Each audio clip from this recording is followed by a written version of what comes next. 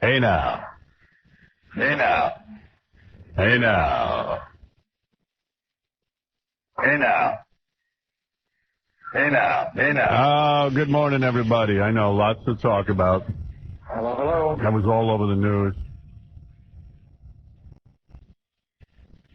Yesterday was like one of the worst days of my life. I never thought I'd see the day when this is tough to say. And I'm going to tell you why it was the worst day of my life. I never thought I'd see the day when I'd open up the pages of the National Enquirer and see a pregnant Courtney Cox. What happened to that woman's beautiful body? Holy mackerel. That chick was hot. Oh, man. You got to see her. She looks like a big sloppy whale. You know what? I guess she figured she's got all the money, did what she had to do, and now she's going to squeeze out a couple of kids. Boy, oh boy, if that isn't a poster for not getting pregnant. I haven't seen the pictures, but even on the TV show, you can see she's lost it. Now, if I showed you the pictures, you'd be upset. Really? She looks like me, Robin. Oh, my goodness. Is that Marty or Courtney Cox? You're much hotter. Oh, thank you. How old is Courtney Cox, you think? She's 40-something. Oh, she's 40? Yeah. No. She's in her 30s. She looks 40-something. Yeah, she does. She's pushing 40 if she ain't 40. Yeah, she's got to be at least 40. Well, you know, it's really weird. I got off the air yesterday at about, 11-something. And I had to have a meeting, actually, with some of the folks over at ABC because, we're working on this TV special. Uh-huh. And there were so many damn reporters outside the studio, right down on the floor there. I eyeballed it. It must have been about 200. Oh, come on. I'm not kidding. Did you see what was doing out there? On the first floor? I didn't see that. Yeah, right out by the edge of the garage there.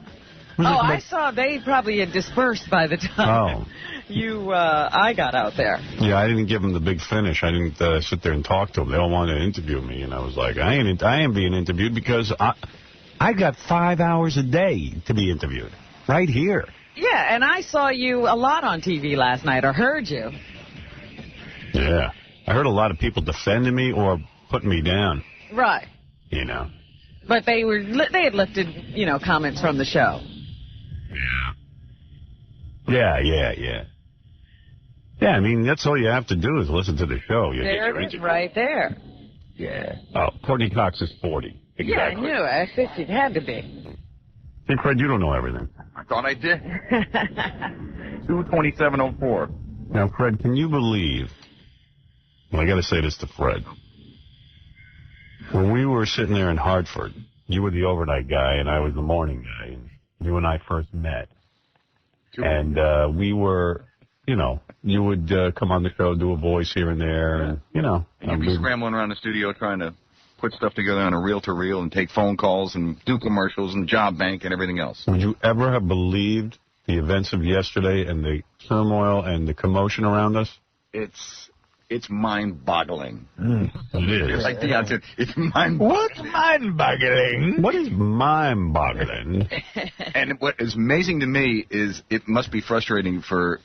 I can understand why other people say the press has it wrong, because we're on the inside, we see what's going on, and you watch these reports and you think, the whole world is collapsing and that you're responsible for everything. Yeah, well, and then, there's a thing in Time magazine. 250,000 fines were received by the FCC last year. 250,000 complaints were received by the FCC yesterday. They put my picture next to it, and people think I received 250,000 Right, because that's all complaints. they say, and your picture goes there. Yeah. I said, and all this stuff is going on. I look on my, I put on AOL, on my computer. There you are, they're screaming that, you've been thrown off stations. The TV's got the hearings on where that guy's apologizing for you. And then I open up Time magazine and see that. Yeah, that guy from Clear Channel really threw me under the bus. It said in the paper today I lose $1 million in revenues because of the stations who pay us. 6 are now off the air. We didn't lose anything. I mean, those guys are in breach of the contract. Yeah, they say that? Yeah.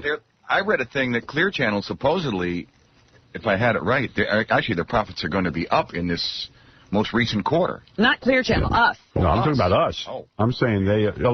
Clear Channel makes a fortune on the markets that we. The That's what I 6 thought you- markets that that's we. what I thought you were No, talking what about. I'm saying is, they pay fees to. Mel and all The syndicator. the syndicators, Yeah. and it's about $1 million they're figuring.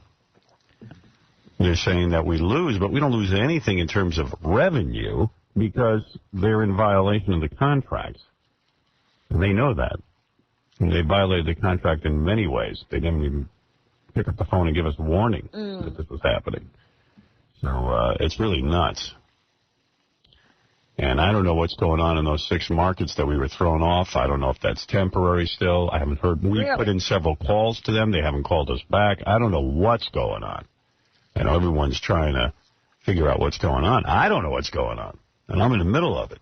So Well, I'm just, I know I saw this congressman who's on the committee yesterday, sort of crowing. Yeah, you see what Clear Channel did? You see what they did? We're cleaning up the airway. I can't tell you how upset everyone is. My dad called me. He was like, I was listening to Rush Limbaugh, and he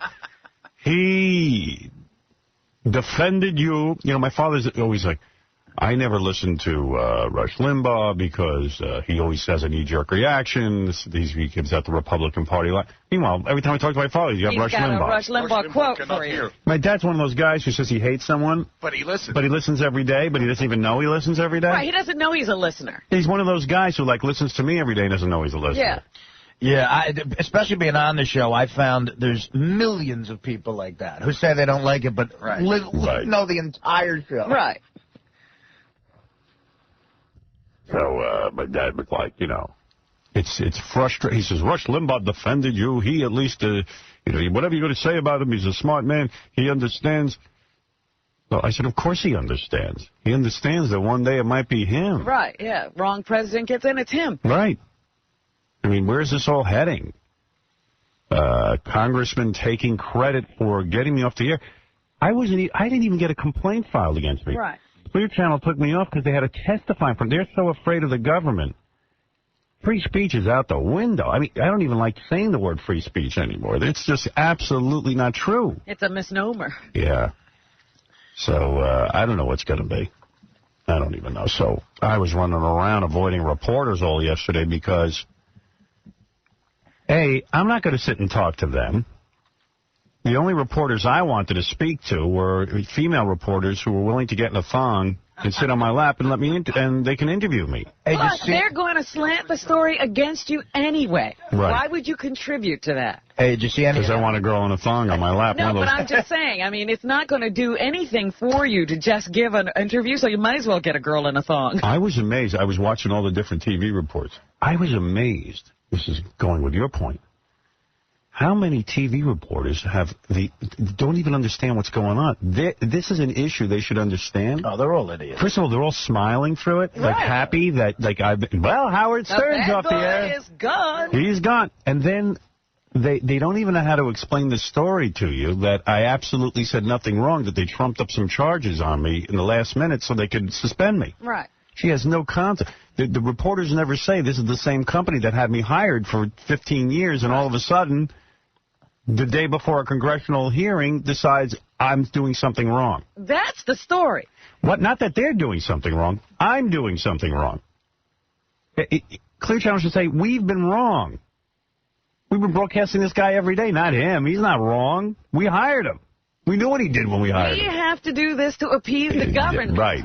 I mean, that's the story. The story is so missed. I guess I got requests from about 300 different television, radio, print, everything from Larry King, Diane Sawyer, Deborah Norville was on the phone to call in every minute. Everybody wants to interview me. Paula Zahn. Paula Zahn. So You almost want to take that one. I did hear Rolling Stone wanted to interview me. I said to my agent, that's one I might do. Yeah. Because Might have a chance to explain. yeah, because Jan's kind of cool and gets it. But I said, these other guys, They don't even know what's going on. They don't even understand what's going on. They don't even. They're just like, well, the bad boy's in trouble. He said something bad. See, they immediately set you up. Yeah. It's like they bought into the premise that you're bad. Right. And, And they're selling that. That's what they're selling. He's bad. He's got to go. Howard Stern did it again, and this time he's going to pay. Oh, they say cutesy little things, too, like a chick will go, bad boy potty mouth. Right. Mm-hmm. And then I heard... And they're so proud of themselves when they go bad boy potty mouth. They don't even get what's going on. Then they said you were contrite, a humble, a contrite Howard Stern, because they were playing, you got on yesterday and you said, I don't even know what to say today. Right. And so they play that like you're defeated. I'm hardly defeated. I'm here. I know, but that's what, just because you weren't going, they were like, oh, boy, a contrite Howard Stern got on the air today. And you should have got on the air. The people are defeated because there are people in Pittsburgh and listeners, and I'll read you stuff from our listeners today and play you phone calls.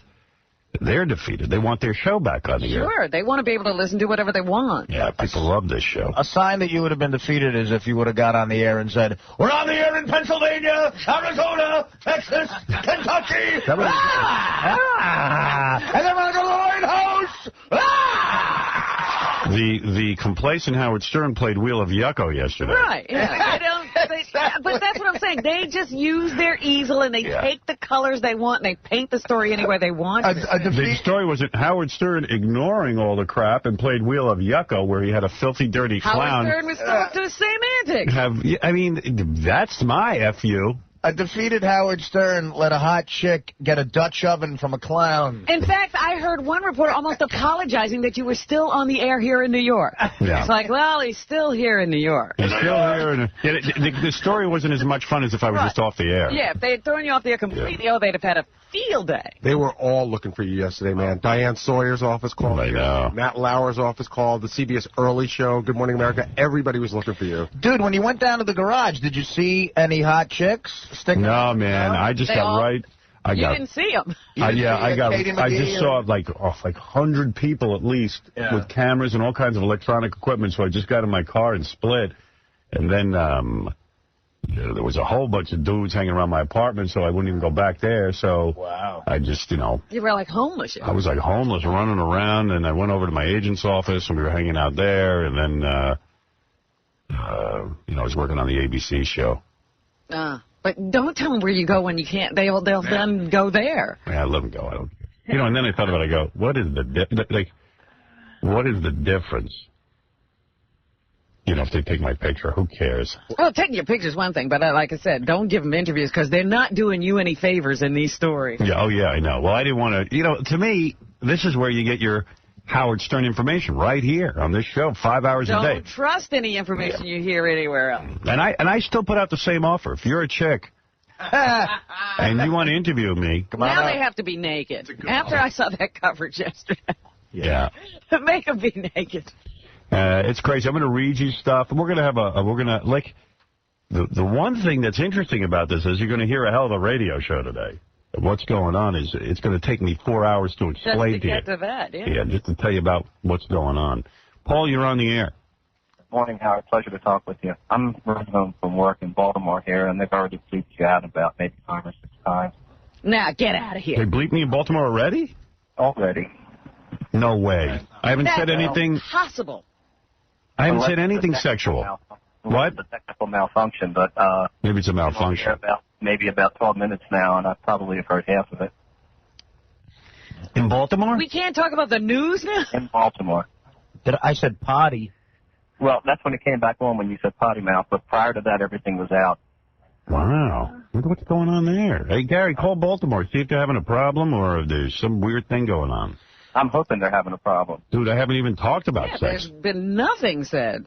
I mean, I will, but not yet. I think you were based on the content of what I was hearing, but yeah, I wasn't. Just wanted to let you know. All right, thank you. Your phone connection is very bad. Captain Jakes, go ahead. Hey, good morning, Howard. The chick on Fox News Channel was just bad-mouthing you. She said that because you're boycotting Clear Channel, that it doesn't matter because you're 65 years old anyway, and you probably don't even have, a ratings box.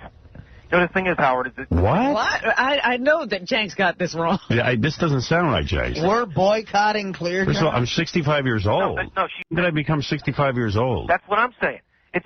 Howard. This whole thing is not just about this show. This is about censorship in general. This is going to have bad effects on all. So this is about you getting the story straight. Now, wait a second. The woman said, I'm 65 years old, and what? I'm boycotting Fox? Clear Channel. No, she says that, well, according to the news, they're saying that you're boycotting Clear Channel. What? And you're boycotting Clear You're telling Channel. your listeners not to watch Clear Channel. That's what. I never even said. Where did she get that from? That's what I'm saying. They're pulling stuff out of the Howard. In the past 2 days, I've seen so much. I told my listeners not to. I don't even know what Clear Channel is. You want to know the truth? And this is going to sound horrible. I didn't even know I worked for Clear Channel. Well, that's the thing. It's just like these reporters are just making this stuff up. And then yesterday, Howard, they're playing literally. I was watching NBC News. They were playing at least like 3-4 minute segments straight of your show. Is that illegal? Baltimore's having satellite problems. No bleeping. Because I was going to say there couldn't have been anything bleep. Yeah, I mean, they don't, nowadays, nobody even asks permission to use something from your show. Yeah, I was watching NBC 10 News yesterday. I may as well listen to the whole show watching NBC. Yeah, well, that's when I said I'm not going to sit and ask permission from shows either, because they don't ask me. And that's why I said, why give them interviews? Let them pull the show. That's what they're going to do anyway. Yeah, that's where I'm at my best when I'm sitting here. I'm not going to sit there and get shanghaied by these jerk-offs. This whole thing is, like, infuriating. I can't believe it's come to this. Yeah, it's really bad. And it's like, you know, something's got to be done. Because we're pretty soon we're gonna have cameras installed in our houses. It's up to you, Jenks. Well, it's up to everybody. Dude, you already have cameras installed in your houses through the internet, through satellite. I mean, they got you covered every which way. You're wired, my The only guy they don't have covered is Osama bin Laden. Yeah, that's the only guy they can't find. They're worried about Howard Stern and his radio show. Yeah. Well, why we should have a rally, have a protest in Washington, because this is just something that's going to evolve. Hey, the day to do it was to go down to Washington yesterday when this guy was in front of a congressional committee that sounds like a communist witch hunt. Witch hunt. I mean, it's like they're hunting down people who haven't been accused of anything and just and then proud of themselves. We got this guy thrown up there. It's almost like there's not even free enterprise. It's weird. It's just weird what's going on. But you know what? I don't even know what's going on. I haven't spoken to anybody from Clear Channel. They haven't called us. We put in a couple of calls to them. Mm-hmm. They don't even tell us what's going on. We've regressed 100 years. I'm extremely angry about this, Howard. I don't know if you got the guy's quotes, but what I heard him say. Yeah, what'd he say? Was something like, I have heard people in these hearings many times say I'm happy to be here today. Well, I'm not happy to be here today. In fact, I'm here to apologize. Yeah. This is the guy who was trying to hire Opie and Anthony. Right. I'm here to apologize. What a ridiculous thing. Apologize for what? For making money? Yes. Yeah. For taking a business and trying to make money. For coming to your attention. I'm trying to put programming on that is entertaining to large amounts of people on a medium that could easily be thrown out of your house if you're offended by it. For entertaining people and legally making money in this country, I'm sorry. Yeah. You know, they always go really sorry. well, they can't regulate HBO because people invite that into their homes. Well, who doesn't invite a radio into their home? It's not like the radio automatically gets there. You buy one. Well, this congressman was saying that, these are the people's airwaves. And the people... Then give them over to the people. Right. And the people want this or that or blah, How does he know that? How does he know what the people want? I don't know how he knows what the people want. People listen to my show, and there's millions of them across the country. Yeah. These people don't seem to matter. Yeah, they don't need saving. Hey, Howard. Yeah. I even have a piece of tape from Fox News Channel talking about it. Who's it? Quote Tom Chiusano. I'd rather hear the chick who you're talking about. This is the chick.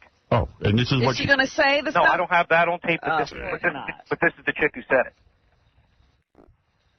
Great.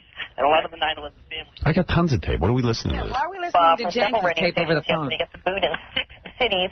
It was after a phone call where something vulgar, offensive, insulting, not just to women and African Americans, but to anyone with a common sense of decency. That was what the Clear Channel President John Hogan had to say about it. And they're saying they're not going to air Howard Stern until they're assured that his show will conform to acceptable standards of responsible broadcasting. This is huge. Clear Channel has got 1,200 stations. He's only This is huge. This is huge. Interesting, though, the timing. Mr. Hogan appears on Capitol Hill today. I get so angry I want to throw my shoe through the TV when I watch this crap. You want to take your TV and throw it out the window. Yeah, I didn't fall asleep till 11 o'clock because of all this crap on TV. Yeah, they set a timer that they were allowed to talk about that certain topic.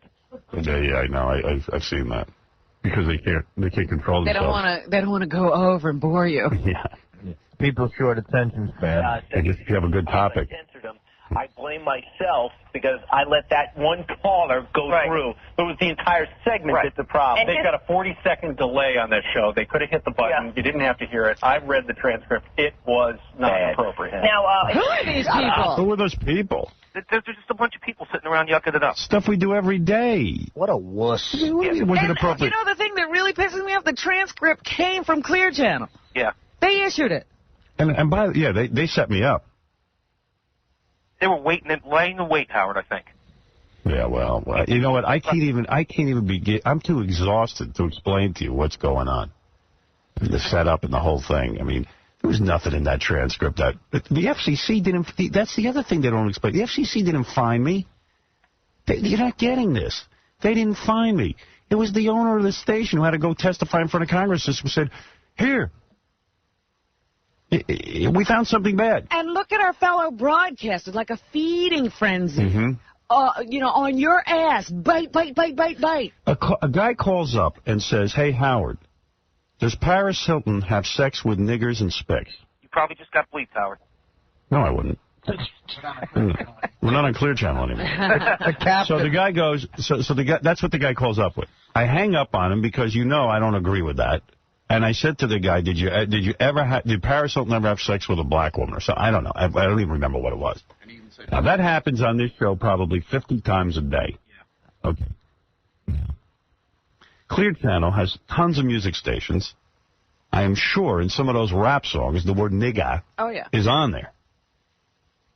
If a guy calls into the show and says the word nigger, as far as I know, that has never been actionable by the FCC. How's that patently indecent? It's not. That's what I'm saying. So they just kind of they said, we got to find something from one of the shows. Now, if that show happened on Tuesday, the guy didn't even know it because he said, this was yesterday's show. The guy didn't even know what day it was from. So they had to find something. They couldn't even find anything to pin on me.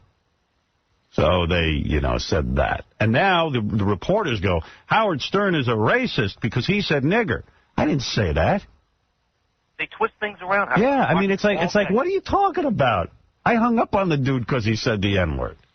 What are you talking about? So I'm telling you, this thing's a whole setup, man. And I'd love to be a fly on the wall with those guys who are carrying on like that when they were just with their friends kicking back, having a party. Oh, you don't know how many times a day I've heard the N-word. They never used it. Yeah. But I just think it's kind of funny when you...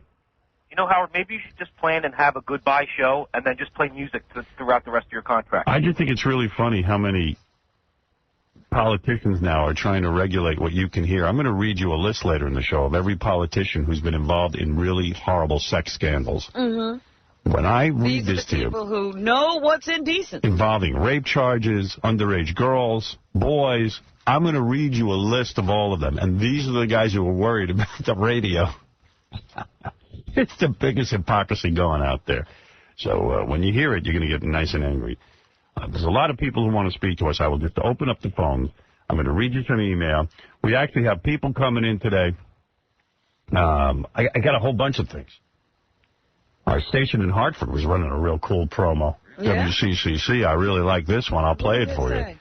Some guy sent this to me. Well, the king of all media has been dethroned. Over 2 decades, he's been from America. I met with Tom on the phone and basically said, you guys don't have to tell me. Howard Stern's show is off the air on the biggest radio network in the country. Standing for freedom of speech. Clear Channel suspended Stern's show indefinitely on its stations. Orlando, where we're #1. When are you going to go down 5? Locally, we can hear Stern on the radio station WCCC-FM. That's in Hartford. The station tells NBC 30 this morning. will continue to run his show. Hey, I am so happy to have you guys this morning, man. I've always listened to CCC. Never been happier that you're non-corporate. It's always been like that, and I thank you guys. I really do.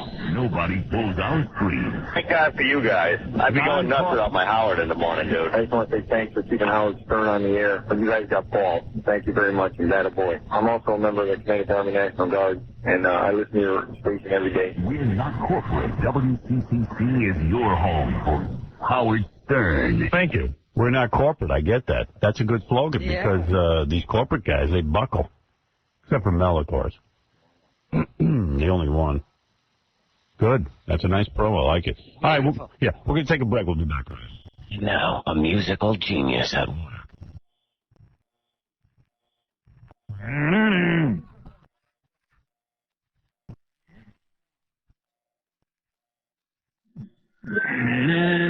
Mississippi Queen, you know what I mean. Mississippi Queen, it's everything. Ladies and gentlemen, Maestro Howard Stern. 95. I dig 'em floppy and slanted. Howard Stern Show.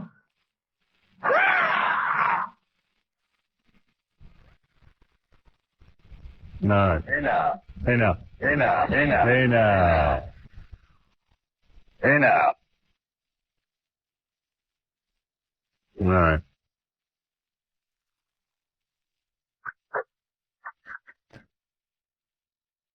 The Mel Gibson movies making Hand Over Fist. The one where they, the Jews are all evil hook noses who killed Christ for 2 hours and, kill him. It's called The Jews Killed Christ. Yeah.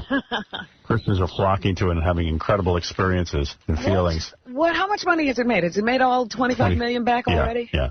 First day. That's a huge first day. Yeah, I heard in 2 days it made a little over $50 million. So he's made everything back already. It's a good movie for Jews to see. So now they know what Christians are being taught. Right. Because, it puts it right in their face so they know that now they're absolutely sure that they're in big trouble. I went to Catholic, catechism and stuff. Yeah. I was never taught the Jews killed Christ. I don't remember that. I mean, I wasn't a good student, but so maybe right. You probably didn't You're pay not attention. A good judge of what was taught. No, but I don't remember. They were teaching it. Artie was eating. I don't remember. You were drunk and on coke. I don't remember that being a big. Do you point. remember school? Give me a break. I'm just saying, in case anybody missed the point, it's in Mel Gibson's movie. And later on, I'll talk to the dude who interviewed Mel Gibson's dad. Oh, okay. And, it's really, really good. People used to ask me if I go to Sunday school. I said, I don't go to Tuesday school. It's not true. Jews did kill Christ.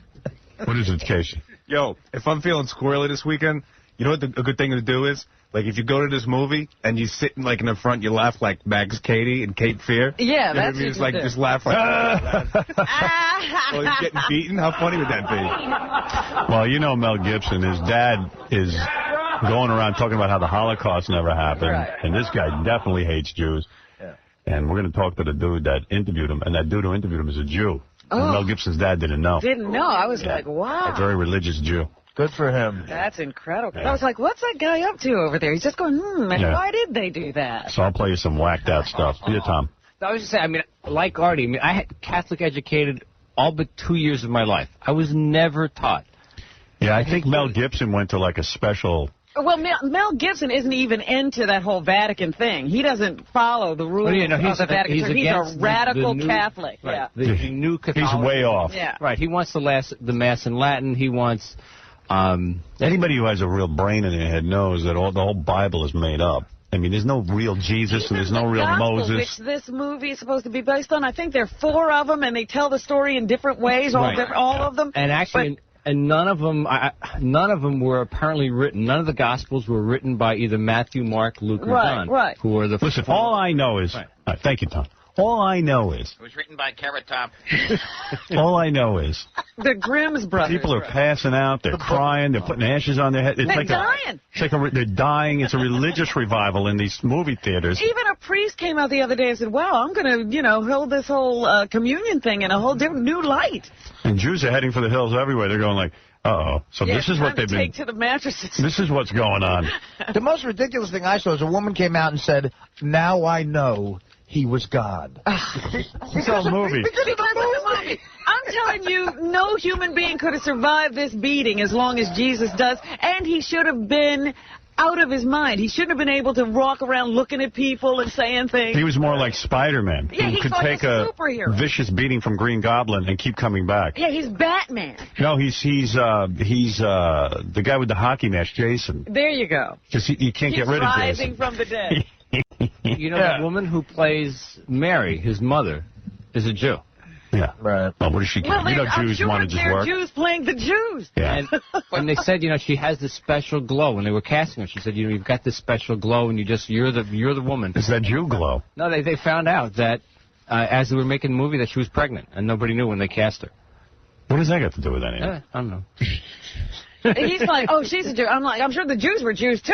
And did the Jew baby give her the special glow? I don't know. And her baby was a Jew. Jew babies make you glow? Is that what you're saying? Yes. Jew babies will make you glow. Said pregnant women have a special glow. See, there it is. If you put a Jew baby inside of you, you will glow. You want that special glow? That's right. Get a Jew baby. Thank you, Tom. I got to admit, And I do remember having the feeling like when I was watching all those Jewish guys play the bad Jews, it's like, why did they decide to do this movie? Well, you it's know. Mel Gibson. It's an honor.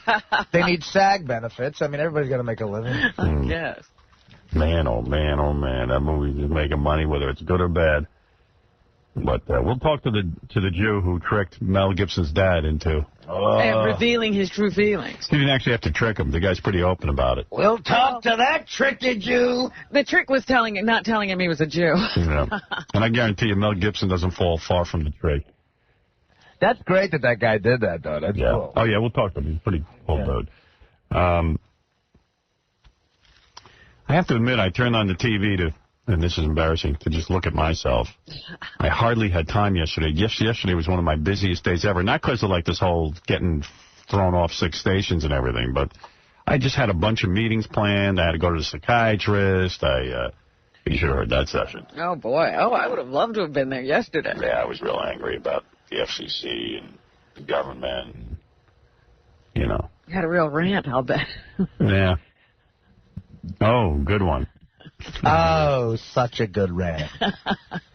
Poor psychiatrist. I know, he's got to sit there going, take it out on me. Yeah.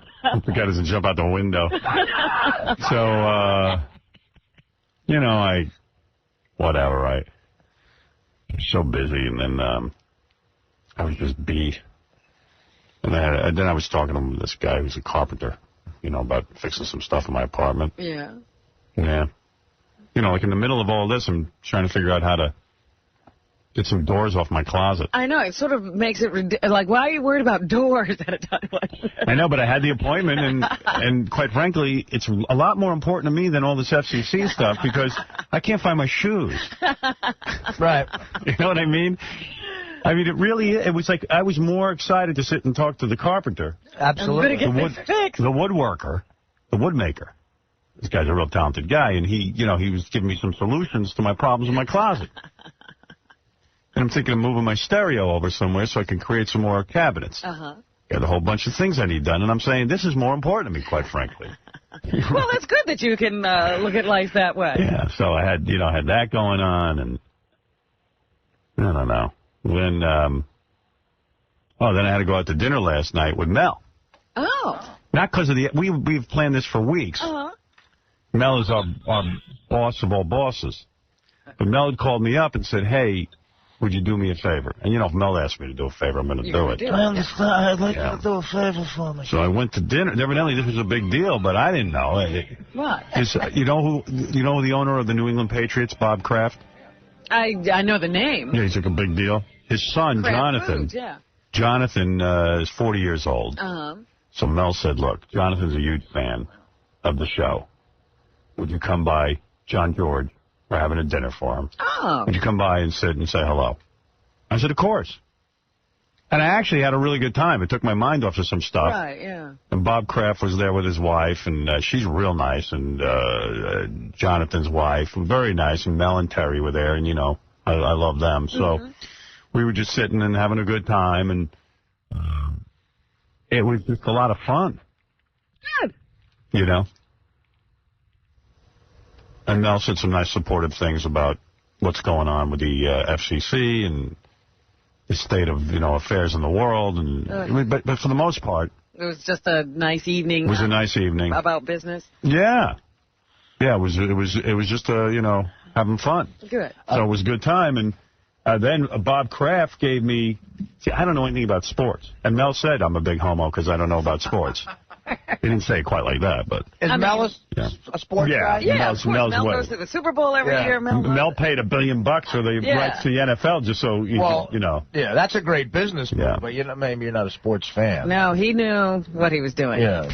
Well, Mel was telling Bob Kraft it's not a great business move because he doesn't make any money with it. How could you not make money with this? The only person he makes money with is me. The argument is usually when you get those games, you can advertise your other programming on the game. And that's the beauty of it? Yeah, so those, because so many people watch. Everybody loves Raymond Makes Money, so don't complain now. No, he wasn't complaining, but he made a good point on my behalf. He says, well, if I pay $1 billion to the NFL and I end up making $10 million in profits, I said, he says, Howard, I pay a lot less money to you.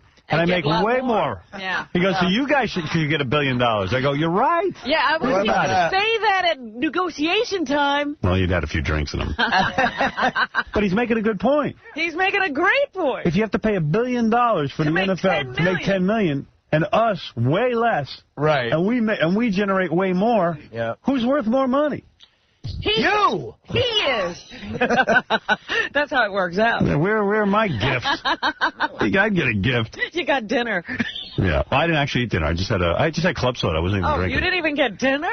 No, I didn't want it. I had to go home. I had to get to bed. Well, meanwhile, I couldn't fall asleep till like 11 o'clock last night. You should have seen the frenzy I was in. You might as well have stayed there. Beth was out of town. And I realized I need someone in my bed to fall asleep. You should have called me. Look, Artie would come I swear to God, I must be, first of all, it was a stressful day. And I don't think I realized how stressful it was. That's number one. Yes. Let me just get back to the guy from the New England Patriots, Bob Kraft. What'd you get? Jonathan. Well, Mel kind of thought I was going to get a Super Bowl ring. Oh. Like I could have gotten one of those. Right. And I was kind of like, gee, I don't need that crap, but what the hell? What are you talking about? It must be a big deal, right? It is a big deal. Very few people have those. To me, that's a big deal. So Bob Kraft says, I have something for you. And I'm like, okay, here comes my Super Bowl ring. And Artie will be impressed. Artie will be like, wow. Yeah. So he hands me a bag. Right away, I know it ain't no Super Bowl ring. There's no ring in a bag. Yeah. So he goes, this shirt, it's like one of those jerseys, a New England Patriots jersey. He goes, this is the official jersey of New England Patriots, and nobody has, Right. You got to be on the team. And it has like the number 1 on it or something. I went, I don't think that's such a great gift. Did you rummage through the bag to see if there was a ring? I was like, turn it over, see if there's a check or something. Did it have your name on the bag or something? But I did make a pitch for him to put me in his will and take Jonathan out. I said, you know what you could really do that'd be nice is put me in your will. Yeah.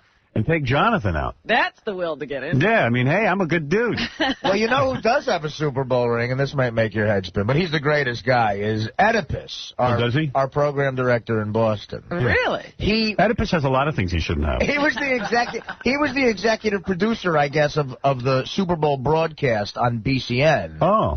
And he gets a ring? He got a ring? And me and John, he took me and John to dinner last time we did stand-up up there. He's the greatest guy, but he goes, I'm going to show you something. And he showed me the Super Bowl ring, and I was aggravated. Right. I'm like, you're not going to be aggravated over my jersey, are you? No, I mean, the jersey's a nice thing to have, but you get a Super Bowl ring is like, That's major. Does Oedipus wear it? He wasn't wearing it that night. He had it in like a cloth thing, and he presented it. And he let me put it on. Is it actually valuable if Oedipus has one? Think about it.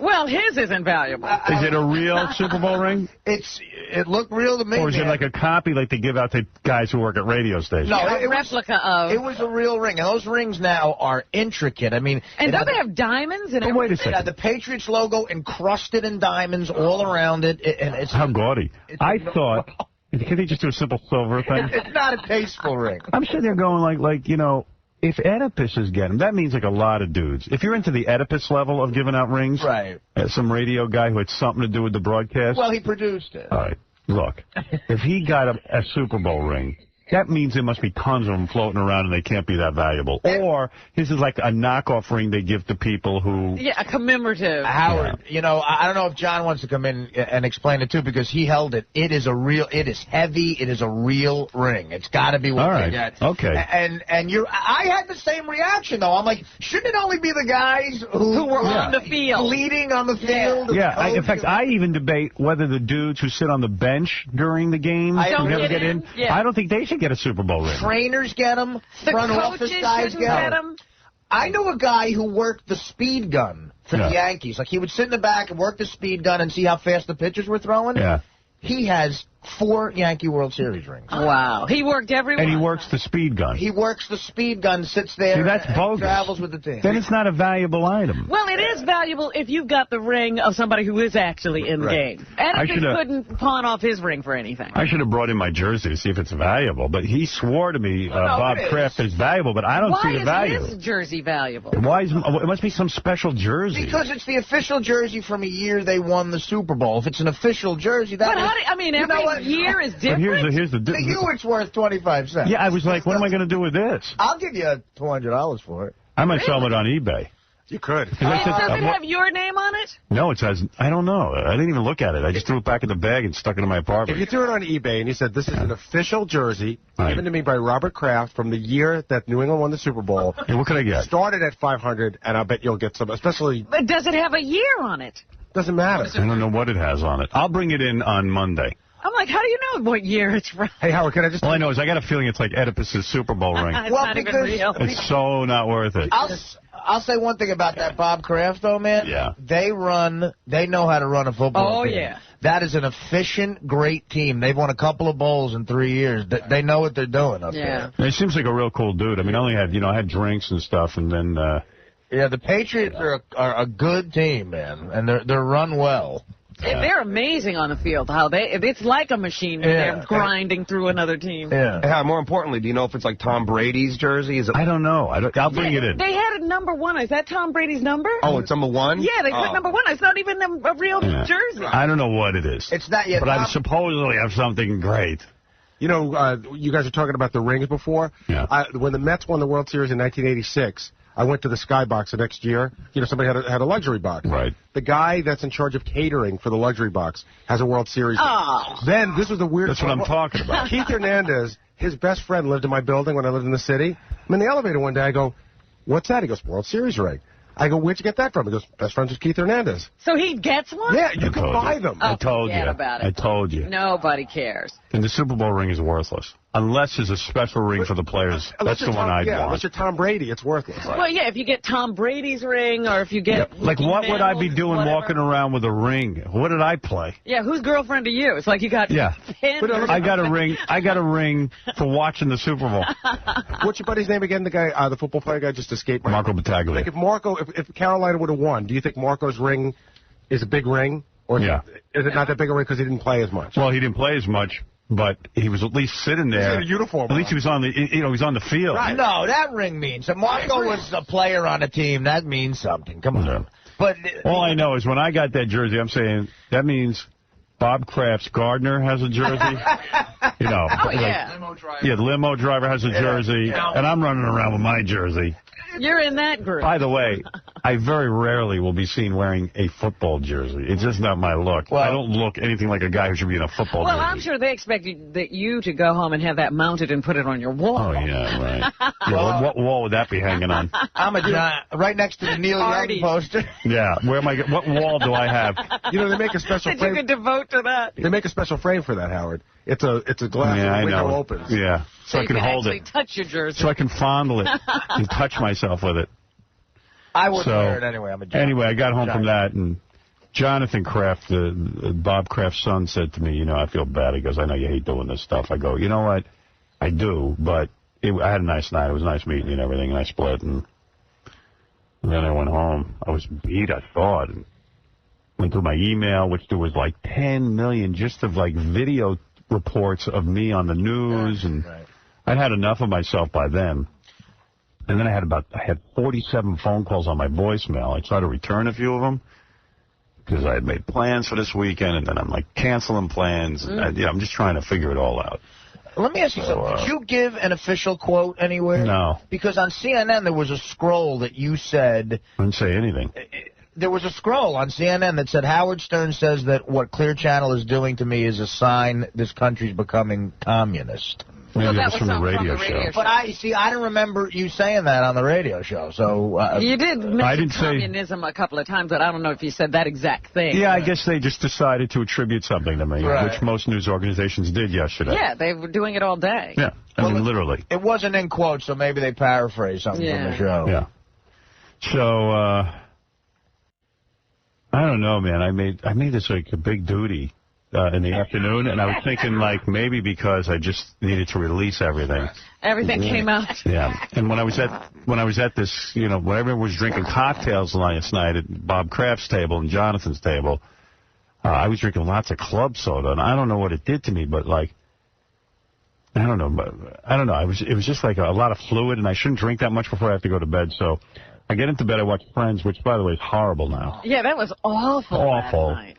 Then I wanted to watch Survivor, and I realized, oh, crap, my TiVo, I thought it was set for Survivor All-Stars, and it wasn't, so... You know what? My TiVo didn't pick it up last night either. Yeah, something's going on, so... I had to actually go in and hit the button, and I only got like half the show. I got half the show, how to go in and hit the button, same thing, so I was watching it because I heard something really weird happened.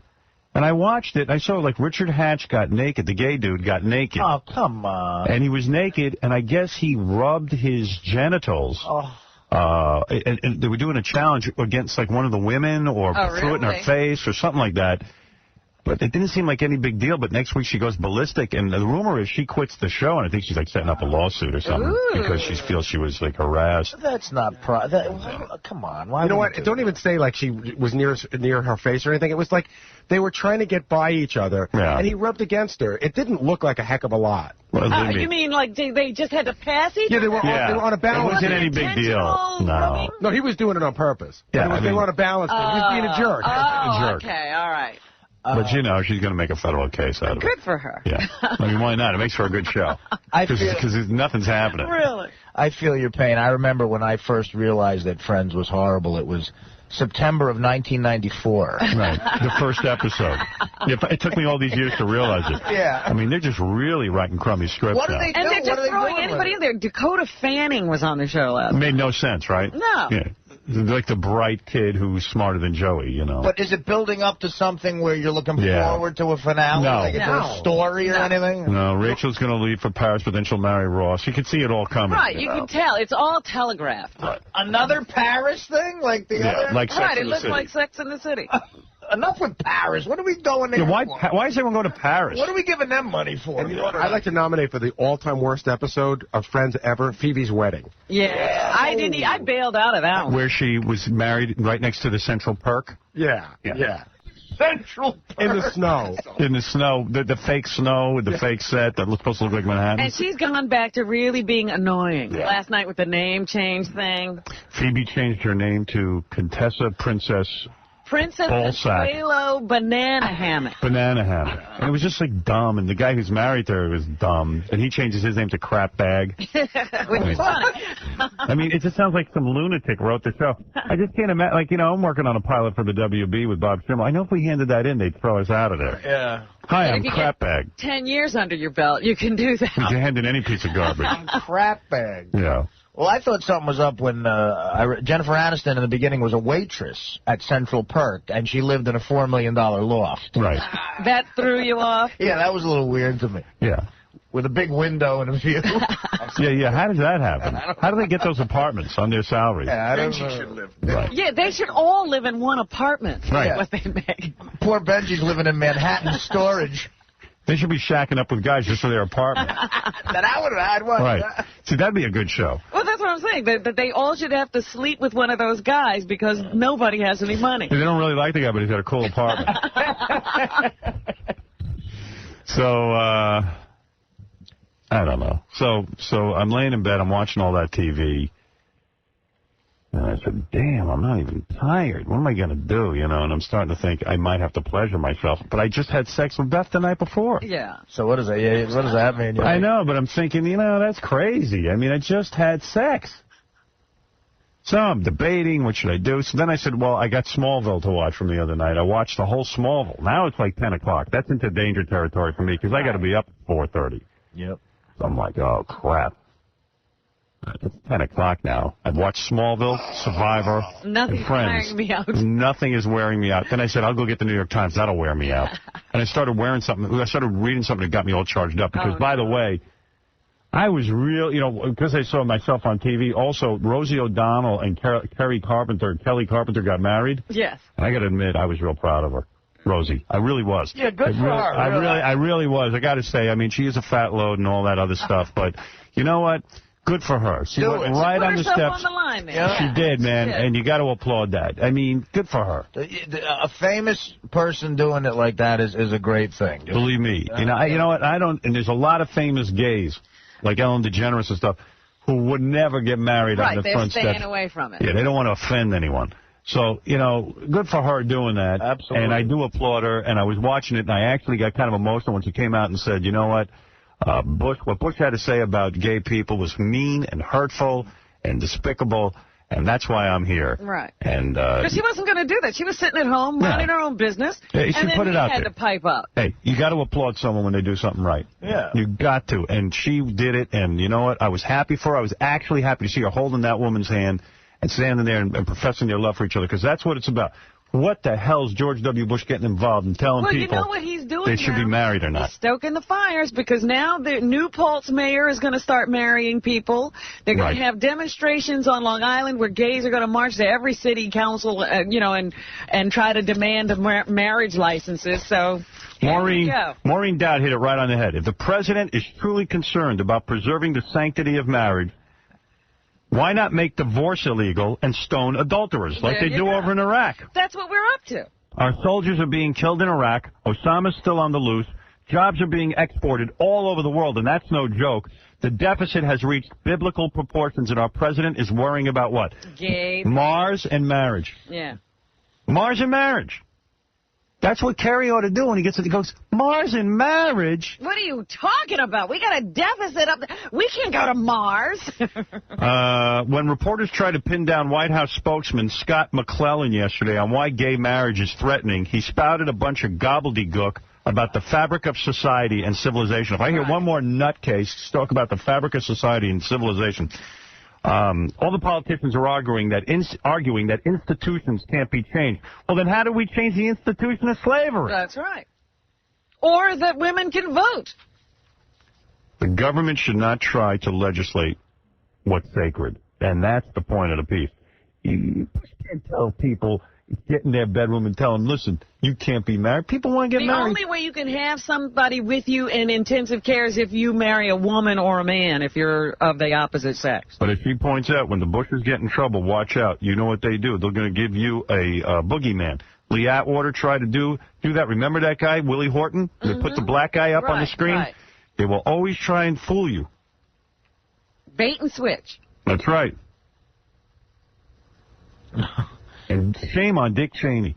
He's got a gay daughter. I know. And they're all sitting quiet. The gay daughter, Dick Cheney, all And of that's them. why you have to say Rosie's courageous, because Dick Cheney's daughter's keeping her mouth shut. Yep. But And she used to be a gay activist. if Mary Cheney wants to marry her girlfriend, who cares?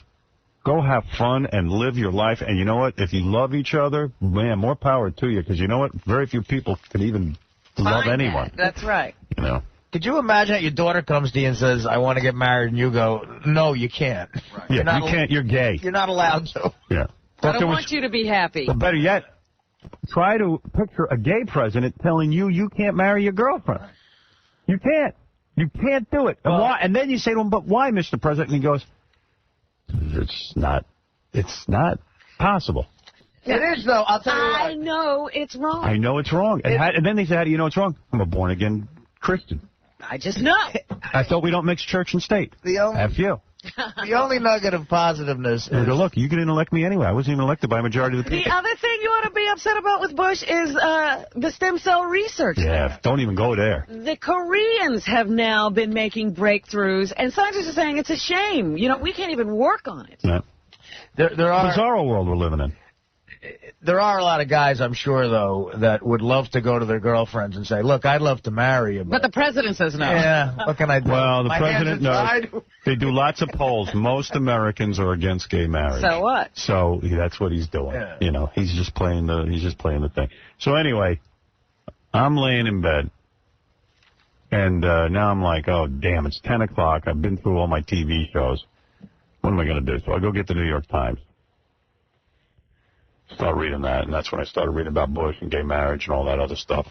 So I still ain't sleeping. I go, okay, I got to do some porn here. It's time for porn. That's it. And yeah, that's it. It's it. It's time to research porn. Yeah, and I got a lot to say about porn. I got to take a break, but can we continue this when we get back? Of course. All right. What else are we going to do? I got to talk about the porn I watched and. Yeah, I'm dying to know, because I did have those questions the other day about on-demand porn. I don't know what you tried last night. Yeah, it was on-demand porn. I got to make a point about that. All right. Because they got to change the way porn on-demand is done. Really? Yeah. They got to give you a 5-minute window to at least view what you... I'll talk about it in a minute. We'll be back right after these words. Howard Stern Show! And now, Jimmy's agreed. From his heart.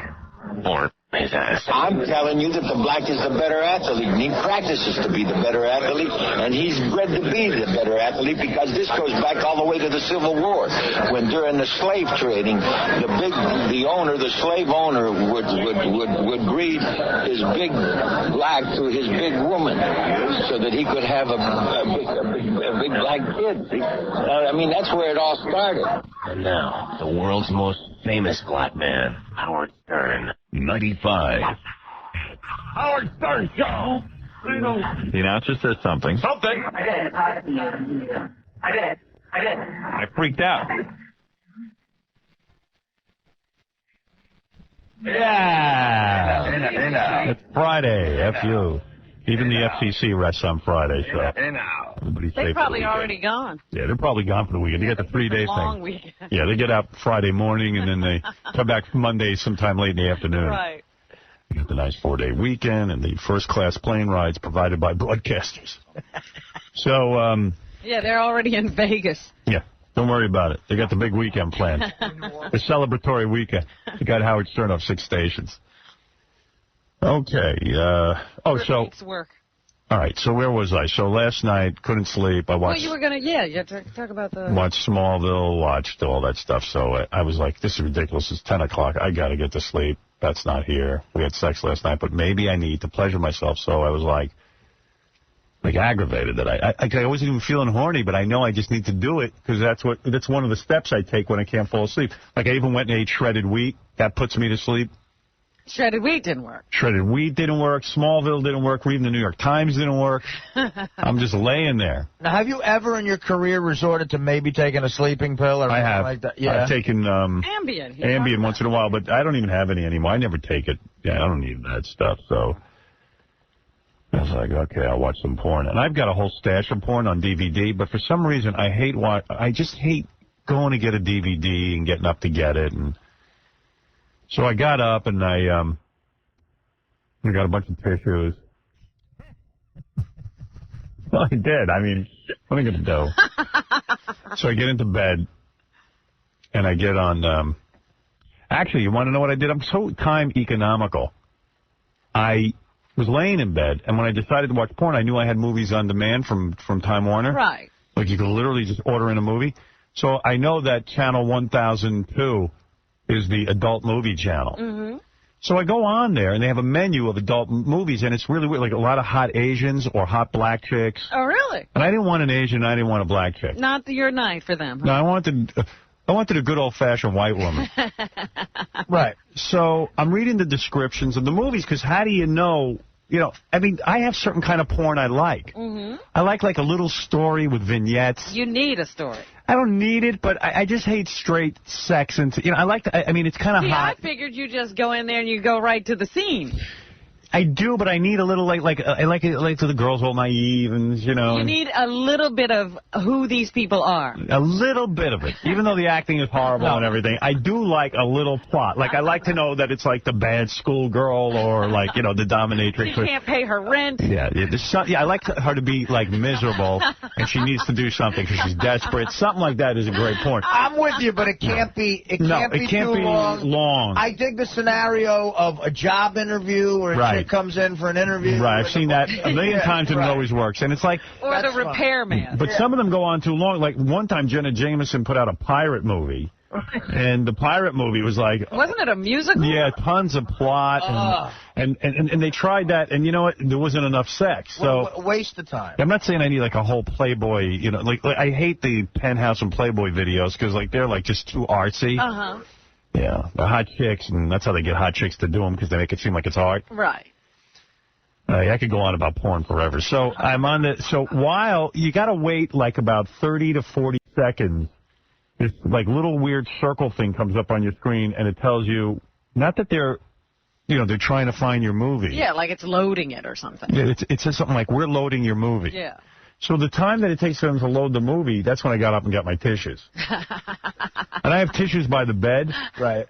But those are scented tissues. Oh, yeah. And I just wanted good old-fashioned... You don't need scented for this? No. Right. So anyway, I was like, well, okay. Got the tissues now. I get back into bed. The little round thing is still going around. Finally, you know, on comes the movie. And there's like a 20-minute introduction showing you scenes from the upcoming movie. Oh, no, you got previews? Well, not a preview, but it's like sort of the titles, but you see lots of action going on in the titles. But I don't like to have sex with myself during that part of the movie. Mm-hmm. Although it's the same thing you're going to be getting. I see. Well, right away, it's really bad porno music, and the girls were hot, by the way. But the girl goes right in it. It's called Innocence, the one I got. And Innocence looked great because it was like young girls who are like innocent. And it's this music comes on, and right away the chick's already like doing the guy. Oh, like, boom. no story at all. No. She's already down to her panties and bra. And I'm like, okay, this is where I would have fast-forwarded to anyway, but I would have liked a little dialogue. Who is she? And then the movies that have this kind of music, you don't even hear the real actresses moaning, and I seem to need that. Oh. I want to hear the actress moan. Like, I really want to feel like it's real. Me too. I'm in. I don't understand why they do that. It's too theatrical otherwise. It takes you out of the moment. It makes it feel like it's a... It just doesn't seem real, and the music is really disheartening. I mean, it really is sad. I feel really sad for myself when I'm listening to this music. And, like, they'll have the girl saying, oh, my God, but it doesn't even... hardly hear it in this. And it doesn't even match her mouth moving. They add it in afterwards. So that's real cheapo crap porno. And I'm going, you know what? This was $9.95 for a 6-hour rental. Not even a full day. Oh, you 6 don't hours. get it for the full day, just 6 hours. They know you don't need it. Why gum up the work? They could do a 15-second rental on my thing. And everybody else's, too. It's embarrassing I have a 6-hour rental. 6 hours is overkill. You know what the 6-hour rental is all about? You do it, you turn it off, you go to sleep, and then you go, geez, I still can't get to sleep. So you turn it back on within that 6-hour frame. All right. So I'm sitting there going, you know, like, oh, for Christ's sake.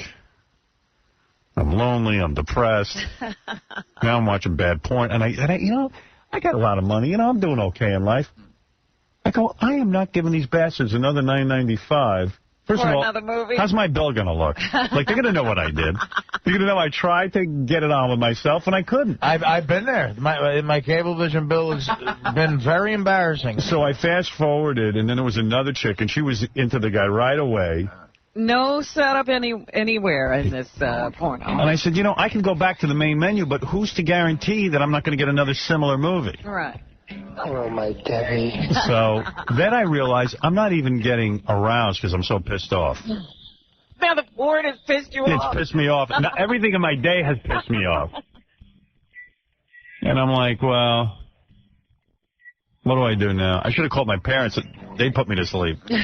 So I was laying there, and I go, you know what I realized? I don't feel sexy. So I took off my underpants, because I just like pulled them down a little bit. I took them off completely, and I threw my Oh, my So, goodness. like, then I felt sexy. While every reporter is waiting outside your building. I'm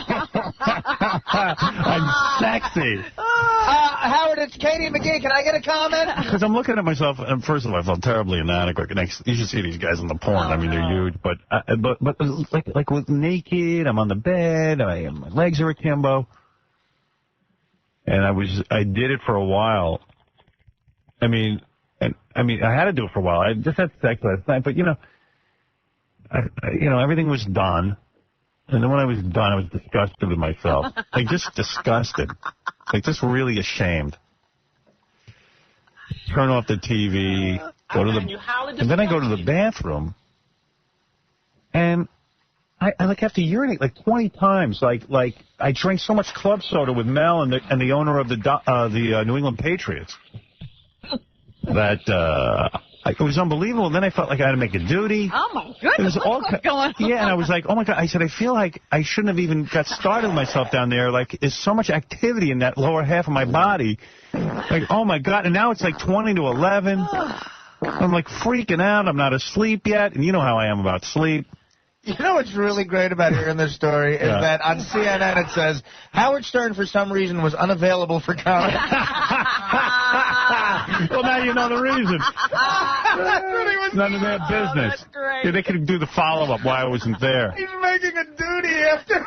It would have been funny if that had crawl had come across your screen. Probably did. That's great. Through the porn. Yeah. Oh, trust me, it did, because when I turn off the porn, then it's like I go back to regular cable channels. I get plenty of Howard Stern news. Yeah.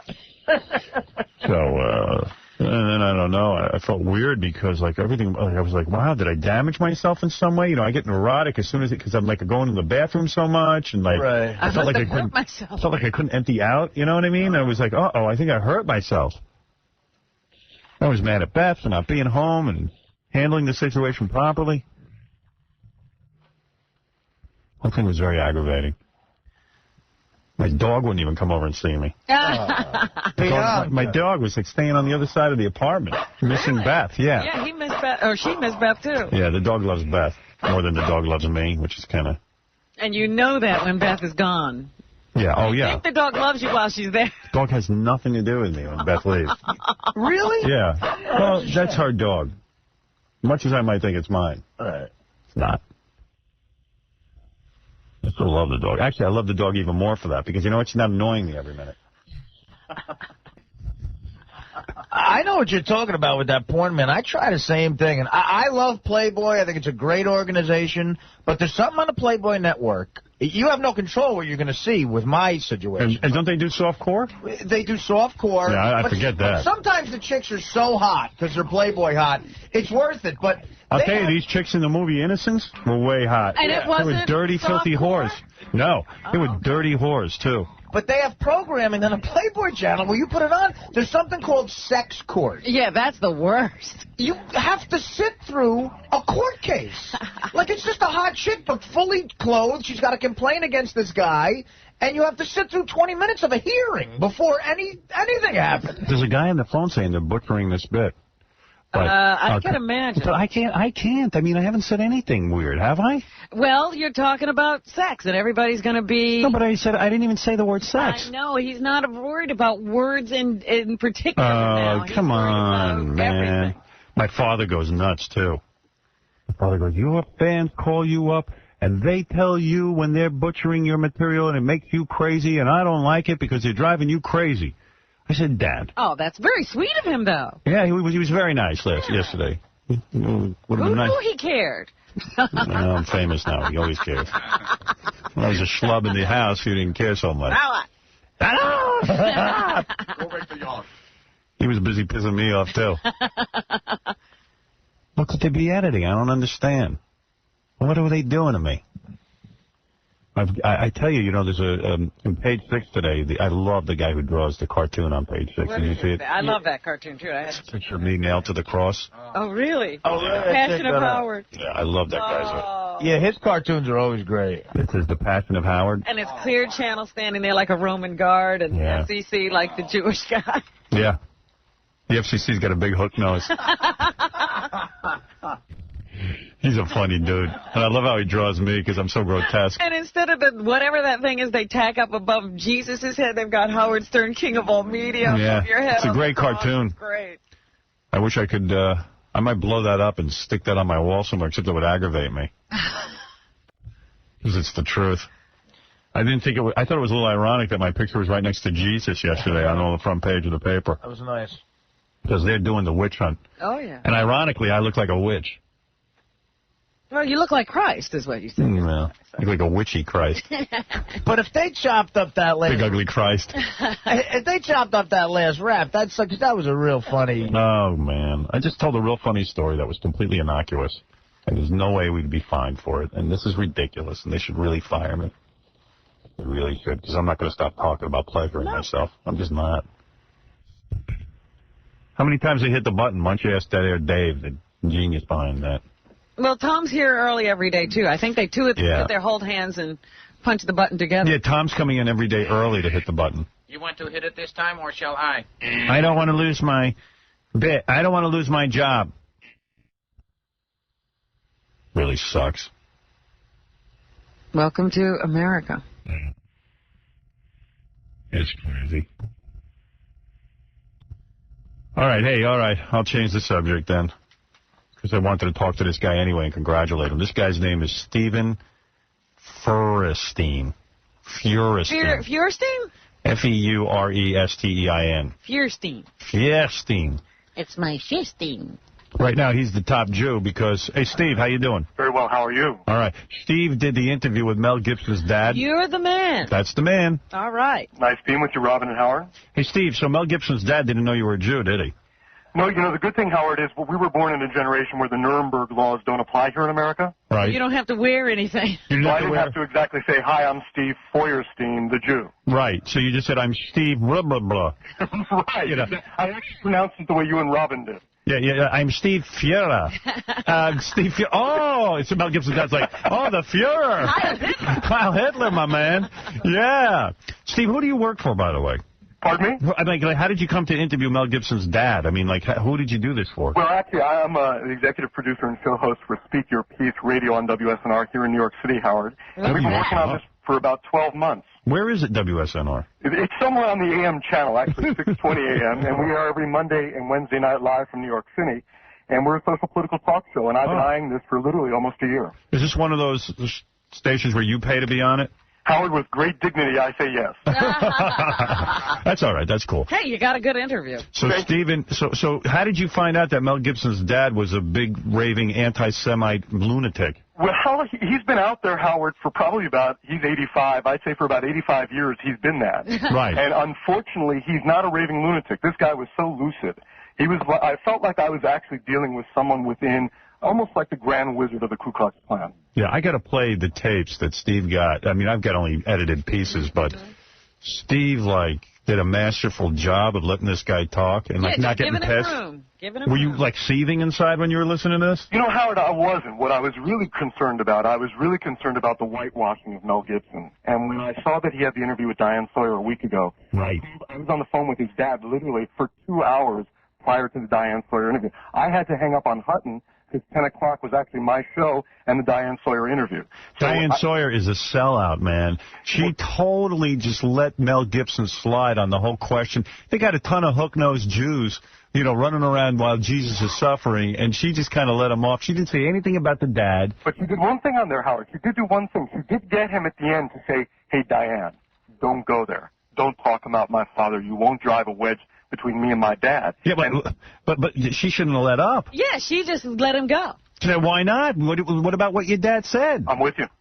You got to hear this. You got to hear what Stephen Feuerstein got out of Mel Gibson's dad. It is unbelievable. And the point of this is that movie where Mel Gibson goes, oh, no, I don't... I'm no anti-Semite. Yeah.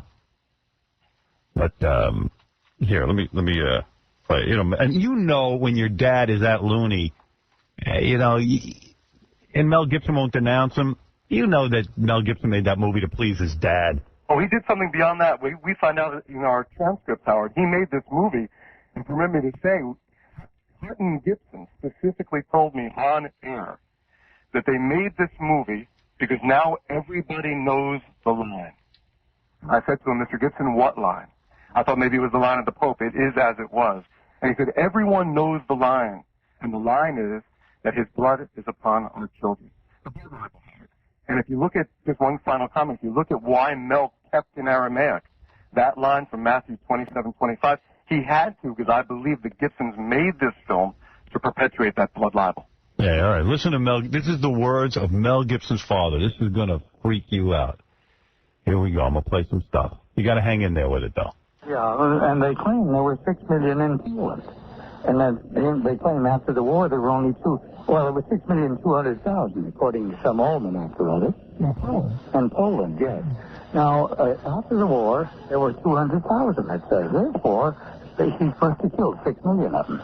They simply got up and left. They were all over the Bronx and Brooklyn and Sydney, Australia, and Los Angeles. They have to have some place to go where there's money. And West Virginia is not, well, it had coal mines at the time. I suppose they would have come here. But they didn't work in the mines, you can bet your boots. They didn't work in mines? No, they don't work anywhere where they can get out of it. They're great pencil pushers, and they are the superior people, and therefore they are entitled to the top jobs, supervisory stuff and so on. They have so much influence in the bank, for instance. They all look out for one another. You've got to give them that. But they are at the same time willing to sacrifice a few of theirs when it helps. Holy mac. Oof. Holy cow. And you There's don't so think, many stereotypes in that one. if you don't clip. think Mel Gibson made that stupid-ass movie where they beat Jesus for 2 hours to get his dad to love him, you got another thing coming to you. And I guarantee you, if you let me interview Mel Gibson, we'll get to the bottom of all this. Maybe that should be your ABC interview. Can Yeah, you well, get Mel Gibson would head for the frickin' hills if I showed up he's not gonna to take interview you him. on. So let him sit here, or never mind ABC. Come right here in this studio and answer my questions with that stupid-ass dad of yours. Now, imagine if he was saying that about black people. It'd be a huge uproar. And that would be good, because then Mel would have to answer the questions. Well, you couldn't say this about black people. No, oh, no. Yeah, they're lazy and shiftless, and they, you know. Yeah, They don't do any hard work if they can get out of it. Yeah, Right. of course, slavery never happened. Can you imagine? Man, dude, you must have been creaming in your pants when you heard him going off like this, huh?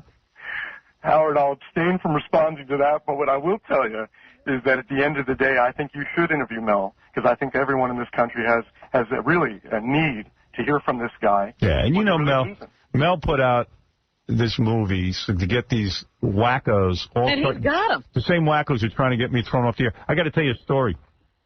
You know, it said 250,000 complaints last year. This was in Time Magazine. Show you how nuts they are.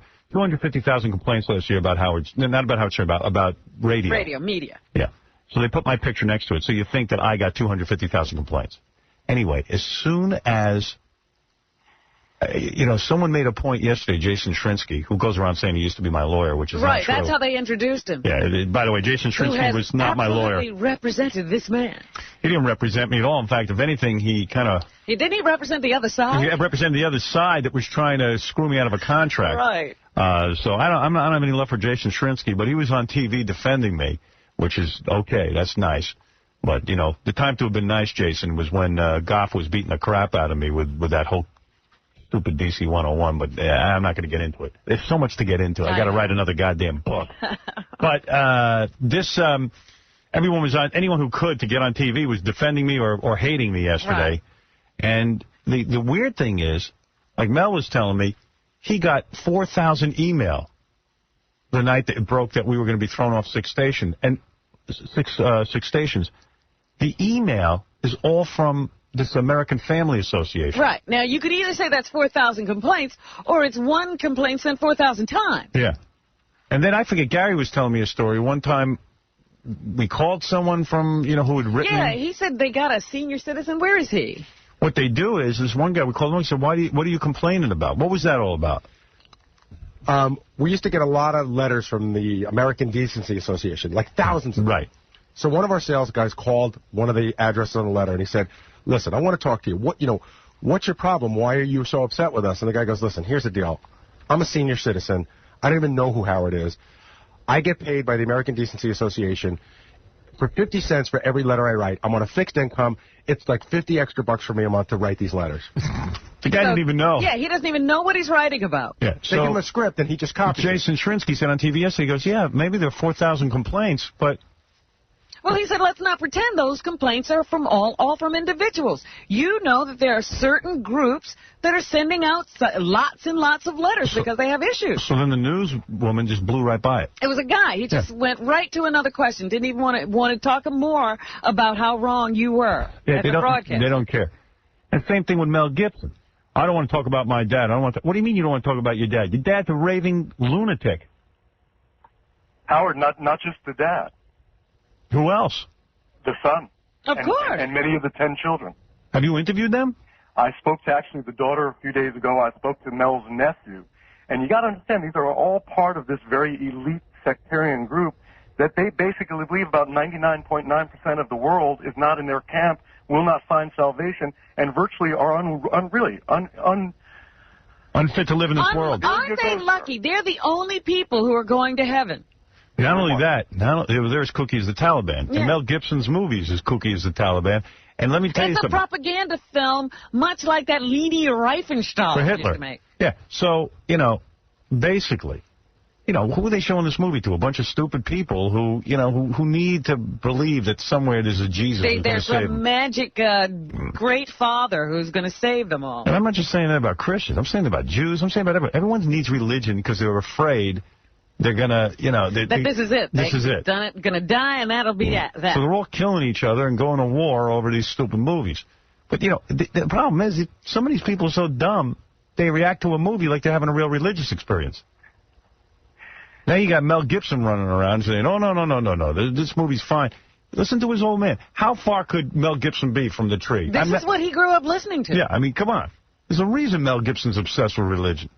Listen to the old man here. I'll play you some more. So why all this thing, all the reparations, why all the talk, why all the Holocaust museums, why? Because it's an irresistible chance to make money. And those Holocaust museums are put up at our expense. Yeah, this is absolutely ridiculous. And it's maybe not all fiction, but most of it is. For instance, the gas chambers of the crematoria at Auschwitz. Experts have gone over and examined that stuff and said, in the first place, that it would not do the job. You know what it takes? Why is this guy obsessed with this stuff? What does he care? To get rid of a dead body? The Jews killed Christ in his estimation. Takes a liter of petrol and 20 minutes. Now, 6 million of them? We beat them because they ran out of gas. Look at this guy. You think Mel Gibson's not completely insane from being raised by I know this guy? Mel Gibson's insane. I've seen the movie. I did not get to one point. I told you that these experts like Forreston and Leutner said these things were not crematoria, they were not gas chambers, they wouldn't possibly work. You couldn't kill anybody in a gas chamber like that. It'd be too airy. And the gas was going the wrong way. It was going down instead of up. Man. Good interview, dude. Bravo. I wish more media outlets were playing this. Howard, most importantly, I think you hit it on the nose. That there are a lot of people out there who we can write off as being sick. They're just not. They become mainstream over time. Right. Yeah. That guy's absolutely pure evil. Mm.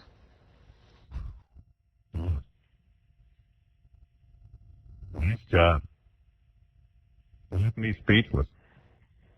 I swear to God. What's your story? How old are you? Good dude to you. Howard, I'm actually 41 years old. Just returned from 13 years in Asia.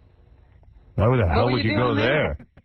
I went over to learn Chinese at Taiwan University about... It took you 13 years? Let me hear you say, boy, am I horny. It took you 13 years to learn Chinese. I would only have to say my name is Howard Stern. Go on, let me hear you say that. Howard, I'll give you a good line. How about this? 我说加油，你们真的非常好，我们很高兴在这边跟你们聊天啊。 Wow. Why do you need to learn how to say that? What's so important about learning how to say that? Well, because you get about 1.3 billion people in the world over in that part of the territory, in that great country of China. Yeah. They keep on going up, up, up, and up. And But, you know... How's it going to save you, though? I mean, what are you going to do business I with can't them? be saved, Howard. I'm a Jew. I mean, what are you going to do? Are you going to do business with them? What I mean, you're paying the radio station. I was in public relations and I was a sports agent out in Asia for literally since 19. Oh, I see. Yeah. Oh, so you're making some dough off it. I was probably baking some dough. Boy, you Jews.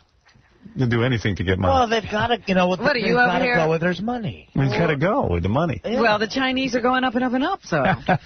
I mean, look, they went to the Bronx. That's why he's not in Poland. He's over in China. I went to Beijing. So what'd you say in Chinese? I don't even know. I said I was greatly honored to be on your show and to speak with you and your team. Oh, cool. Thanks, man. Hey, congratulations to you, Stephen Howard, I thank you. Feuerstein. How do you say it?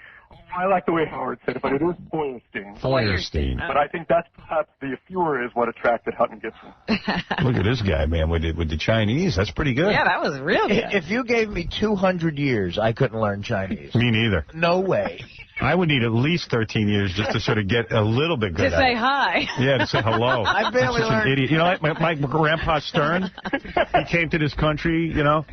The guy didn't learn one goddamn word of English. And the guy lived there like 40, 50 years before he dropped dead. And you used to make fun of him. And I'd be like, hey, Grandpa. He spoke in some whacked out language. I don't know You thought that was Yiddish that was actually Chinese. Yeah, who knows? He used to say, blah, blah, blah, blah, blah, blah, blah, blah. And I went, oh. And my mother would come up and go, your grandfather loves you. He could have been saying anything. I go, really? And then he'd hand me $1. And, like, because who knew what he was saying? Yeah. And then he'd sit and tell stories. Blah, blah, blah, blah, blah, blah, And everybody had to sit there listening? Not only couldn't he speak a word of English after being in the country for 30 years or 40 years, but literally the guy wouldn't shut up. Like, just shut up. No one knows what you're saying. Just shut up. And my mother go, you don't understand what he's saying. He's very funny. He's very, I go, yeah, but you know what? Nobody else can. Who cares? At least you worked in a mine.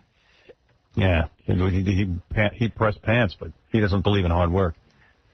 Some people just don't care about learning this language when they come here. Yeah, but some people can't. You Some know, people can't. Yeah. Well, once you get to past a certain age, it becomes very difficult. Because I had a Spanish teacher who say, if you would go live in Mexico for a few years, you could learn Spanish. I'm saying to myself, A, I would never live in Mexico for a month, let alone a few years. There's no way you're going to live there. Because I don't want to make a living. Because I need to learn Spanish that bad. You know what? Enough people speak English. I don't need to speak. You know what? The people I'm speaking to in the language I understand are boring me. Imagine I got to go learn a bunch of Spanish to hear more people boring me. I always think they're saying something maybe interesting. You go over to China, you learn how to speak Chinese fluently. You know what the bum's rush is? By the time you learn what they said and you invested 13 years, you realize they have nothing to say. You don't even want to know. They're a bunch of communists. I worked construction years ago, and the foreman was this older Italian guy who refused to learn proper English. But he had to tell us what to do. He had to communicate with us. So at the end of the day, he'd come up to me and go, the first thing you do tomorrow is you put up the thing. And I'd go, what thing? And he'd go, oh, you mother effer. That he knew. I go, what thing? He goes, the 4x4. Yeah. And I go, you mean the post? And he got real condescending, and he said, yeah, the post. Yeah, you idiot. Yeah, you idiot. And he just walked away with a puzzled look on his face like he wanted to shoot me. Yeah, the post. I was thinking, boy, I come from a whole line of dummies. I mean, Grandpa Stern can't learn 5 words of English. The guy's been here. Oh, your grandpa loves you. I go, yeah? Well, maybe if he'd learned some English, we could communicate with You him. could at least say, I love you, Howard. You could learn that if you loved him so much. The only stinking guy in the whole family who loves me is the guy who can't understand me. Did he learn how to curse and stuff? Would he say that? Did you hear one word of English? Nothing. Nothing. Very, like, hello. Like, oh. It's like Frankenstein. But I understand he was a nice guy, but I wouldn't know. Yeah. He scared me. You come up to some old dude and he's like, Yeah, you run the other way. like, oh, man, great. Who else is in my bloodline? Dracula? Because that's what this guy knew. He just learned the mean words. He would just go, do anybody got anyone? And I go, what do you go? Scumbag. Scumbag. Yeah, that he knew. Not bad with that Chinese. Yeah, that sounded real authentic. You bang any Chinese chicks when you were over there? Howard, actually, my wife happens to be a woman from Taiwan. Nice. How do you like that? Oh, hello. Now let me put a smile on your face. The rabbis looked at her and said, so he's a beautiful non-Jew, she'll be a beautiful Jew. And they looked at me and said, you're a serious problem, sir. How do you like that? So hey, I've got one of those pieces of cloth on my head called a yarmulke. Hey, good interview with, you're like a real Jew. You got the yarmulke on. Look at this guy. You could have been in the movie. Boy, if Mel Gibson's dad had known that. You're one of those hook noses who beat Jews and beat Jesus. You didn't wear your yarmulke for the interview. No, it was on the phone. Fortunately, Robin, this was audio. Oh, okay. Audio only. Jews can fool you like that. They can wear the yarmulke and interview you. Wow. Hey, cool, brother. I just wanted to congratulate you on a good piece of journalism. Great pleasure to be with you. All right, Stephen. Thank you for having me. Take care, guys. Stephen Bye. played it real slick with Mel Gibson's dad. Oh, yeah. I love how he just laid back and let him go. Yeah. We have to learn to do that. That was a good move. Yeah, he didn't attack. He was like, oh, really? Yeah, we hear Mel Gibson. We started yelling at him and stuff, and then we get no interview. Yeah. Well, you know those Jews. Yeah, that's all he get out. Some interview. I love the theory that a Holocaust museum is a way to make money. Haven't you ever said, hey, let's go to the Holocaust Museum? He's right. They charge you like $10 to get in there. I know. The whole carloads of people load up and go to the Holocaust Museum. I got a ton of stuff. I got to replay when we come back all the reporters trying to get interviews with me yesterday on the air here and me negotiating with them. Yeah. I should replay that, yeah, right? that was funny. All right. There's a ton of people who want to talk to us. I mean, they're missing their favorite radio show. This really sucks. You have no rights. Let's go to Aaron right before we go to break. Aaron? Yeah, Howard, I've been listening to you for 10 years. I'm in Pittsburgh, Pennsylvania. I turned on the station yesterday. We heard music. I didn't know what was going on. I thought maybe something happened in your personal life. Then I found out that the show's taken off in Pittsburgh, and I'm very, very upset about this. Hey, you got to hear this. You ready? Because we were also taking off in Orlando. You got to hear this. Uh-huh. I think this is a letter to one of our advertisers from the station in Orlando. And by the way, we are like the biggest thing in Orlando, you know. Okay, so here it is. This is their spin on it. Right away, they had to get out a letter to their sponsors. Good morning. Well, today is a new day here on WTKS Real Radio 104. I mean, they might as well have called it Howard Stern Real Radio 104 because, I mean, that was the linchpin. What's happening? Yeah. So this is, you know, late. This is probably from like one of the sales guys. You know, it's like a form letter. Late yesterday afternoon, Clear Channel announced that we will be suspending Howard Stern in all 6 of the markets that air his Syndicate show, until he meets the company's newly revised programming standards. Gee, thanks for the warning. On Monday, Clear Channel issued a zero-tolerance policy. They issued it Monday, didn't tell anyone, and then threw me off. Yanked you up. Yeah. On Monday, Clear Channel issued a zero-tolerance policy when it comes to indecent programming over our company's airwaves. And then they attached the policy. What does this mean to us? Howard Stern very well may be back on the air tomorrow if he agrees to the Clear Channel zero-tolerance policy, or he may not if he doesn't agree. At this point, it's total speculation on all of our parts. What we do know is that if Howard agrees to the policy, we will be able to offer a Howard Stern product that will no longer be controversial to our advertisers. See, so it'll be a better product for them. And if he does not agree to the policy, we will offer a new morning show that will be true to what real radio is all about. An edgy, in-your-face entertainment talk radio station that pushes the limits without crossing the line. God. It's a revolutionary time in our industry. Can you imagine the guy putting a positive spin on all this? It's a revolutionary time in our industry, and as usual, WTKS is on the cutting edge. Are they insane? The only thing they cut was us. Yeah, on the cutting edge. How are you on the cutting edge? You just suspended me for no reason. The FCC didn't even have a problem with me. Revolutionary. However, it turns out, now's an incredible time to be on this radio station. Everyone is tuning in to see what's next. Really? They're like, this is going to be huge. Us pulling Howard Stern off. People are going to want to tune in and see if I'm there for at least a month. They're looking for him for a couple of months at least. As the story unfolds to us, we will keep you informed. Strap in. It'll be a thrill ride. Can you imagine? Then it's got the guy's name and how to contact him on his main line, direct line, fax line. Oh, yeah, because you got to get to him. You got to get to him. There's so much excitement in the air about the firing. Here's my 50 numbers. Whee! I'm sure all of them are signed. Yeah, this is fun. Did this all start because of the Janet Jackson incident? Is it now they're cracking down because of that? Yep. And also the Mel Gibson movie and all the people showing up at the movie theater. Getting their ducks in a row. We need I got to put out another movie so all the people can show up at my movie and start screaming and yelling and passing out. And dying. Yeah, and dying. We want somebody to die, too. Yeah. All they have on talk radio is politics and sports, and then you Yeah. had your show, Right. which was different than all of them. Now Pittsburgh has absolutely nothing in the morning. Yeah, and you never will get anything now. Trust me. No one's going to put on anything edgy. And as far as this guy's letter goes, that's a bunch of crap. Well, can you believe he goes, all I know is we're on the cutting edge. You just cut the most cutting edge show. Right. How are you on the cutting edge? In any case, even if we replace him, you know we're going to put somebody on who's really edgy, but where's stays that within the person? line. Yeah, I want to know who the person Where is. is that person? I can't wait to hear the people that replace me. I think Clear Channel might be anti-Semites. Nah, I don't know about that.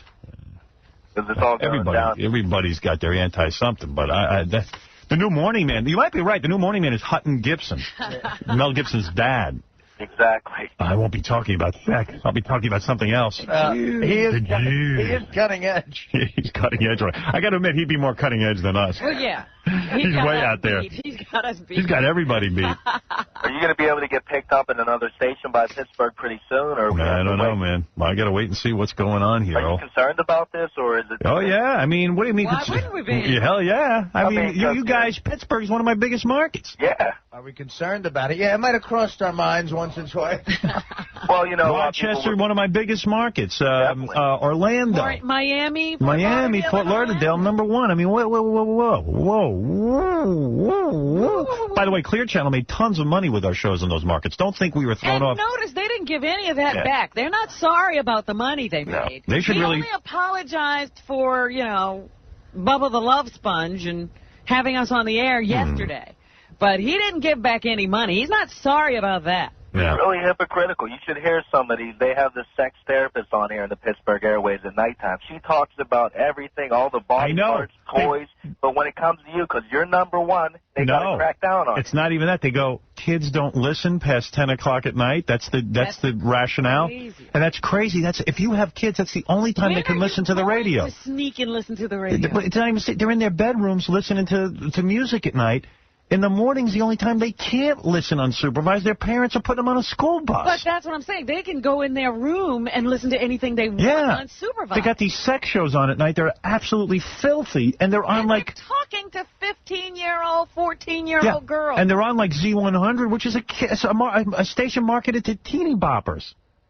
You got to be kidding me! And they're graphic, and I go crazy from the hypocrisy. But what am I going to do?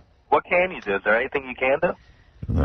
Maybe there's something you could do, but I can't do anything. People would have to, just like the people who supposedly hate us are papering the FCC, you would have to paper the FCC. But you know what? You're not that kooky. No, you don't have time to do that. And George W. Bush, listen, I might be taking off all the stations very soon. And my last words to you are GWB. Get rid of him. Get him out of office. You were Get him rid of him. That's right. I gave him a fair shot. But I got to tell you something. I'm looking at the facts. I'm looking at what this guy's about. And I'm telling you, man, he's in dangerous territory. He's got an agenda, a religious agenda, and you got to vote him out. And John Kerry will do a fine job, as good as G.W. Bush, trust me. He'll do as good a job, if not better. He's one-term George. One-term George, and if John Kerry don't do a good job, make him one-term John. That's all. One-term George. Give a new guy a chance. Anyone but Bush. I'll tell you, man, in the last 4 days, I changed. Yep. The terror thing was really concerning, and it still does. But, That's right. But I changed, man. I'm over. It's go like John Kerry. It's so done for me. I mean, this directly affects me and a lot of people. I'm even looking at Lyndon LaRouche. I'll look at them all. Yeah, put LaRouche in there. He'll settle everything. Of course. Fix your ass. Of course, the problem is I can't vote. I'm a convicted felon. Artie can't vote. Vote? I thought it was because he robbed a bank, but it was not because of that. Because he was underage at that point. Because of his cocaine conviction.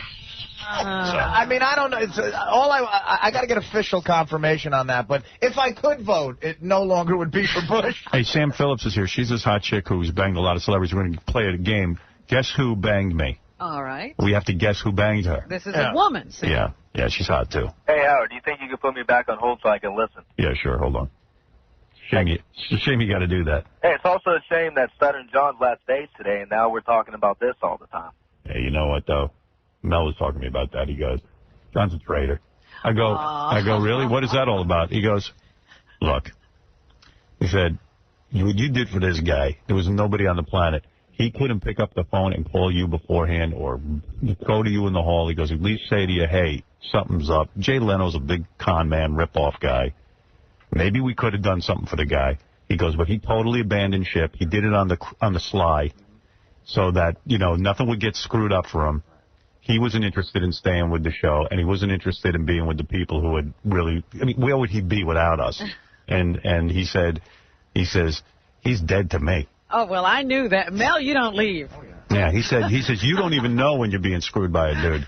He goes, what, he couldn't come to you and say, hey, something's going on here, and maybe, you know, I want to be with the most cutting-edge show on the planet and not on some Well, wimpy... he doesn't want that. That's for sure. You don't leave this to go to Jay Leno if you want to be cutting edge. Yeah, and if you know, I mean, to go on a limpy, lame show that's going to only rip off my material... I mean, if you ask me why I'm here and why I would never go and work for another radio station, it's because I want to be on this show. Yeah, I want to do what we do. So Mel said...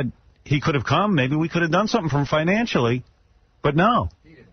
But, you know, John's rap is like, well, they like me, and you guys don't. I go, well, hey, we took you, and you were doing nothing. Yeah, how do we not like you? I We took invented you off you. the street. 15 years he's been with this show, and you didn't like him. Yeah, 15 years, I don't like you. Keep a guy around you don't like for 15. Yeah, so at least give me the courtesy. And even Jonathan Kraft said to me, how could you even look at John? He goes, what, the guy doesn't give you heads up first and say, hey, you know, this is getting serious and I don't want to, I mean, is there any way I could stay with the show? He said, he's a traitor. He didn't even go to Tom.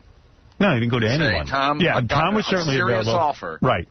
No one. So he didn't want to stay with his show. Absolutely not. Well, you have a point. Yep. Are you still going to be friends with him?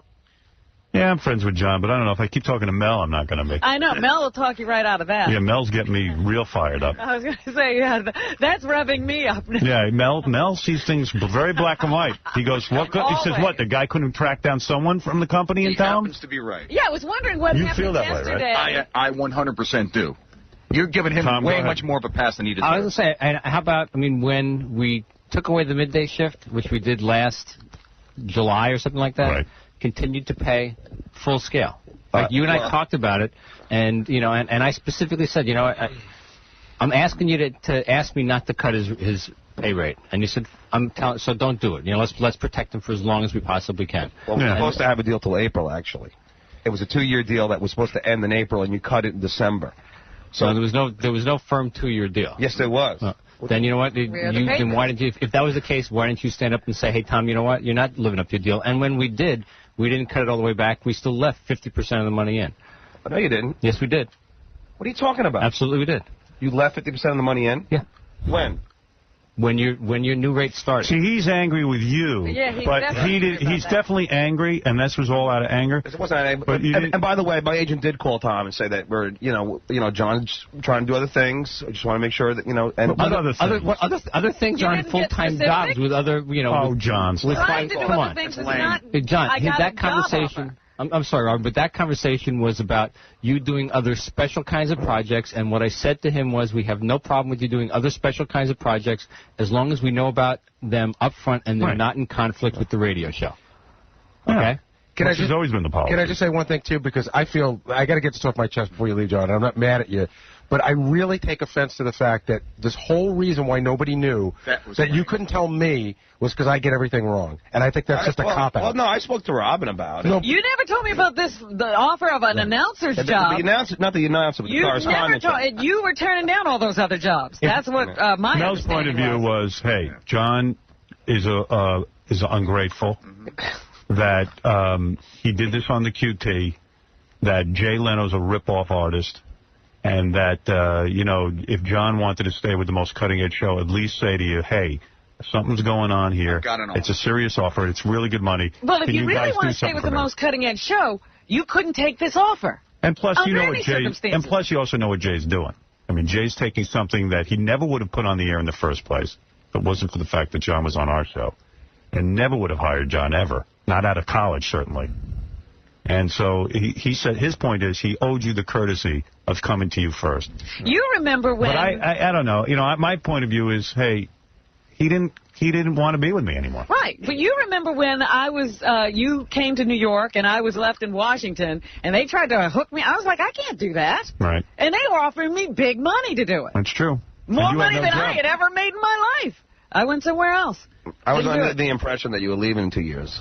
Also. So what? I say that all the time. Well, no, but you seem to really be serious about it this time. So what would happen if I left in 2 years? Well, I don't want you to have to worry about me. No, but I think Howard's How do you point. know Jay Leno's going to be with you in 2 years? You don't know. Yeah, Jay Leno could drop dead tomorrow. And I think Howard's point was if he's leaving in 2 years or not, it's why not have that discussion with him? Yeah, let me sit down with you and say, you know what, John, that's a good idea, maybe, because I might leave in 2 years. You said you don't want to talk to me. You know you miss. You said you did not want to talk to me. Stop it.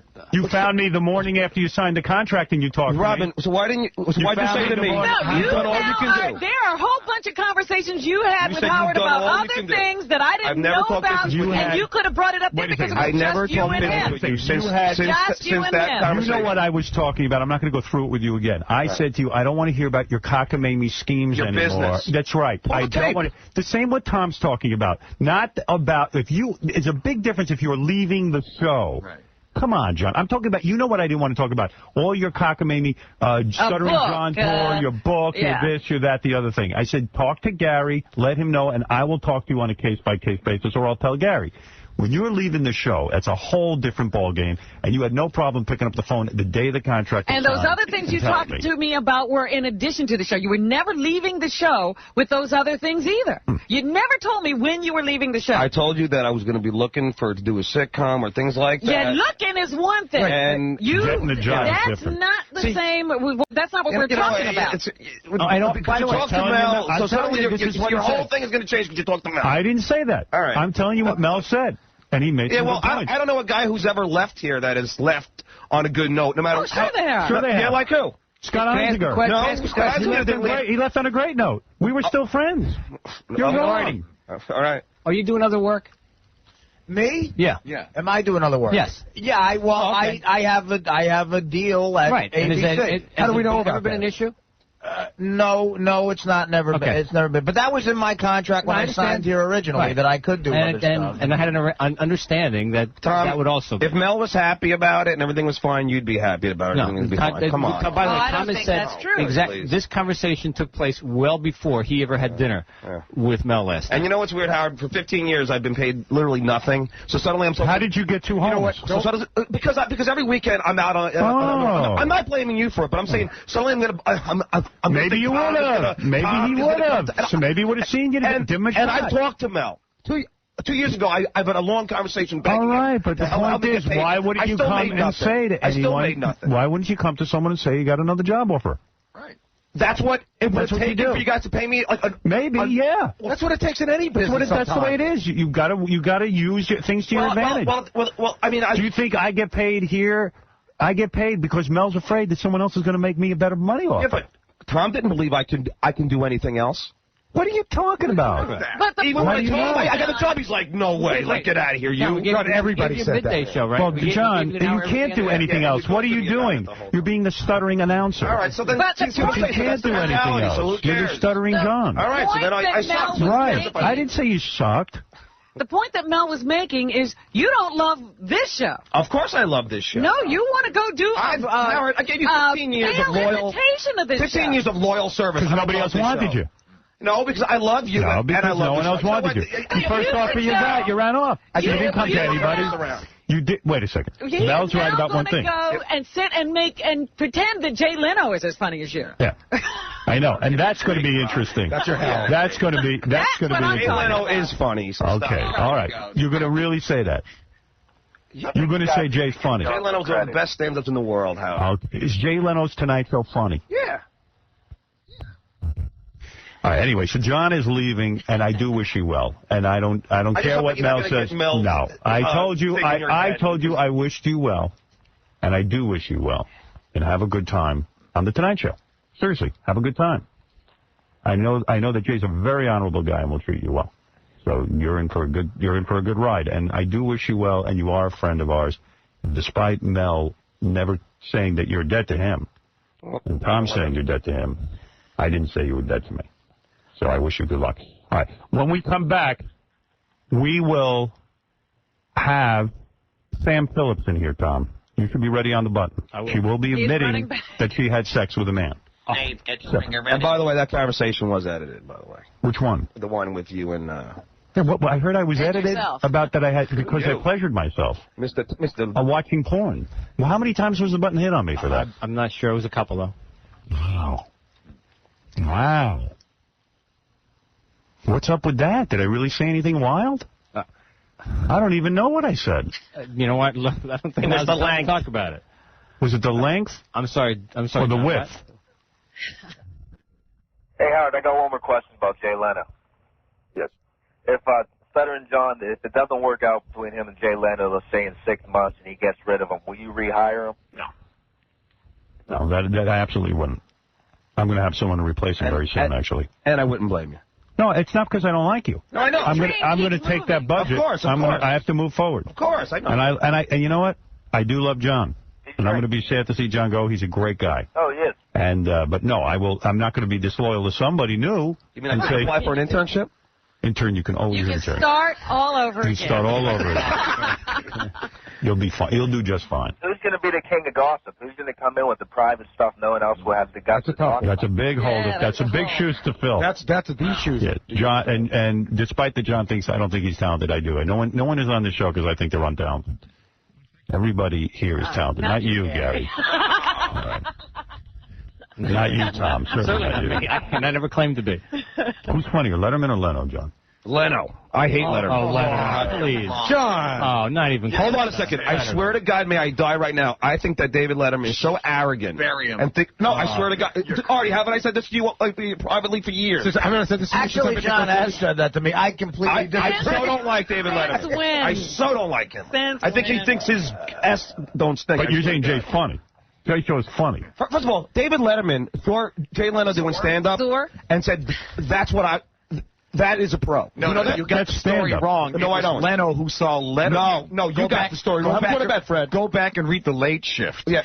That was the book. Basically, How much you want to Leno, bet, Fred? I will bet you your job. All right. There you go. If I happen to be right, you quit. You're going to bet your own $1.5 million? No. He has to Would quit. you bet Fred that? I'm not going to bet the job. Oh, okay. Yeah. So you're wrong. You know, I mean, listen. Besides that, why would I trust a liar? First of all, Letterman was a stand-up. You know, Fred, he was... You feel John's a liar? A total liar. Why?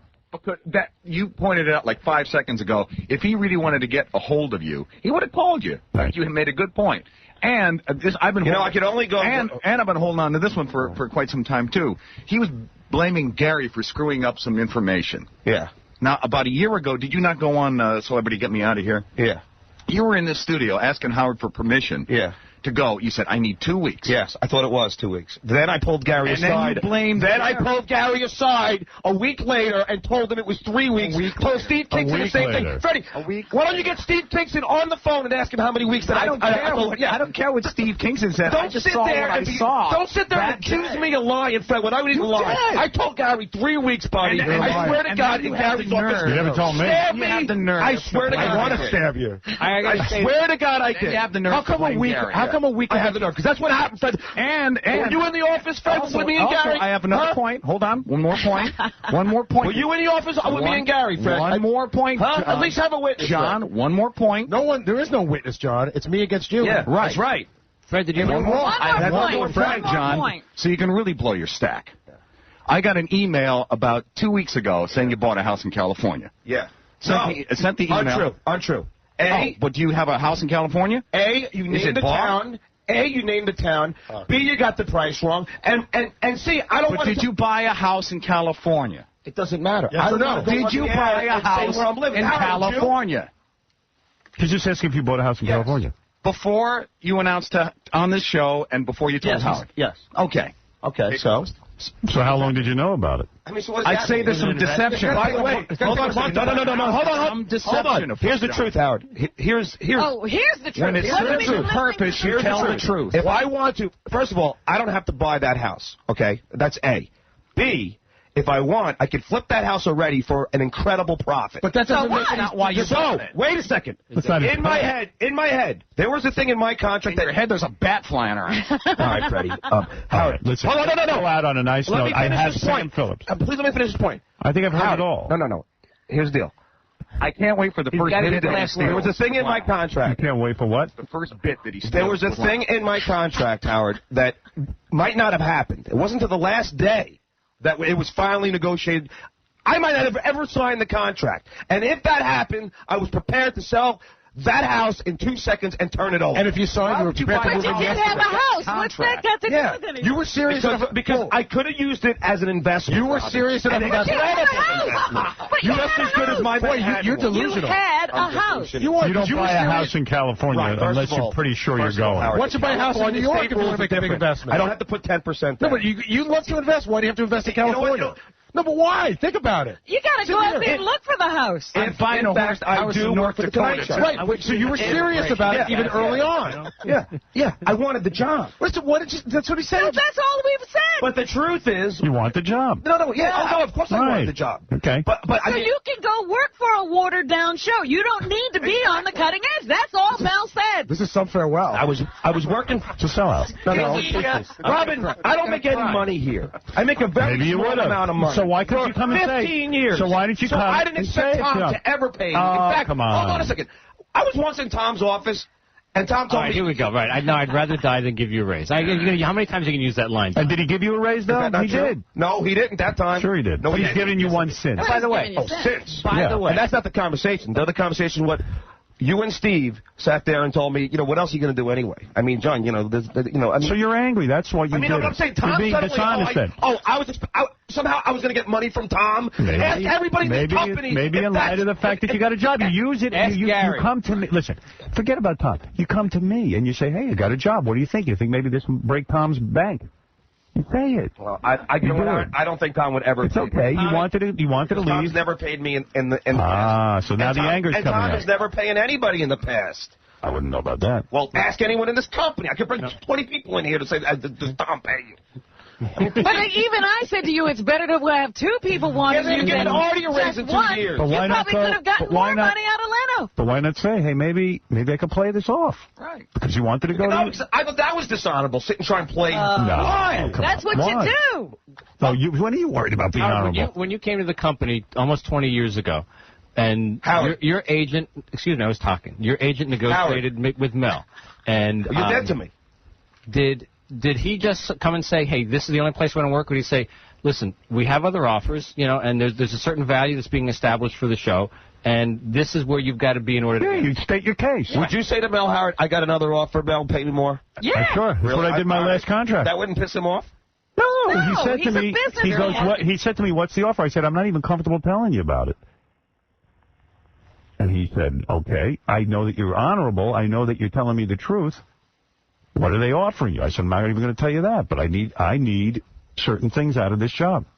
By the way, I still didn't get a raise, but okay. I tried.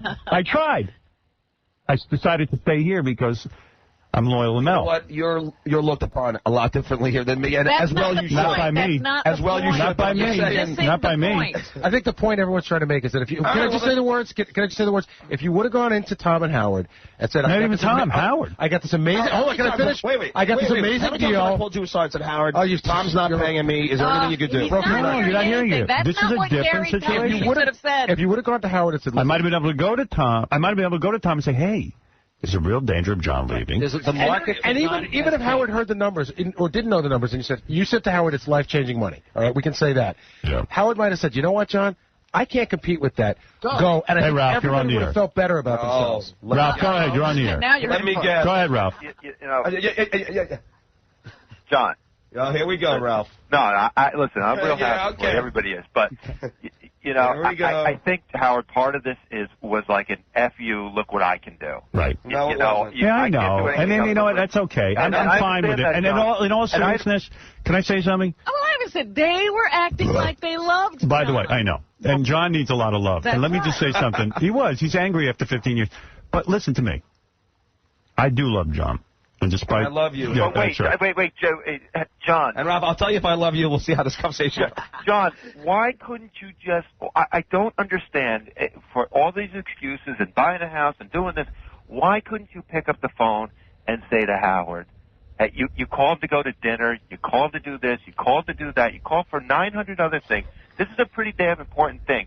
Why can't you pick up the phone and say to him, hey, listen, I got a great offer for the Tonight Show. You don't think maybe he'd be really happy for you, and he is. I would have. I am. Well, so why? But I would have at least said to him, "Hey, John, let me go talk to Tom. Maybe this is the wedge we can throw into Tom's tight pocket." There's a concept called bid and ask. I would have. There's a concept called value of the market. Stocks are worth something because people are willing to pay that for them. That's right. If somebody's He's willing right. to pay more, and then they bid the you'll price. pay everybody nothing until somebody else. I'm willing to pay what the market. I know what the market dictates for yeah, somebody. I know you're insulted that you would want Tom to give you the money rather than have to give you the money, but how do you care how you get the money? You know, usually, Gary, in a lot of companies, when you do a good job, of course, freaking boss. How do you not know always. about other companies? You never worked for another company. What are you, Firestone? When you drove the truck, that was your job before here. Also, in a lot of companies, if you don't do your job, they fire you.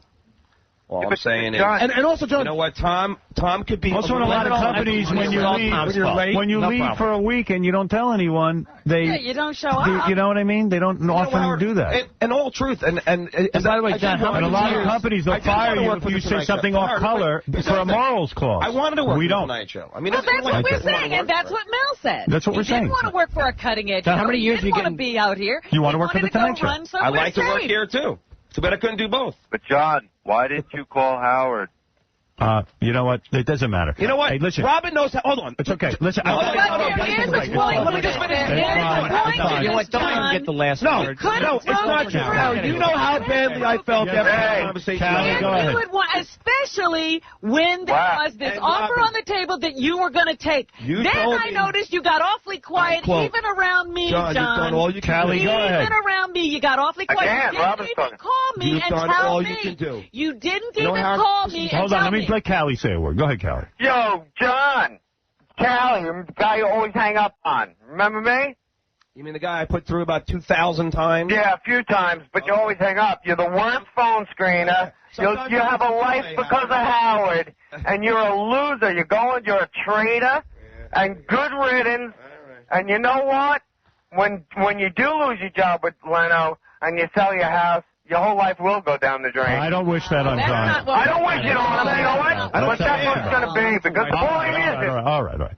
Listen. And John is making one more point. He's that I said, and that was at the time you were turning down. Oh, the yeah, Robin. So why wouldn't you job. call me on the phone over the weekend? Excuse me. Not her Listen job. to me. Her. All right? Listen to me now. You had turned down the correspondent job, and you were trying to talk to Howard about things you really, and how you felt about yourself and what you really wanted to do. And if there was... I hadn't turned it down yet. I hadn't turned it down yet. I was going to ask him about it. You said you were going to turn it down. And that's when I said, you've done all you can do. He doesn't want to talk right now. Right now, very few words. He said to me, hey, Jay Leno's trying to take one of your bits. I would talk to him anytime. Excuse me. Yeah. You also did not ever come to me and say, well, Robin, now I've got a real job offer that would take me away from here. What do I do? You That's never a big difference. And he told me that that's exactly what did happen, Robin. We talked about that yesterday. You told me that you spoke to Robin. She knew about this job. She said you could do all you could do. I said that she knew about the correspondent aspect. And I said there's no way you can take that job. Wrong, John. All right, listen, John, it's all water under the bridge. I'm not the only guy who's afraid of this. It's all water under the bridge. A lot of people know that you screw up stories. Yeah, well, luckily no fear left, John. Beat it. Anyway, John, good luck. Be afraid no more. Fly away, my young man. What is it, Vinny? Oh, let me guess this. You're so freaking clueless. Yeah. 15 years, no one's going to give you money. You have to have a better job offer to get more money from your boss. They don't just hand it to you. You only do what you did if you want to leave, if you wanted to leave. Admit I'm not saying you couldn't wait to get out. I'm not saying I did. You couldn't wait to get out. You know what? You're crazy. So many people would kill for that job. I would almost kill for that job and take a pay cut working with one of the funniest, legendary guys in show business. You're an idiot. You're a freaking idiot, John. I have taken pay John, cuts. leave right now. Go kiss Letterman's ass. Robin actually has, but that's irrelevant. John, I do wish you luck. I love you, Howard. Love you too. Good luck being with Jay. Let's... I hope it's as much fun. Yeah, let's hope it's fun. All right. Sure it will. Tom, you get on the button because a woman's going to come in here and talk about sex and admit that she had sex with men. Okay. So you get there and you do the work of the government. I will. And John, you go do the work of Jay, and I will come back. And I'll tell you one more thing. There's one more thing. One more thing, because he's saying he wouldn't go to you. I went to Howard when somebody else was offering me more money to stay with them than I guess I working misconstrued with him. Excuse me. So why when you were on the phone with me this weekend, you were like, John, again, reiterating, you've done all you can do. I said you did all you could do then, but the world changed, and again, so you're used to that. Again, excuse really? me, excuse me, you never came to me and told me this. There was nothing you could do then. You never said, I now have a firm job offer, Robin. I think I'm going to take it. Howard said, do not talk to me about business. I was going to make another point. The point was, I went to you when somebody was offering me more money to do what I do for them and not go with Howard, and Howard said, Robin, you have got to take it. You cannot turn that down. This is why you're making millions of dollars. Hold it a second. I decided to turn it down. Robin, wait, I'm going to tell you something, just so you know, and I'm not suggesting you needed to do this. Robin came to me. NBC had hired me. They would not hire Robin. We had a real problem on our hands. They had promised me they were doing it. Yeah. He came to me, and she said to me, listen, I've been offered a huge amount of money to stay here and work with the Grease Man. Right. She told me the amount of money was staggering, more than you're making now with your new job. I said, you have to And take believe me, I was making nothing. And we weren't even on good terms. Here's the difference. Robin was the co-host of the Howard Stern show. I wasn't even the co-host. I am the alleged phone answer. She was making $20,000 a year. I was not making any money. She was making $20,000 a year. Is it money or a job, John? Which is it? You're on the air more than she was then. She only did the news. That's right. And she was making $20,000. They offered her way plus $300,000. It's not only about the money now. It was a 5-year deal. It was amazing money at that time in my life. 1980s money. 1980s money. 1980s money. And she came to me and said, they're doing this because they want a piece of you. And I said, you've got to do it anyway, which is what I would have actually said to you. If Tom wouldn't come through with money, I'd say, you've got to go do it because you've got to support your family. And do you think Tom would have came through with... You think maybe he would have come up with something? I don't know. I don't know. I don't know how much money you're getting. If you had my experience with Tom Howard, you would never think that he would come up with whatever. This is different. John, we had a market. You and I dealt with what the market was for John when you and I negotiated. But you're going to miss the last part of the story. John, the odds of getting the Jay Leno money was about 0 to none. Right. I know this that. is a fluke thing. And I wasn't going to get that kind of money to go work at NBC. And I went to work at NBC for less than... They wanted Robin to stay there to give the Grease Man... for you to make some money here. They wanted... I don't. Here, this was in Washington. We had nothing. We were separating our business. She said, I will not work for the Grease Man. I can do it. She went to Baltimore, couldn't get a job. Finally got a job as a newswoman. God only knows what they were paying you. It was a horrible job. Yeah, it was the same sort of deal. I was back to where I was, square one. And I said to Robin, I swear to you, I will do everything I can to reunite us. And question my loyalty. I've been here for 15 years. I'm not questioning your loyalty. I would take a punch for you. Yeah, but you could have called me up. You could have called me or Jay. That is unbelievable. You could have. I didn't say you were disloyal. All right, thank I said you might have handled it a different way. All right, well, maybe I would have. I'm not saying. Right, I wish you luck. Listen, I wish you luck. What can I tell you? I really do.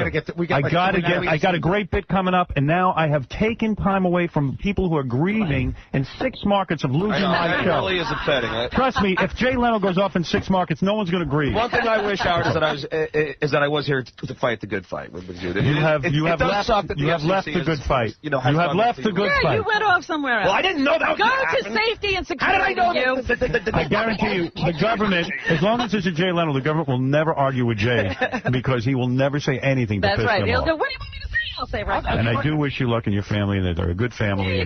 Absolutely. Now, we've said our goodbye to John. He's dead. Now, let's move on to a really good segment. Right. And we got so many commercial breaks we got to make up. That's right. There you go. There's Tom thinking like a businessman. We're going to take a break. Tom, hurry back to the button. Anything can happen. Go ahead. We'll be back right after. Here's anchor woman Jessica Savage demonstrating patience and understanding with her television crew. I mean, we go through this. Yeah, we go through this every week, and this is the last week I'm going to go through this. I mean, if somebody's assigned on this show as a stage manager, then somebody can be here. Every week is the same story. I don't mind it once or twice, but it's enough. I mean, they say I got to have a countdown. It's 42 seconds. Can I have a rehearsal? I don't know what else to do here. I mean, I'll rehearse, and can somebody tell me how close it came to 42 seconds? It was in the ballpark. 3, 2, 1. Good evening. The UN Security Council is meeting tonight on the Iranian situation, a session boycotted by Iran. No resolution is expected tonight. The council will meet again tomorrow. I'm Jessica Savage from New York. More news later on this NBC station. What? That's not acceptable. I'm not going to take it. I'm going to be looking over here. No, I'm not. What am I going to do? It's going to tell me when I notice something else comes up, I'll notice I'm off the air, whether I finished or not. I'm sorry. Let's get a stage manager in here. I don't care where you find one. Get one out of another studio. I'm not going to wait until this is prime time television here, folks. The Howard Stern Show, 95.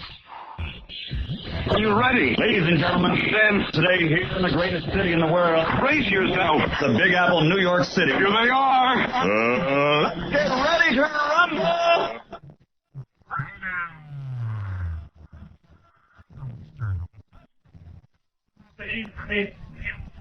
There's a million things to talk about. There's a million people on the phones, and but I do have a hot chick here, and her friend is with her, too, who's hot. Oh, really? And we're going to play a game called Guess Who Banged Me. And this is a cool game because Sam Phillips is here, who's banged a ton of, like, famous dudes. Yeah.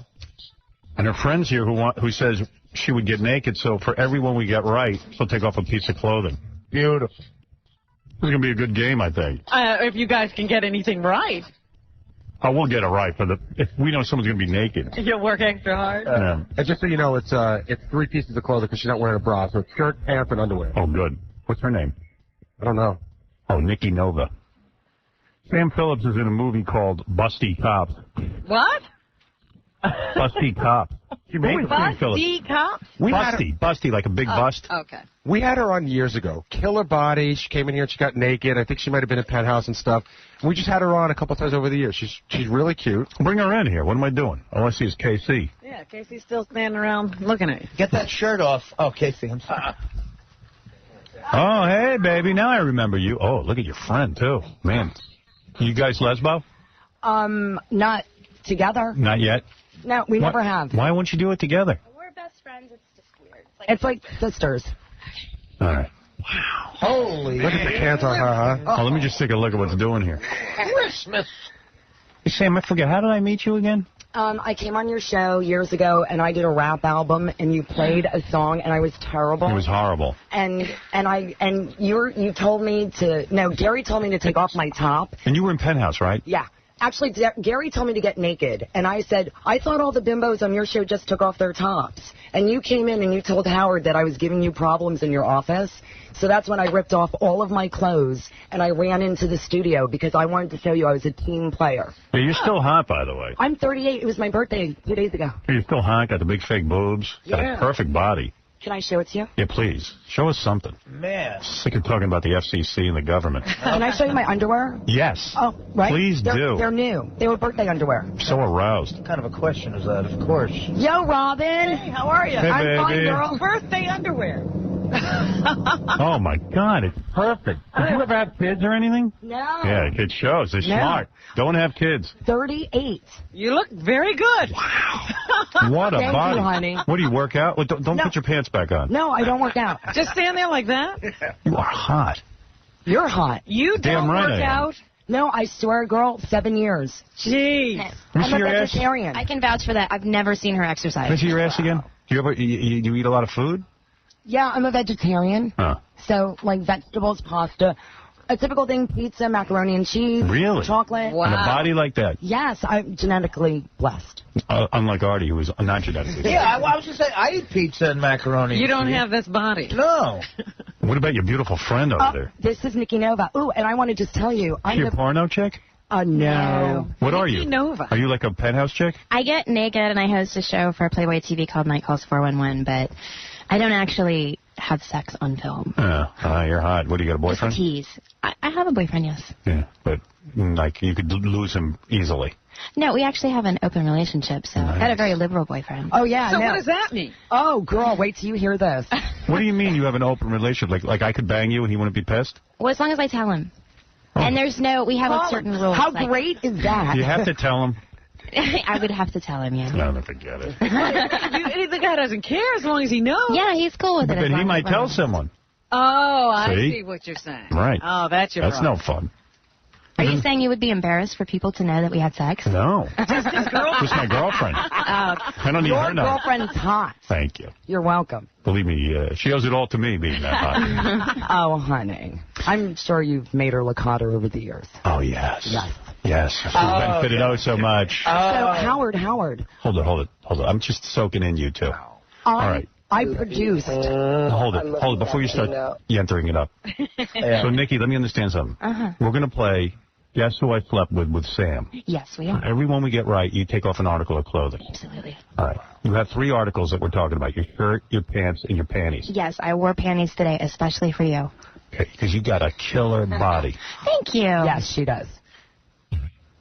I want to play the game now. Okay. I don't even want to hear anything else. All right, Sam, you're in Busty Cops. What's that, a porno? I'm the producer. It's my production. Okay. It's Samantha Phillips' production. All right. And what is it? A porno? No. It goes to HBO, Showtime, pay-per-view. It's a late-night cable-type erotic nudity. It's Busty Cops. They're naked all the time, and it stars all the top penthouse pets and adult film. Why would you choose? How much did it cost to make this? I don't know if I can say. I can't imagine reading this script called Busty Cops and deciding to do it. Getting it made. Yeah, getting it. How do you get that done? Dude, with our own money. We did it. What did it cost you? You don't know? I don't want to divulge. Were you Mike Tyson? You don't know how much it cost you? No, I do. All right. Nikki, what are you at? NikkiNova.com? Yes, I am. Thank you so much. All right. So there's BustyCops.com and NikkiNova.com. All right. Yeah. 2 hot chicks. Thank and you say that Sam has slept with a lot of famous people. Oh, my God. Tons. I mean, and it's not just sleep with them. I mean, it could be naked in a bed sleeping, or it could be sexually sleeping, or it could be some form of sex-capade with Sam has slept with everyone. Because look at her. Who's going to turn her down? Yeah. But it was more in the 80s when I was more active. Who are you sleeping with now? I have your girlfriend. Oh, you want her? She's hot. Why should I give her to you? Well, because you want me. You have to go through me first. First you bang me. I'll see if you're any good, and then I'll see if you can help me. Can your girlfriend watch? Please, none of that's happening, trust me. Can Robin watch? Robin can watch. Robin doesn't like to watch. I don't. She gets jealous. She's in love with me. All right, here we go. Gary's going to give us... What are you going to give us? A description of what happened with him. I got 3 names, and you have to guess which is the one she's talking about.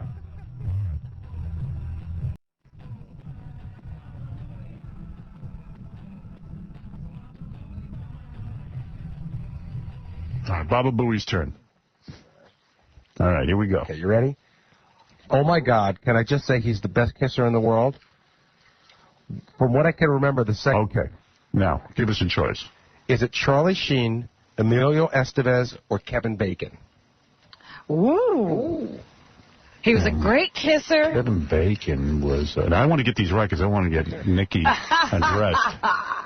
This is like playing for some good stuff here. Charlie Sheen, Emilio, or... I heard Charlie Sheen is small.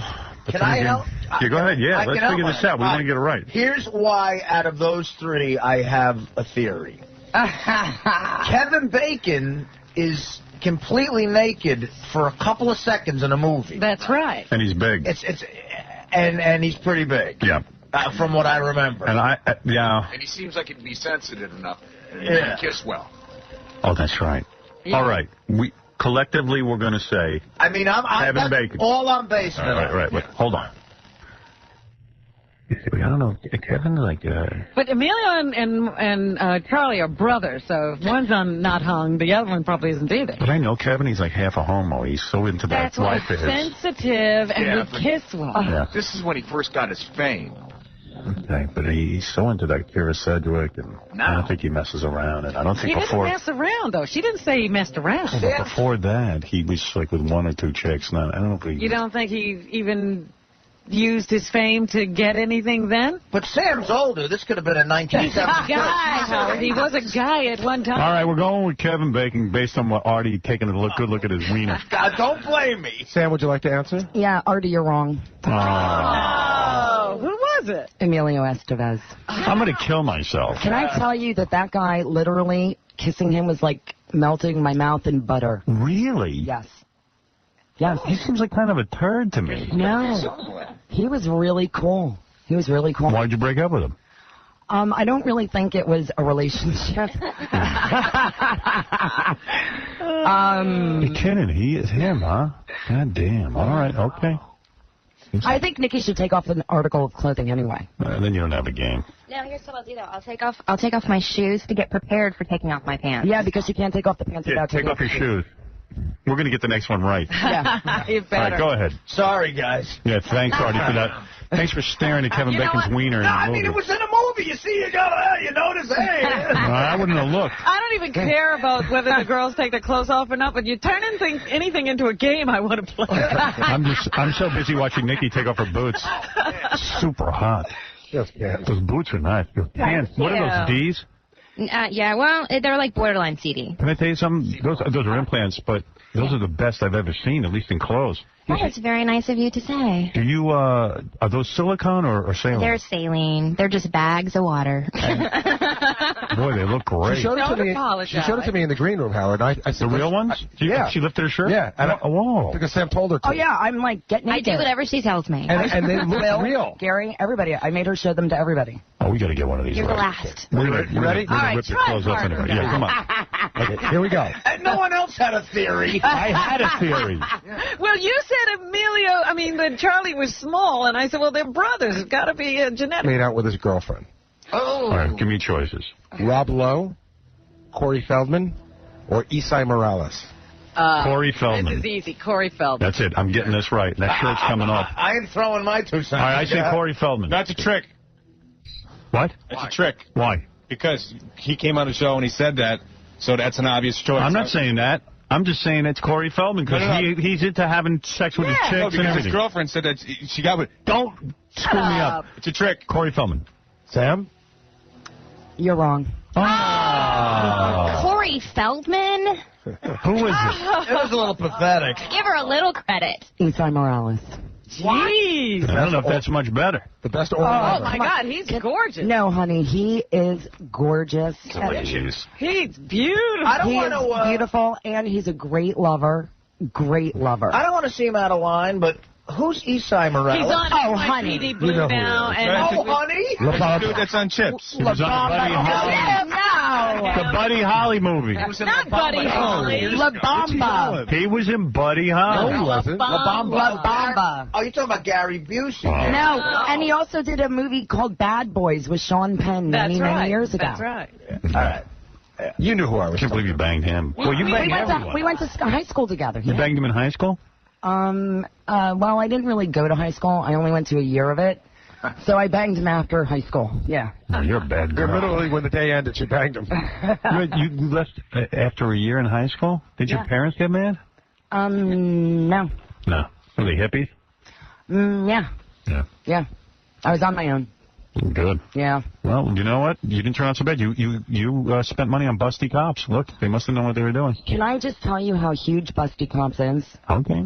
I'm telling you. You ready Go for to the another website. chance? Go ahead. You ready for another chance? Yeah, we just want to hear about sex. Very kind, and believe it or not, gentle. I actually wished he had pounded me. Wow. Who's this? All right. Who is it? Is it Sylvester Stallone, That's not... Dolph Lundgren, or Jean-Claude Van Damme? All right. Sylvester Stallone. No. Dolph. No. It's either Dolph or what's his name? The Belgian, the muscles from Brussels. No, I heard he's small. Then you got to go with Dolph, but he was gentle. I'm going with Sylvester No, Stallone. don't go with Sylvester Stallone. I'm going with Dolph. I have absolutely no frame of reference. All right, I'm going to listen to Fred. Dolph Lundgren. Gotta be Dolph. Okay, Sam? Fred, you got it right. Yeah! Fred. Nikki, that shirt's got to come off, baby. Shirt before the pants? All right, take off the pants. I don't care. I want to see your ass. Oh, no, her underwear are so adorable. They have little I'm a guy. I don't care about that. The guys don't care how cute the underwear is. The underwear falls off. Wow. What a bod on you, honey. Oh, no, wait till you sing. Wait. So why don't you two get it on if you're into girls, Sam? Oh, I haven't been with a girl in a really, really long time. I have nothing against it, but I like men genitalia better. Right. Wow, look at you and your little panties. How cute are you? Oh, no, that's cute. You're a party girl. Why would you say that? The way you shake your ass. So well behaved. I've shaken my ass a few times, yeah. There's little bonbons on your panties? Forget about it. Bonbons? It's a party. It's a party. You are a party, honey. You're a bad, dirty girl, and I like that. Ride those things up, ride them up a little bit. Ride them up a little? Yeah, Yeah. like put them up, you know what I mean, like a thong? thong. Yeah. Oh, Thank you. All right, give me the next question. I want to get those you didn't panties mean off. bonbons. You meant pom-poms. Honey, Yes, you're smoking hot. Nikki, you're You're an You angel. didn't get this right. That's why let's she go. stars in all my movies. All right, be quiet. Here we go. Go She's ahead. in Busty Cops. Are you in Busty Cops? Thanks, Robin. She's the star. What do you play? A busty cop. Tell me your name. Max. Max the Overdrive. Maxi Overdrive. Wow. Girl should be very proud of yourself. Go ahead, Gary. He was a wonderful guy, my first black man, and he wrote many songs for me. I love him. Oh. Who is it? Is it Young MC, Lionel Richie, or Terrence Trent D'Arby? I bet it's Lionel Richie. Lionel Richie. I'll say Young. I'm going Young with Fred. MC, he didn't write She's saying many songs. 80s. He was kind of huge back then. Not Terrence Trent. Fred, No. who is it? Richie. No, I'm going Young MC. All right, we say Young going with- MC. I say Lionel Richie. Well, but you Sam? guys count. Robin, I'm sorry, you're wrong. They're right. Yeah! Marvin, yes. What happened to that guy? Oh, wait, the shirt's coming off. Who cares? Yeah. Hey now. Yes, you have to take it off. Completely off. I'm so sorry. Oh, my God. Oh, yeah. It's lighting. Can you believe it? Good implants. Look at Really well done. Amazing. Well done. Who's your doctor? Vinny Hanna. Vinny who? Benny Hanna? Benny Hanna. They do Yeah, I might implants? want to go there. If Benny Hanna's doing implants, every girl... Look at those things. Madon, you're some beautiful They girl. look very natural, don't they? Don't they? Would you like a better peak, Robin? No, that's okay. Wow, are you cute? Wow. Thank you. Hey, now the next one, your panties have to come off. Yes. And she's offered to give you a naked lap dance if you want. Actually, wait, you we have offered some- me up. We have something better. What? Then after the panties come off, whoever the one comes down into individual play, whoever gets one right gets to feel you up. All right, you better have warm hands, people. I do. Everybody Because they've been down my pants Right. the whole time I'm talking to you. I'm warming them up on my privates. All right, let's get our underwear off so we can really play. This one's a little lengthy, but it's all good. You ready? Good. He lived in my house when we first moved to L.A. Eventually, we had sex. And then a few more times after he moved into an apartment with his assistant. I guess it ended mutually, but I can tell you what my issues were. 3 things. And then the worst, which was seemed like he had no control over, his salivary glands. And I ended up guzzling like a gallon of the stuff. Ew. Just picture one of those great big dogs who have drool hanging from their mouths. All right, let's go. I have Give a me the guess 3 without- choices. Without the choices, I know it. Larry King. Your choices are Wesley Snipes, All right. Ving Rhames, Vin Diesel. Hey, who's pigeon-toed? Steve Snipes. Ving Rhames. You had Wesley in here. He's on pigeon-toed. Bing Rhames. Who drools? But then Wesley, he's a notorious womanizer. Who's the other one? Who was the last one? Vin Diesel. Oh, Vin. Vin Diesel. I say it's Don't Vin forget, Diesel. don't forget. Diesel. No, Vin Diesel wasn't around when he would have banged his broad. How do you know he didn't bring her? He banged her when he was a bouncer. She wanted to get into the club. Well, she wanted to pay for the club. You know what you guys should do? Each pick one. No. So that somebody's right. Now, Fred, make the decision. You know what, I'm going to go with Vin. Yeah, me too. I've heard that he's... All right, Vin Diesel. Fred is the genius of this game. Thank you. Fred, you are right. All right, Nikki. Vin Diesel has a saliva problem? Dude, wait, and I don't Wait. drink water. Hold on a second. The panties are coming off. Then we'll talk to you. Okay. All right, go ahead, Nikki. Take your panties off. Yeah, Oh, I know. yeah. I know. I'm a man, and that's for me. Yes, Turn around, I am, Nikki. and I Turn can't help around. but love you so. Bend over and pick up a coin off the floor. Oh, Wow. Look at you. How much you weigh? I think like 115. Perfect. How tall are you? I'm like 5'7". Yeah. It's the right weight, right height. I think about 6 pounds of it is Breast. saline. Yeah, she gained weight with her breast implant. Do guys hit on you everywhere you go every second? Yeah, kind of. Yeah. Yeah. I don't go out of my house very much, though. I don't blame you. So Vin Diesel salivates? Okay, now, dude, he's a great guy. But it's this weird thing, okay? When he would, when we would lay down and we would make out, I don't drink water. I don't like water. So guzzling it's too much, and it's like he had no control, and it would. And would you say something to the guy? Would you say, listen, you're salivating into my mouth? Well, after the first time it happened, and then we did it again, and the second time it happened, I realized it's a thing, I think, with him. And I didn't know if I should be grateful just to guzzle it, if that was the thing, or... Grateful? How long ago was this? 1998. Are you one of those chicks who just gets off on doing it with famous guys, or? No. Oh, yeah. No. Howard, Listen, after we finish the game, I got a list. After we finish the game, I got a list of a dozen people who weren't famous enough to make it to the list, but you'll still know who they are. Oh my God, that's so funny. But wait, I've been with probably over 500 people. Why is that? What's your story? Well, what part of it? Okay, I'll tell you. You just like hooking up with people. Well, again, a lot of the activity was when I was younger. Right. I have a philosophy. Men are like a buffet table. When you go to a buffet table, you take a little of each dish and you put it on your plate, right? Okay. So when you eat it and you realize what you like, you go back for seconds. No STDs after all this behavior? No. Nothing. No. No. You're lucky. No AIDS, no nothing. I'm clean. I just went to the doctor again. Hey, I got a question. Crabs? No, I had them once. All right, here we go. Oh, my God. Not good. I got a question. I mean, do you view yourself as a slut? I mean, do you think that? No, not at all. I was definitely a whore in my younger years, but... But not anymore? No, it's like... Hey, you know what? I view you as a slut, and I think it's hot. Right. Let me tell you, There's nothing wrong with that. You know what you want. You're a reformed slut? Is that what you're saying? Well... Nikki, are you a slut? Actually, no. That's the funny thing. Most people would assume that I would be. I'm just the tease. I mean, you are standing here completely naked. Yes. All right. Do you mind if we play the second stage of this game? Absolutely not. Okay, guys. You didn't have to tell the them game what it is was. on. Can I have my question first? Okay, you ready? Here we go. That's where they get to feel Because we're running out of time. Okay. Another old friend. We've never slept together. If I get this right, I get to feel you up. Okay. Another old friend. We've never slept together, but we slept in the same bed naked many times over the years. And only once did we make out. One night for like 10 hours. On the record, he's the best kisser I've ever had the pleasure of. His mouth is like butter. Emilio Estevez. Estevez. No. He was the second best. Three choices. That was cheating. Andrew McCarthy, John Cusack, or Judd Nelson. Yikes. Say them again? Half of them I don't even know. Andrew McCarthy, John Cusack, or Judd Nelson. I always think that I got to get this right. John Cusack would be a great kisser. Me too, Robin.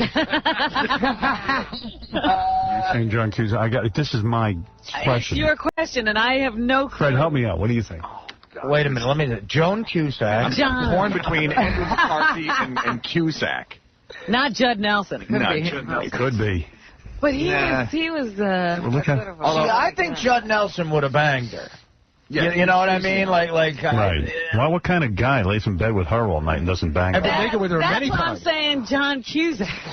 Yeah, I think there's something wrong with him. McCarthy's in there, and what kind of guy hangs out in bed with you all night and doesn't have sex with you? I mean, Quite a few. Really? What, are they gay? Maybe. Why is it that every man thinks that if a guy lays in bed with me and they don't want to do me, that they're gay? Because you're hot. To know me is to be repulsed by me. Trust me, my best guy friends, ew, they don't want to be with me. Why? Because I'm like everyone's older sister. They want to hear her talk. Everyone's older hot sister. Okay, let me think. Everything you're saying doesn't make any sense. You're clouding my mind. Yeah, okay. All right, all right, here I go. I'm going to commit right now. This is for the boobs. All right. And then I got to take a break. I'm going to go with the only guy I see there who's going to lay in bed and not do her. I'm going to go with, maybe it's a guy who gets so much poontang in bed. I think Cusack would jump. No, I think he's just going to live it. I'm going to go with Andrew McCarthy. Sam? You're wrong, Howard. Who is it? Judd Nelson. I'm going to kill myself. I'm going to kill myself. You're all wrong. All right, girls, listen to this. Can you guys stay here? Oh, yeah. Let me take a break. Oh, yes. And then we can finish the game? Oh, I would love it. And, have you ever seen a buffet table that looked like this back here? Do you know what? Grab a little of us. No, I'm serious. Love comes in many shapes and sizes. And How about round? BustyCops.com and NikkiNova.com. We'll be back with these two beautiful women, but I'm being told I must take a break or else the government will pull me off the air. We'll be back right after Here's Stuttering John with Mr. Demi Moore for Bruce Willis. Hey, Bruce, how you doing? Why do you avoid Howard Stern? I'm sorry? Why do you avoid Howard Stern? Don't avoid Howard Stern. I did his show. Yeah, I know, but you didn't come on this time. Ask me to come up with something better than that. Hey, you got a question or not? I love Howard Stern. Had sex with him last night. You're listening to a man who could never die hard because he's always soft. Howard Stern. 95. What a waste it is to lose one's mind or not to have a mind is being very wasteful. Hey now, we're just having some fun. Sam Phillips is a hot chick. She made the movie BustyCops.com. She's trying to get a little promotion going for it. Yeah. Nikki Nova's here, who's naked. Yeah. The star. And you can take off your shirt now again, so we get back to the game. Shirt that you guys gave me though. I like the boots. She's I naked like with them. boots. I like that. I gotta have something on. It makes my ass and my legs look better. I see. Turn around. I'll tell you if it does. Yeah. Yeah, you're absolutely right. You know your game. You know you're on top of your game. I got to get up again. So evidently this game's being bleeped to high heaven. Yeah, I heard. I heard that you probably heard none of it. That's awful. Oh, no. Watch it on E. It's some of the words Gary's using in the descriptions. But there's nothing terrible. Tom told you on Monday we're in full retreat. No, you're not kidding. They're heading for the hills. Retreat ain't the word. I mean, white flags. I have no bad words left. No bad words. Whose turn is it? All right, I guess Artie. And Artie's going to get it right. He's going to get to feel up Nikki. Good girl. Dude, I've been awful at this game so far. I don't know what the All right, go ahead. Okay. He was my very first boyfriend. I was a teen model at the time, and he was 30 and seriously thinking about starting to retire from tennis. He was the first man who made me feel like a worthy human being. His parents were shocked when he brought me home because I was so young looking. Who is this? Is that John McEnroe, Vitas Gerulaitis, or Jimmy Connors? He was 30. You're 38 years old? He was 30, she says? Yeah. Okay, so this is 20 years ago. Vitas Gerulaitis. I think you're right. And you son of a bitch, you're going to get to feel her up. Vitas Gerulaitis. Sam? You are correct, sir. Stay right there, sweetie. He's coming to you. Mr. Wonderful, come to you. You lucky bastard. Wow. He was awesome. He was a beautiful, beautiful Did you warm man. up your hands? Artie, get your big sweaty hands all over her. Big ham hand. Oh! Oh, she was hot. No. Nikki, don't let him touch you. Fight him off. Hi, Nikki. Whoa. Oh. How's that, Artie? What's going through your head? Oh my God, they feel almost like a nice piece of fresh mozzarella. What's going through your crucial head? My crucial. Wow, I don't know what I dude, can are you say lucky? now. I can't believe what you're doing to her. Howard, her breasts are. Don't even say anything. Don't even say the word breast. I can't say anything. You know what's funny? Enjoy. Artie usually stops after like 3 seconds. He still hasn't stopped. Yeah, he's really enjoying himself today. You're in love with her, aren't you? Get your hands off my girl. I love you, Nikki. Here, wait. I want to turn. Give me a question again. All right, you taking another question? You're not giving it to the next person in line? Don't we look like People Magazine's hottest couple? All right, Maddie, you took your turn. All right, this question is to fill your ass and to fill you up. All right, here we go. I'm going to talk like a first grader here. You ready? An old friend whom I've never had sex with, but I've slept in the same bed with him naked many times. I'm pretty sure we made out, but this is a guy who has cleaned up my number 2 and anything that's ever happened when I got sick, holding me when I was sick. I think my mother slept with his tour manager. Huh. Okay, your choices are Julian Lennon, Bryan Adams, or Richard Marx. Holy mackerel, how am I going to get that right? I'm giving up. You asked for another question. How do I know? This game's too hard for me. It's just a guess. You got I wasn't even paying attention to the question. She never slept with him, but they've been naked in the same bed. They were like brother and sister. Richard Marx, who else? Julian Lennon and Bryan Adams. Julian Lennon. I think my mother slept with his father. No, his tour manager. A tour manager. Well, why would she sleep with Richard Marx's tour manager? No, I've got to be like Why would you sleep with? Julian Lennon's tour manager. Well, where is Julian Lennon touring? Why wouldn't Julian Lennon bang her? Yeah, where is Julian? What is he touring around just to show pictures of his dad? He had plenty of time on his hands. I can't believe it's Julian Lennon. There's no frame of time on these. Bryan Adams? Did you say? Julian Lennon, Bryan Adams, Richard Marx. Bryan Adams ain't laying in bed with her and cleaning up her number 2. Dude, I gotta Richard Marx might be, but he's been married a long time. I'm going to say Julian Lennon. Please, God, make it right. Walk over there and start feeling. You come on over here, Howard. Nice. Dude, I was about to give you bad advice, too. I wasn't listening to any of you. Now, this is going to be a feel-up session, baby. Oh, I'm excited. Oh, so much. Sam likes to watch. I do. I wish I was getting some of the action. She's so much more Thank you. excited than when I went over. She's like, oh, the famous guy's going to do it. Yeah. Let's do a love set. Oh, hey, Are you audition for my next movie. All right. How you doing, baby? I'm scared. Why are you scared? I don't know. You're very tall. Too tall for you? I'll back off, honey. No, please don't. All right. I get to feel you up first, right? Okay. Oh, my. Casey, hold my mic so I can feel rough. You need both hands. Wow, those feel real. Those are real. They I don't feel care what great. you say. Those are real good. Aw, thanks. I'm being gentle. My hand's cold? All right, come here. I get to squeeze your ass now. Come here. Okay. Get over here. Oh, you're not going to just take a Ready? a big hug. Right here? Yeah. Oh, yeah. Go down. Go down. Yeah. Sam's directing. Wow. You know I can't help it. Easy does it. Did you feel the chemistry? I felt a lot of heat. I think I felt you two chemistry. look good. Did you guys see it? I didn't Yeah, I see saw it. it. I didn't see She's got it. love in her eyes. Look at her. I think Did you you feel- two look good together. Let me see how we look together. Now that's a celebrity She couple. looks great. She looks good with anything. So half of us looks good together. Do you feel comfortable near me? I'm totally comfortable. I wish Think you I can was on handle- the other side. Come here. Get naked and go over there. Get naked and come over here. How about I just rub on you? Hold on. No, take your top What off. happened to the slutty girl from 20 years ago? Yeah, what happened to you? I thought you were a little slut. Screwed up. You're laying in They bed. are? Your boobs are screwed up? Honey, I've had 7 operations. Let me see those things. Let's see your Where's the Let side? me see screwed up boobs. What was wrong with your boobs? Not that bad. Don't worry about it. You look fine. Who cares? They're not really that cute. It's okay. I like your ass. But my ass is good. What happened to your boobs? Oh, I just believe there are certain people that shouldn't have boob jobs, and those are people who have no boobs to start with. I see. And I had none. So those types of people always have complications. You look fine. Thank you. Cheers, Did you believe me. see something, Howard? Yeah, I saw a girl I'd bang. Oh, yeah, look at this. Look at me. Look at this. Look at me with the naked chicks. Look at me. Dude, it looks like the... What'd you say?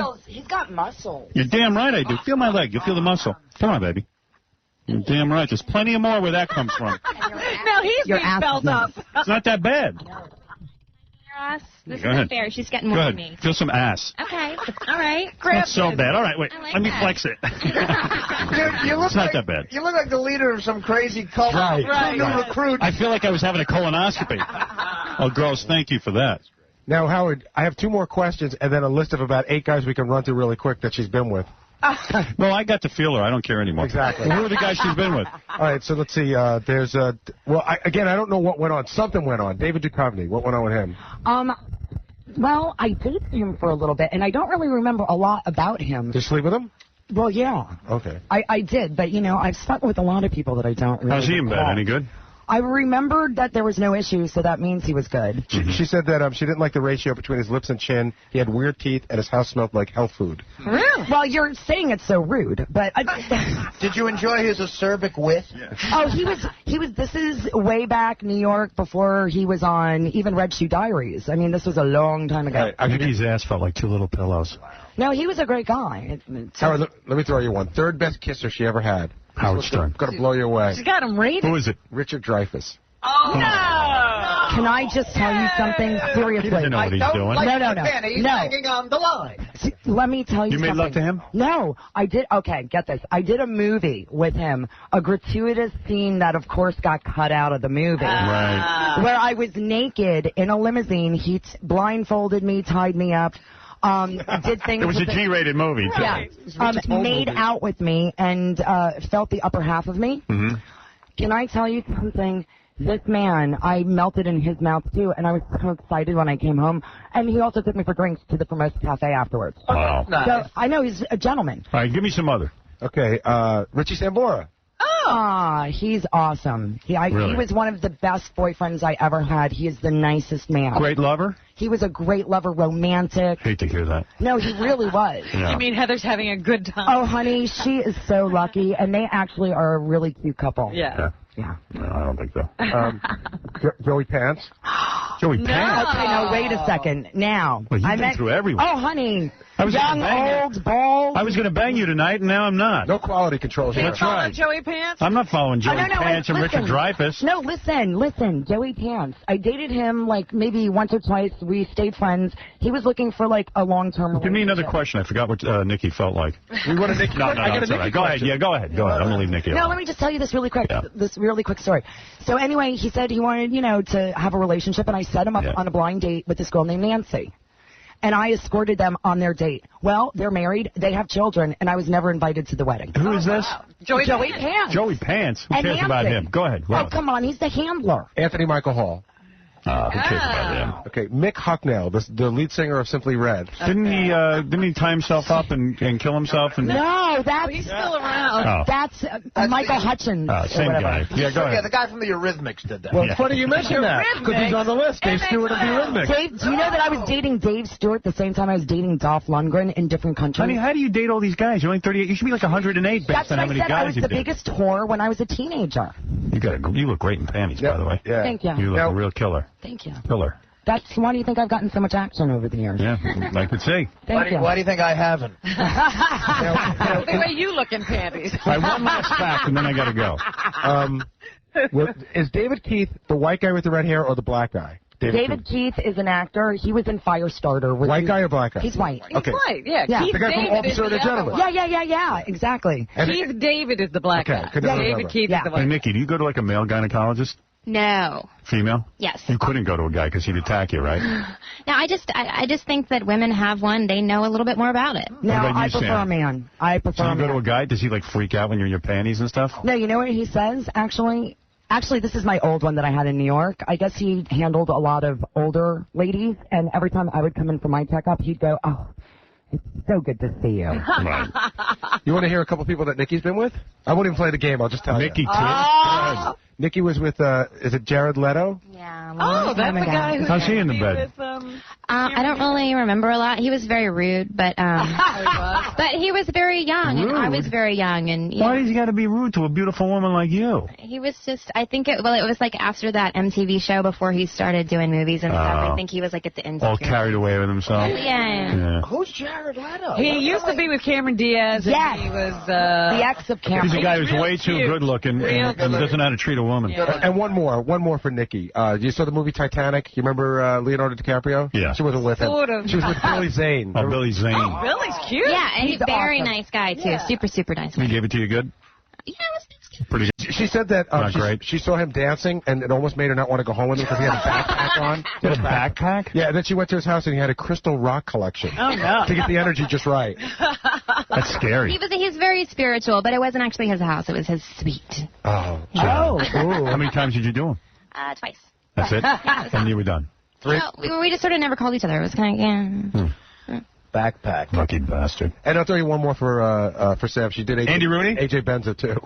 Oh, AJ Benza. Yes. Who did AJ? Me. He was my sleep buddy. You know, a friend with benefits kind of guy. You were the booty call. Well, no, whenever he didn't have a girlfriend and I didn't have a boyfriend, we were together. Hooking up. And can I tell you, if you asked him who took the best care of the bottom half of him ever in his life, Go ahead. That's a good way to put it.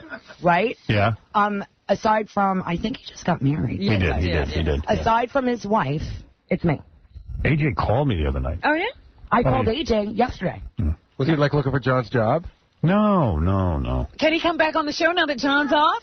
Yeah, why not? Yeah. He's awesome, AJ. He's a he good is guy. a good man. All right, I didn't know. So he gave it to you good, I guess. Oh, my God. Really? Oh, yeah. AJ? AJ. We don't want to hear that, do we? That No. AJ's good? No. He really... I want to think that AJ was bad. All right, look, I got to take a break. All right, listen, Sam Phillips, always good seeing you. Your DVD is called Busty Cops. It stars the very beautiful Nikki Nova. If you want more information on Busty Cops, go to bustycops.com. It's a lot of cops with big busts. Can I say something really quick? Yes. Okay. Aria Giovanni, Cheyenne Silver, Sonny Leone. What's this, Academy Awards? Yeah, no, these are all the Penthouse pets that are in these movies. I mean, the fans might like it. Kelly Marie, Amy Sweet, Katie James, Jessie Jane, the porn girl, Shauna Ryan, Hannah Harper, Angel Cassidy. You know these girls, Artie? It's an all-star cast. I just can't get over the fact that Jared Leto is rude. And then there's Busty Cops 2 and 3 that we just finished, by the way. Okay, so it's a whole series. Oh, yes. There's Why don't you say it again if you make out with Nikki? Oh, okay, hold on. Oh, no, I'm not making out. Okay. No, that's not making out. Making out with my sister. A little kiss. All right, that doesn't count. No, Tom. NikkiNova.com. No, forget it. All right, NikkiNova.com. Girls, thank you for coming in. We're going to take a break. We'll do the news when we get back. And thank you, Howard. Thank you, baby. Hi, I'm Ben Stiller. I'm young and very successful, and a lot of people are bothered by that. Some of them say it was easy for me because my parents are in show business, because my folks are still in Mira, and they run show business. They control show business. They are the puppet masters of show business. So it was an easy ride for me. But to everybody else out there, I'd like to say, sorry, I have to leave for the next movie set and get in my limo and party with 3 hot hookers. But don't tell my wife. All right? Cool. 95.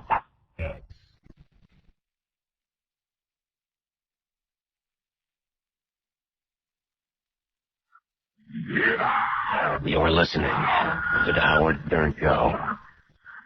You know what? I must be losing it because I didn't realize on page, whatever it is, of the Daily News, page 9 or 6. It's 6. The whole page is almost me. And it's a big picture of me and Beth. Really? It's weird. Like, I'm in trouble and Beth's there. Well, you got a pretty girlfriend. They're like, you know what? Goody's in trouble. Why should he have a pretty girlfriend? I think that's why they're mad at me. That's truly why they're pissed, yeah. Yeah, look at how he's benefiting. Meanwhile, my hair looks like it's soaking wet in all these pictures. Yeah, those are those Hamptons pictures. It's because Beth made me go to some event. Well, she didn't make me. I wanted to go, but I hate being photographed. They have all these ugly pictures of me. Especially when I'm standing next to Beth, I look really ugly. You know that, Anybody should try to stand next to Beth and look good. Dude, even I'd look ugly standing next to Beth. Exactly. Puffy Combs will be happy about this picture, too. I'm wearing my Sean John shirt. I love that shirt. Was that a Puffy's white party? I believe so. No, it isn't, because Beth's not wearing white. No, she's in black. NBC's... Oh, did you read this? Did you read this? NBC's T.Y. Chang gets on-air shock treatment. Remember T.Y. Chang, the reporter who called in yesterday trying to get it? He got reassigned. Why? They punished him. Oh, come on. For the phone call that he made to us. What did he do? Remember when he said to me, what about chicken matzo ball soup or something? But so what? I mean, we were goofing around. Yeah, we were, asking him every stereotypical Chinese thing. Yeah, I feel bad for the dude. Joking around. That's not right. I'm going to call Dan and really say something. Give him a break. Don't let him be a casualty. WNBC TV correspondent T.Y. Chang got stung by Howard Stern yesterday. He fooled me. Chang called Stern while the shock jock was on the air yesterday morning to talk about radio giant Clear Channel's decision to drop his show. But he became entangled in a bit with Stern, which prompted his bosses at WNBC to reassign the reporter. As Chang tried to conduct an interview, Stern baited him with stereotypical questions tied to his Asian heritage, such as whether he ever pulled a rickshaw or played Chinese checkers or sexual stereotypes about Asian men were true. Chang diplomatically deflected all of the jibes until Stern asked him if he liked Chinese food. Chang fired back, "Do you like matzo ball soup?" Ooh. Oh, that's terrible. What did he... What, I mean, that was a... I mean, come on. A big deal. What the hell is The wrong guy with was being both humbled. He didn't say anything wrong. We're just joking around. Dan must have got offended. He's Super Jew. Chang was dumped off to one of Stern's on-air crew, Wendy the retard, and gave up. That was funny. I got to air that on Monday. Yeah, that was great. WNBC decided not to air the exchange or Chang's coverage of the story because during the course of Chang's attempt to get the interview, he became part of the story. He did not cover the story for our newscast, a WNBC spokeswoman said. Wow, they're all official over there. Chang declined comment. Stern gave a hard time to another TV reporter as well. He asked WCBS reporter Katie McGee to show up in a thong bikini. That's not exactly true. We had the thong bikini here. Right. But he didn't provide them with interviews either. Larry King was faxing me. He's like, ugh. He wants you on his show, like you should do that. Yeah, like, what's in it for me, dude? Sit there with you.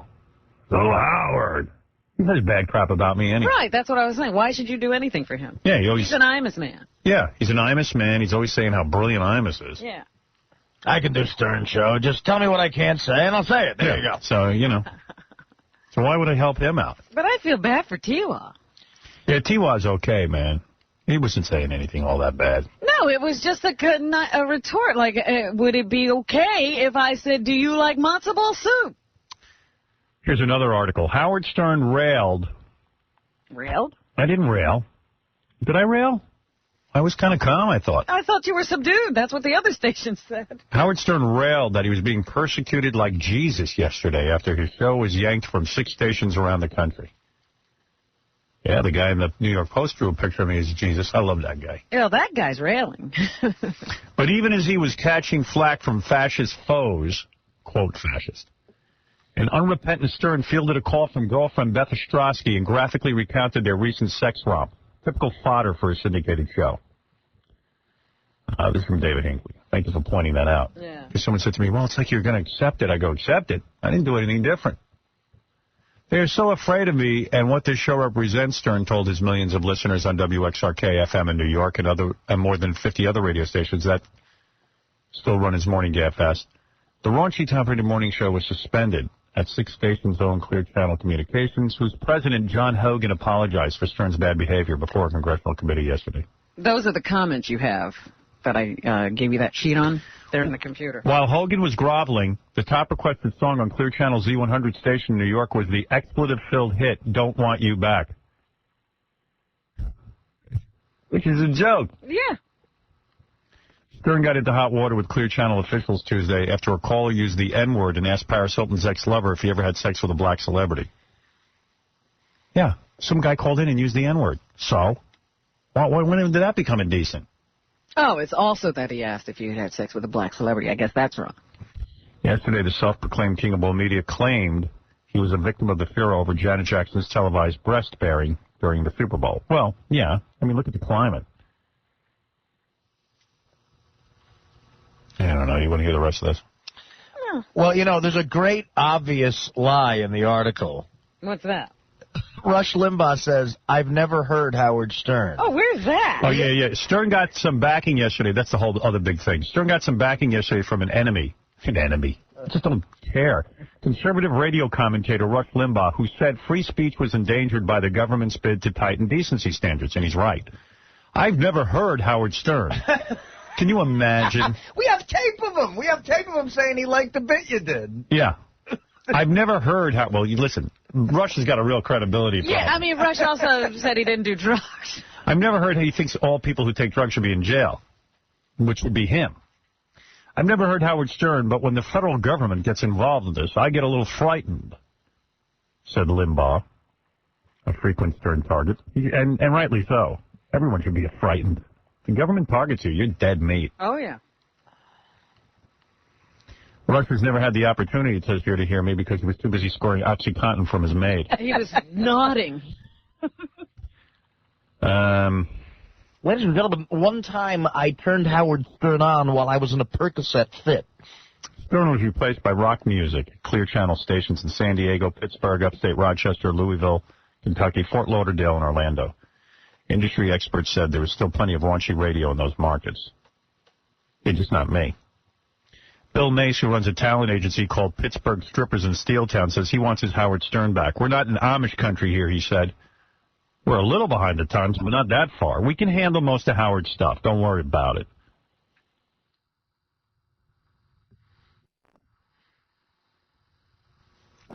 You know what I want to? I want to hear John Hogan's comments. You want me to play those? Yeah. Yeah, you know what? I probably shouldn't have done Sam Phillips today and played all this stuff, but... I'm personally glad we did Sam Phillips. Me too. I think I got a little self-indulgent. I got to feel some boobs today, Artie. It ain't a bad day. Thanks, buddy.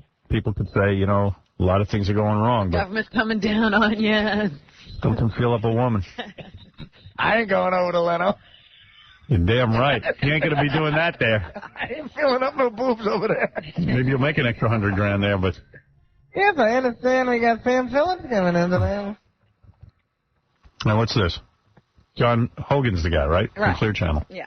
Now, let me see what he's saying. I don't even know. I was too busy running around to watch TV. I shouldn't say that. I watched Smallville. Yeah, you watched a lot of television. I did. Just nothing newsworthy. Friends. Yeah. I didn't watch any of the news. Friends officially sucked last night, in my opinion. More than anything else, I'm embarrassed to be here. He's the same guy who tried to hire Opie and Anthony. He's the same guy who hired Bubba the Love Sponge. Now all of a sudden he regrets it. Yeah, I mean, why are you embarrassed? What? And I didn't even get fined. The Bubbas of the world and the Howard Sterns of the world are the exception rather than the rule. And that Wow. they will no longer have a platform on our station. What a turnaround on this Yeah, guy. I'm telling you, I can't believe it's a few-day thing. Yeah, it doesn't sound like I'm going to be passed back. The Bubbas and the Howard Sterns. I didn't see the guy. They're tasteless. They're vulgar. Oh, I guess I'm not coming back. I don't think so. Wonder I why tried he to did say this. Yesterday. Well, why did he put me up Because he there? was doing yesterday what he was doing the day he hired you. He's doing what's good for his bottom line. Well, I mean, wonder why he, like, when did he wait till I got fined? I wasn't even, no one had a problem with me. What? Did you see what this guy looks like? No. Should I say? I never met the man. I don't think I did. Maybe I did. I don't even know. I don't want to say the wrong thing, but... You didn't see what he looked like? I didn't see what he looked like. I just heard this. I don't even know what the guy looks like. You know what? I don't want to get you in trouble again. You know, you better watch yourself. You've got a real job. Is that why you didn't come in and play the game and fill the girls up? Oh, no, you didn't ask me to come in. I would have let you. You usually don't wait to be asked. But I don't think you can touch these chicks. I think you... If I bring a chick in now and she gets naked, would you feel her up right now? Nah. Right? I knew it. That's because I'm going out to dinner with my wife tonight. No, that ain't why. Oh, sure. You can, huh? I don't know. I just... But why try it now?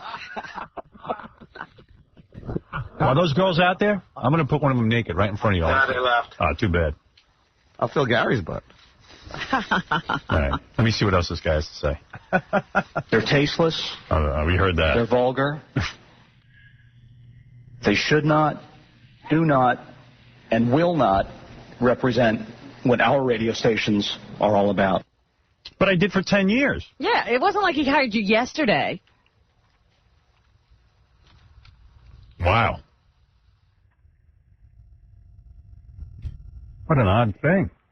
I mean, and then we put a bunch of calls into him to say, hey, what's going on? And no one's And calling no us one's back. called you back. Yeah, I mean, come on. I've been a loyal employee. Give me a heads up. Just give me a courtesy of a phone call. To our listeners, to the public in general, and to you in this room. Wow. We were wrong to air that material, and I accept full responsibility for our mistake. So resign. No.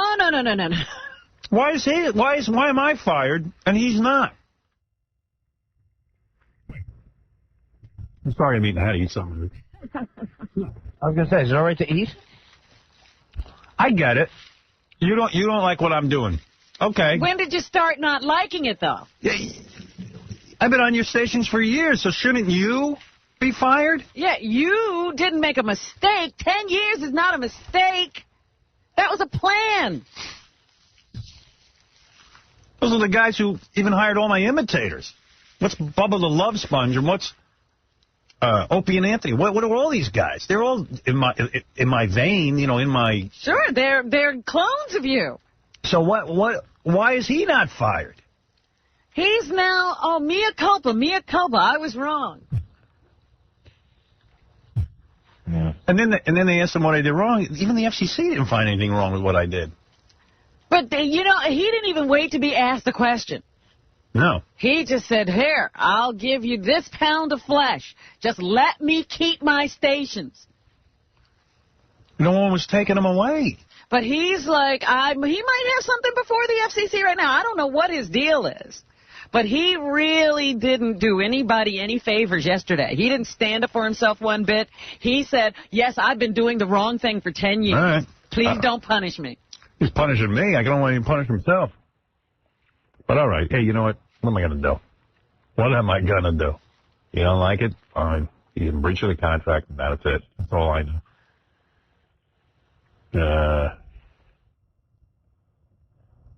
Hey, Trish, what's happening? Hello. Hello. How are you, Howard? I'm fine. How are you? I'm doing better now. I felt like withdrawal yesterday because I couldn't talk to you. I couldn't listen to you. I'm down here in Pittsburgh. I'm pissed. Can I say that on the radio? You can say you're pissed. Yeah, pissed. Well, I'm pissed. I listen to you every single morning. I've done it for years. I wake up with you every morning. I go to work in a good mood because I've listened to Howard. I love everything that you guys have on there. I love it. And I am so mad right now. I woke up yesterday. I thought it was a joke. They don't want you to have this show. Where's our voice? Where's our voice? What about the people that want to listen? All they have to do is By the way, all these stations at night, at 10 o'clock at night, on all the kids stations, like the top 40 stations, they run sex shows. I mean, literally, sex advice shows, which are really not even sex advice. It's all about talking about. They have a comedian on with it. Like Adam does one of them. Love Lines. Howard, we have a man here in Pittsburgh, Alan Cox. That's his name, Alan Cox. And believe me, he is you magnetized by a zillion. I mean, not magnified, sophisticated. I mean, like raunchiness. I mean, there's nothing raunchy about your show. We're liberal. We're allowed to listen to what we want. But no, they come in there and tell us that we're not. That's not fair. It's not fair. You can't say that. Whoops. All right. Okay. Hello. Sorry. Ooh. Whoa, what's happening over there? Exploding. All right. Oh. I got to go. So what can we do, Howard? I don't know. You tell me. Hey, it's your government. I'll tell you what you can do. You can lay down and take it. Yeah. I'm not taking it. It's like I'm your not wedding taking night. It. We're banding in Pittsburgh today. It's like your wedding Big night. time. Lay down and take it. Is that We're not taking it. Don't you girls do that on your wedding night? No, I give it. You give it. All right, well, lay down and give it. No, I'm not laying down. There's nothing you can do. They've just targeted me like I'm the enemy, and everything I stand for is bad for society. Meanwhile, but if you vote some people out of office, that'll stop. The porno industry is going full. You know what you could do? Do this for me. What? Don't vote for George W. Bush. I won't. That's all I'm asking. Please just send a message to Washington. Send it to the highest level. You're sick and tired of his gay marriage crap. You're sick and tired of his no fetal tissue research. Sick and tired of the abortion, the religious right, and all these such. Oh, we're all so uptight. You start sending that message to these guys. And I'm not saying the Democrats are any better, but you know what? Take the guy in They power. all have to get the message. Yeah, they all have to get the message. You lose because then when you're surveyed, say, I'm doing this against George W. Bush to show my support of Howard Stern. Yes. Thank you. That's all. Thank you. I mean, I don't know what else to do. Well, I've enjoyed listening to your show while I've been waiting to talk to you. Tell everyone I love Pittsburgh, and Pittsburgh, we were #1, and I mean #1 with a bullet, and we're sorry to not be on the air with you, and we love you too. Thanks, Howard. Right. Thanks for all the good times. Good times. Good times. Sad. Very sad. Very sad. If I had a heart, I'd be sad. If I was human, I'd be sad right now. Oh, boy. What are you going to do? There's a ton of angry people on the phone. You can listen to this all day. Elizabeth, you're on the air. Hi, I'm calling from Miami, Howard. I am so disgusted. I don't want you to be sad. I want you to be mad. I want you to be Howard.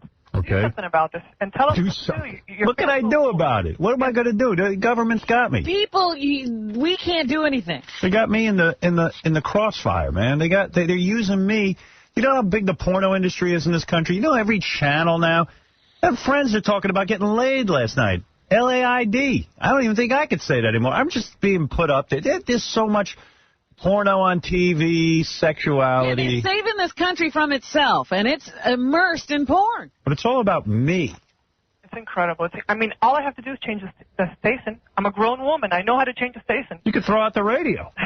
You don't even have to have one in your house. Is there any chance that there's another station you can go to? Is Clear Channel the only choice we have in Miami? I don't know. Pretty much, I haven't looked into it yet. I'm just trying to figure out what's going on. I'm not even sure if I'm permanently suspended, like, is it fired, or am I fired, Tom? Does anyone know? Oh, from those 6 stations? Yeah. I don't know, but it sure sounded like. It sure sounded like that. But they're saying that, I don't know what they're saying. It sure sounded that way. They haven't informed me of Listen to anything. the guy. He says you're just not going to be there. Right. No, okay. So I guess I'm fired. But one On thing Monday, I I'll would know say- for sure if I'm fired. Right. I would say one thing to answer this woman, and I mean, what's gotten us here is a really vocal, well-organized minority of the country that is doing everything they can to get their voice heard, and they're doing it by rattling the cages of their elected officials, who then rattle the cage of the FCC. So I just think these guys are even taking it upon themselves. Most people in this country do not want this show regulated. Right. But how do you get them off our ass? Well, when the guy, when the guy in Congress can say there's 270,000 complaints leveled at the FCC, he's got a mandate to go forward and do something. By the way, I think there's a key statistic missing in that. You know, the 270 or 350, whatever it was against 343 broadcasts. Yeah. So you take that, so there's let's say it's 343. There's 1,000 people writing in and complaining about each one of those broadcasts. And by the way, So it's a small minority of the population. By the way, it's not even 1,000 people because the American Family Association pays people to write letters to the government. No, I mean, it might be one person That's right. who's just got a bug in their And ass. we're being taken down We're by getting that one the person. I'm sorry, but we're getting the same bombardment of emails that you talked about. Mel told me last night he got 4,000 emails when this thing went down. But it's close. And it's all from the American Family Association. It's an AFA website. So, yeah, I mean, people have a voice. I mean, this is still a democracy, and people still have a voice, and they need to exercise their right. George W. Bush is coming out with horrible, hateful statements about gays. He's getting involved in their bedroom. He has no business being involved in it. There's no thing in the Constitution that says who can get married and who can't. He wants to make that a constitutional amendment. Do you realize how whacked out of his skull this guy is? I don't know what's happened to him. He's become a religious fanatic. He's gone crazy. He should be in the movie. He should have played Christ in I'm that sure new he's movie. crying at the Mel Gibson movie right now. Yeah, he's over there. He's probably sticking ashes on his head and crying on his knees. I could be wrong, but I think both Kerry and Edwards have also said that they're against gay marriage. They are. They're not against civil unions, and they don't want to. By the way, and you know what? They're wrong, too. But the fact of the matter is, you got to vote out the guy in office who won't even allow stem cell research. He's worried about abortions. We have to tell them these are not the things we want them involved in. And he appointed Colin Powell's son the head of the FCC, who has created this tone. I don't care what you tell me. He's the guy. Do you think the guy from this... We need a regime change. The Taliban is in office. We need to get him out. Could it be possible that the CEO from Clear Channel has something to do with the Hilton family? No. Now you're looking in a silly place. Conspiracy theories, Yes, actually, that is it. Probably, you're right. Well, let me tell you that most people they live their lives like Groundhog Day. It's the same thing over and over. And the only thing they have to look forward to is something that's spontaneous and it's entertaining like you are. Listen, you made an accusation. Howard, I want you to fight this. Why don't you fight it? Well, we are. What are you doing? Let me hear what you're Well, doing. that's why I called to see where we should write to. Absolutely. That's why I just wanted your direction. But we're doing something. Right, because I don't know what to do. I've been involved in this fight now for over 10, 15 years. We've been fighting, and this is where we've gotten. You know where we got? Nowhere. I'm banging my head against the wall. The audience can't be apathetic. All I know is Rome was burning today, and I'm feeling a girl up in the studio. Okay? That's what I did today. To fight this thing. Yeah, that was fun. And that was Tom, great. get him on another channel in Miami, please. All right. Thank you. Thank you. for all the years. We love you. Thank you. I love you, too. Bye. You should come. You know what you could do, ma'am? You could come down here and bare your breasts and let us feel you. I don't think that's going to help. Help me. Help Artie a lot. Yeah, look at me. You got to smack the smile off my face. What else is in the news besides that? Well, of course, you said it. Gay marriage. Rosie O'Donnell got married yesterday in San Francisco as a result of the comments made by President Bush when he was calling for a constitutional amendment against gay marriage. Tell you what, I got choked up when I saw her on the steps getting married. I swear to God I did. Well, E2 is Rosie announcing that she is married. E2. I was pretty impressed with Rosie O'Donnell yesterday. The amazing stance that the mayor has taken, and for all of the people here who assisted not just us, but the thousands and thousands of other law-abiding, loving American families. I said E2. And what did I play? You won? You won. All right. We got married. There you go. And then, of course, she held a press conference after. And E3 is her saying how she got inspired to get married. We were both inspired to come here after the sitting president said the vile and vicious and hateful comments he did on Tuesday. So he's prompting people to action. That's nice. I saw the broad on the steps, and I said, you know what? Right on to her, because you know what? She got enough money. She don't need to be aggravated and put herself out there like that. Impressive. She got up there, made a speech, got married right there in public. Took some balls. You don't see Ellen DeGeneres taking some balls. No, Ellen's quiet. They're all quiet, a lot of these gay celebrities. That's her little TV show, because she hasn't made the millions yet. A lot of these gay celebrities are quiet, and you can't fault them because their careers will be ruined. That's true. But you got to hand it to Rosie. That's pretty brave. Getting out there with all those whack jobs running around with their signs. Well, they had already had a wedding ceremony. Yeah. But she now decided to make it legal. Now they've got a license. Yeah, I'll give her her due, man. That was pretty cool. All right, let me take a break. Just let me tell you one more thing about Sure. Clear Channel, since, we're talking about that. Down in Washington, they have some guy named Elliot in the Morning. Well, he's now being sued by one of the workers at the station, a woman there, because she says she was harassed by him. This is, what Clear Channel's been up to is hiring Howard Stern clones. The woman has claimed that this Elliot person... Elliot in the Morning is the guy from Z100 who used to be a top 40 jock and was a goofy. Yeah. Then he heard us for years, and he went down to D.C. and became me. Yeah, so... Except he actually sexually harasses people. Right, She says that he allegedly false and defamatory statements about her. She's an office manager at WWDC that exposed her to public scorn. According to the lawsuit, Elliot claimed she was having sex with a fellow employee and that her job at the station meant nothing, and he urged his listeners to call her on her office phone and harass her. Wow. He says one caller told her she was a whore who had an abortion. So she is now suing the station for $3.25 million. Yeah, I don't know. I really never heard him, but someone told me it was the guy in the evening, the Z100. He was like... Yeah, he was up here in the afternoon or something. He was like Elliot Elvis or something. Elliot Orphan! In the morning, you didactic, facetious... Call in! These guys should just all name themselves Howard Stern. Right. And get a Stuttering John and a Gary and a Fred and a Rob and a Artie. No, Ben. Just kidding, man. All right, we'll be back right after these words. Well, thank you very much, Belly. That's a very worthwhile enterprise. We want to thank all of you folks for coming out tonight and volunteering to help us here answering these telephones. And by the way, I want to address something real quick here.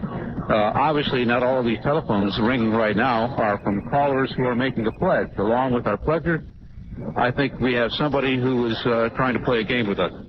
I'll give you fair warning right now. We're going to have these calls traced, and we will prosecute. And if these calls don't stop, you're blocking us from getting people who want to call and support public television, and we will prosecute you. So be warned. Beware.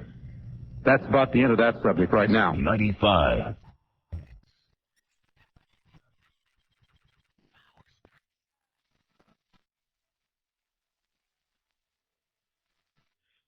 Hey, Mark, you're on the air.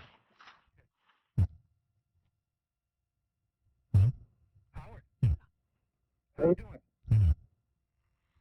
I gotta tell you what I've been doing. Yesterday, when this all came down, I did an editorial on America Online and recommended that everybody dump their Clear Channel Communications stock.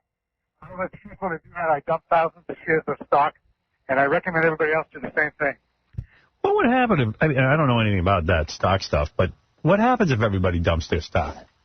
Well, The they'll company lose starts some to lose money. How does that work? I mean, I really am that naive. Your stock price goes down when, it's the supply and demand. When your stock is sold, it has a certain price. When people start to dump it, it starts to drop in price, so the value of your company goes down. So then if everybody listened to me, Howard, and dumped their stock would go down and they would lose billions of dollars. And I'll tell you something, you guys make them so much money. They have winked out to the government. I think it's disgusting. I live in Boston. And we're WPC, and they're brave enough to consider the station and running your show. And I love your show. I listen to it every day. And I think that people should have a right to listen to it. If they don't want to listen to it, they can shut it off. The government has a hell of a nerve. And the only way we can do this is if everybody out there that owns Clear Channel Communications stock company right now. Say goodbye to it. Hey, I'm going to look into that because maybe that's something that people could do. But I don't even know. Like it might be Martha Stewart or something. If I Not at all. No, it's not inside trading. I'm just saying. I posted this on America Online yesterday. I got a ton of reaction from it. And I just think that everybody out there says this. You know, you might be able to push your Clear Channel to actually make a decision that is in the best interest of the public, which is, of course, putting you back on the air. What's funny, Tom? I was just thinking the analogy that I drew this morning with John. One of the things I said was stock, and if people want to sell your stock, it loses value. If people want to buy it, it goes up. Yeah. So if people start selling any company's stock, if there's more sellers than there are immediate buyers, price is going to go down. Yeah. But won't people try to take advantage of the low price and buy it? Maybe. Hey, this works. But it does tend to drive that price down. If it works, I want to be a guest on the show. How's that? Hey, I'm all for that. Man, imagine that if those guys, like, their stock went down to 10 cents. Well, it wouldn't go down to 10 cents, but it will certainly go down exponentially if everybody starts selling it. What's the stock at today? I'm not even sure what it is at this point. It actually went up 20 cents yesterday. See? But that doesn't mean anything, though, because a lot of people, Went up. They dumped me and it went up. No, you know what happens, though? Yesterday was an upgrade in a lot of the media stocks. But what will happen is eventually, if everybody starts doing this in tens of thousands of stocks, it does add up, and it will have a negative trail. And I'll tell you what. And then if everyone took the money that they make off of selling their stock and bought Viacom, that would send my stock up. Right. Exactly. Which is what I got tons of shares of that. That is actually true. That's what I'm looking at. Now you're talking. Now here's what. Well, wait. we want to support the people who support us. Well, dude, I think we got a plan here now. Now you get me excited. If Mel Thomason is doing what he's doing, he's sticking by you. He is. I had dinner with the guy last night. He showed up here at 6 o'clock yesterday morning to say he supported us. He missed his workout. He did. Should I give up my workout for you to come by? Workout. I don't know. I don't know where he's working. No, he works out. Yeah, all right. All right. Don't worry. We're not criticizing. He looks great. Yeah. All right. Hey, Howard. So you're saying... Can I give a plug to my website? Yeah. It's pmpnetwork.com. pmpnetwork.com. Okay, brother. That's the idea. But everybody dump those stocks. CCU stocks. Get rid of them. Let me think it through over the weekend, and then I'll get on the air and start pushing that idea. Cool. All right, dude. Thank you. That's Mark. Thanks, bro. That's a pretty cool idea. Nice. Drive up the stock Viacom. I'll sell it at 50. Yeah. All right, here's what we're doing. Without even thinking. Yeah. Sell off your Clear Channel stock. Yeah. And buy Viacom. Yeah. I like that. Yeah. How do we get word to all the markets we're on? Yeah. Who knows if our listeners have any stocks? Well, I'm sure there are some stock owners out there. Of course there are. It's a good way to hurt these guys. Yeah. You want to do something? Dump your stock. Yeah. I wonder if that's going to work. It's not going to work. I wonder if it'll work. Let's fight on all fronts. Let's try the stock thing. Let's try our letter writing campaign. Let's try everything. Yes. Let's organize a Broadway production where we all get together and dance. Come on, we'll put on a show. Right. And then if Artie gets an address and... Yes. It's already working. The stock's off 23 cents already today. Is it? See there? Wow. Just from one mention, people are selling it. Well, I have to get on the air and do a concerted effort. I'm going to get into that. You got to pound away at it. I'd like it if everyone would just start buying Viacom. Forget about Clear Channel. Well, hey, if you need money and you got some Clear Channel stock, get it and buy Viacom. Right. It's already down 24 cents since we started talking about it. Because Viacom cares about you, the listener. They do. I'll give them that. You got to say that. Maybe you don't like big business, but Viacom cares about you, the listener. There you go. I like it. I have Viacom stock in my very extensive portfolio. Oh, that's a scary portfolio. Oh, a lot of blue chippers on that one. I knew we'd come up with something. Yeah. We didn't even come up with it. No, but thank goodness he called in. Viacom up 4 cents already. I'll get on this Monday. I'll reserve a lot of time for that. I'll get all worked up over the weekend. You know I will. Good. Anyway, go ahead, Robin. There's tons of people sending us support, organizing. We could spend the whole show on this. Well, go ahead. All right. Judith Regan is in the newspaper today. Did you see that? Yeah, they skewered her. Yeah, she's the head of her own imprint at. She's the what woman is who. that company? She's got Regan Books. at. She's the woman. HarperCollins. She's the woman who published both my books and Robin's books. Yeah, and we love her. They say that a bunch of people have left her employee because they can't work with her. Clear Channel down 27 cents already. Oh, look at that. It's dropping. Just giving you updates. According to multiple sources, they say her age and everything, that's not necessary. The mother of two is a brilliant publisher with an uncanny feel for the marketplace, but she can also be enormously charming. But she is also, I've been told, according to the lowdown,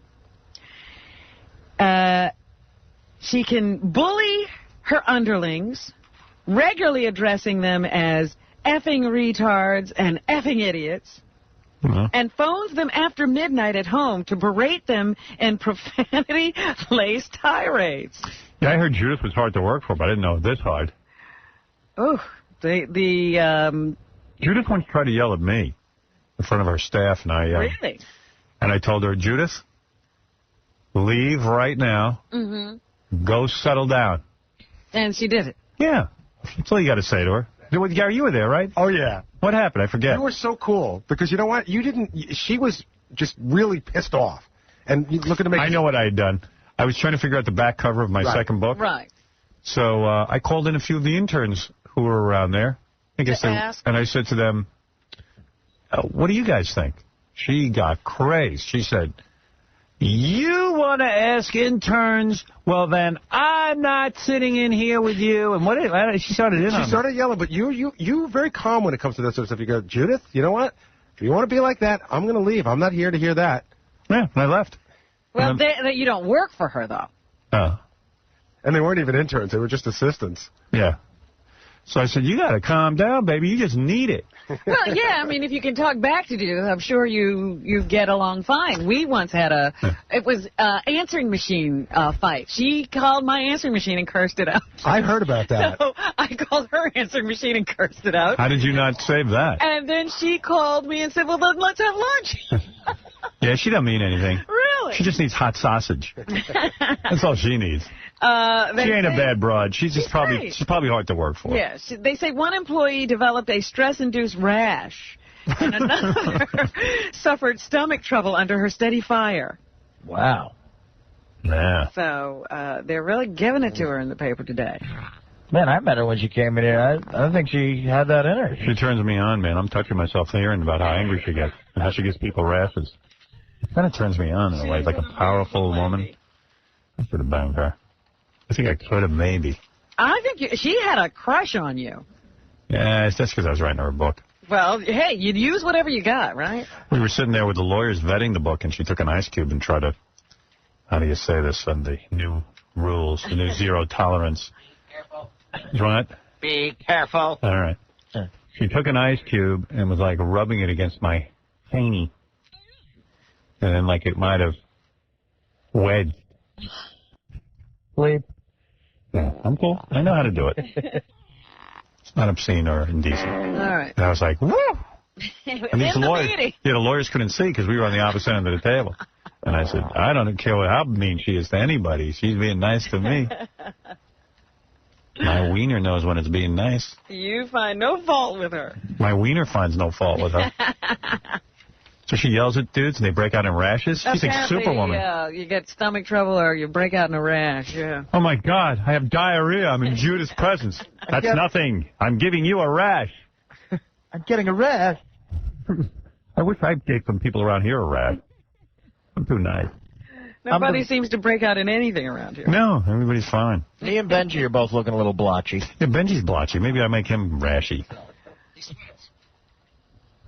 Is that because of Howard or he just sweats? When Howard talks, he often breaks out into a sweat. Is that right? Yeah. Well, it's nice to know. Holding his upper lip now. And John said he's afraid of you, so there you go. John's all afraid of me. God only knows why everyone's afraid of me. What do I do? I go home and go to sleep. John better be afraid of me, I'll tell you that. No, I'm not sorry about it until I find him. Yeah. A judge ruled yesterday that accused killer Scott Peterson can sell his story and the family of his slain wife suspects he's already working on a deal. So you know how they have those Son of Sam laws? You can't profit from your crime. But he hasn't been convicted of anything yet. Who's that? Scott Peterson, the guy who's accused of killing his wife and their unborn child. Yeah. So I guess he can sell his story and profit from it. I don't think he did it. Really? No.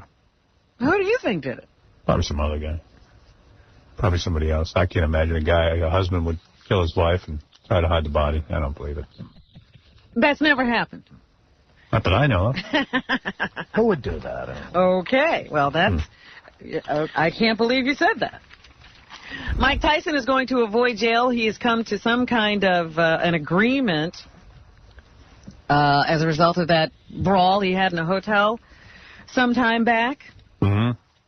In the 11th hour, just as jurors were about to be selected, Tyson admitted he attacked two autograph seekers who threatened and harassed him. How could Tyson be broke? Because he spent all his money? Oh, come on. The guy made hundreds of millions of dollars. He's got nothing. He's saying he says he's this close to living on the street. If he doesn't sell all those houses. Oh, I thought he sold them all. No, he still has the Vegas house from what I Oh, really? Because he's $35 million in debt. Look at these guys. I don't know how you get $35 million in debt. If you spent all your money.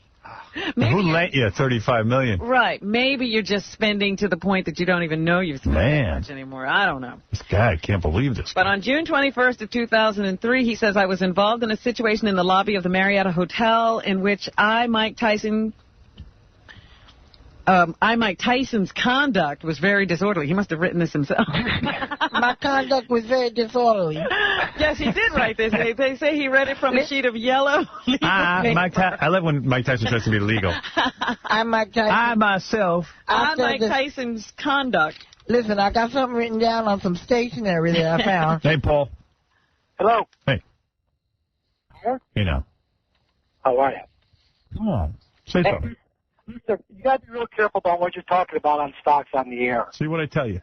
Well, that's why you have to research this. Oh, and you had also made the comment that what happens if I buy it at a lower price and it goes back up? Now you're starting to manipulate stock prices. There's a couple guys on C-SPAN that got in a boatload of trouble for doing that. You got to be very careful. I ain't saying anything yet. Hey. That guy just called in and he had a suggestion. We don't know anything. I'm researching it. That's all. I'm just saying this for your own good. All right, thank you.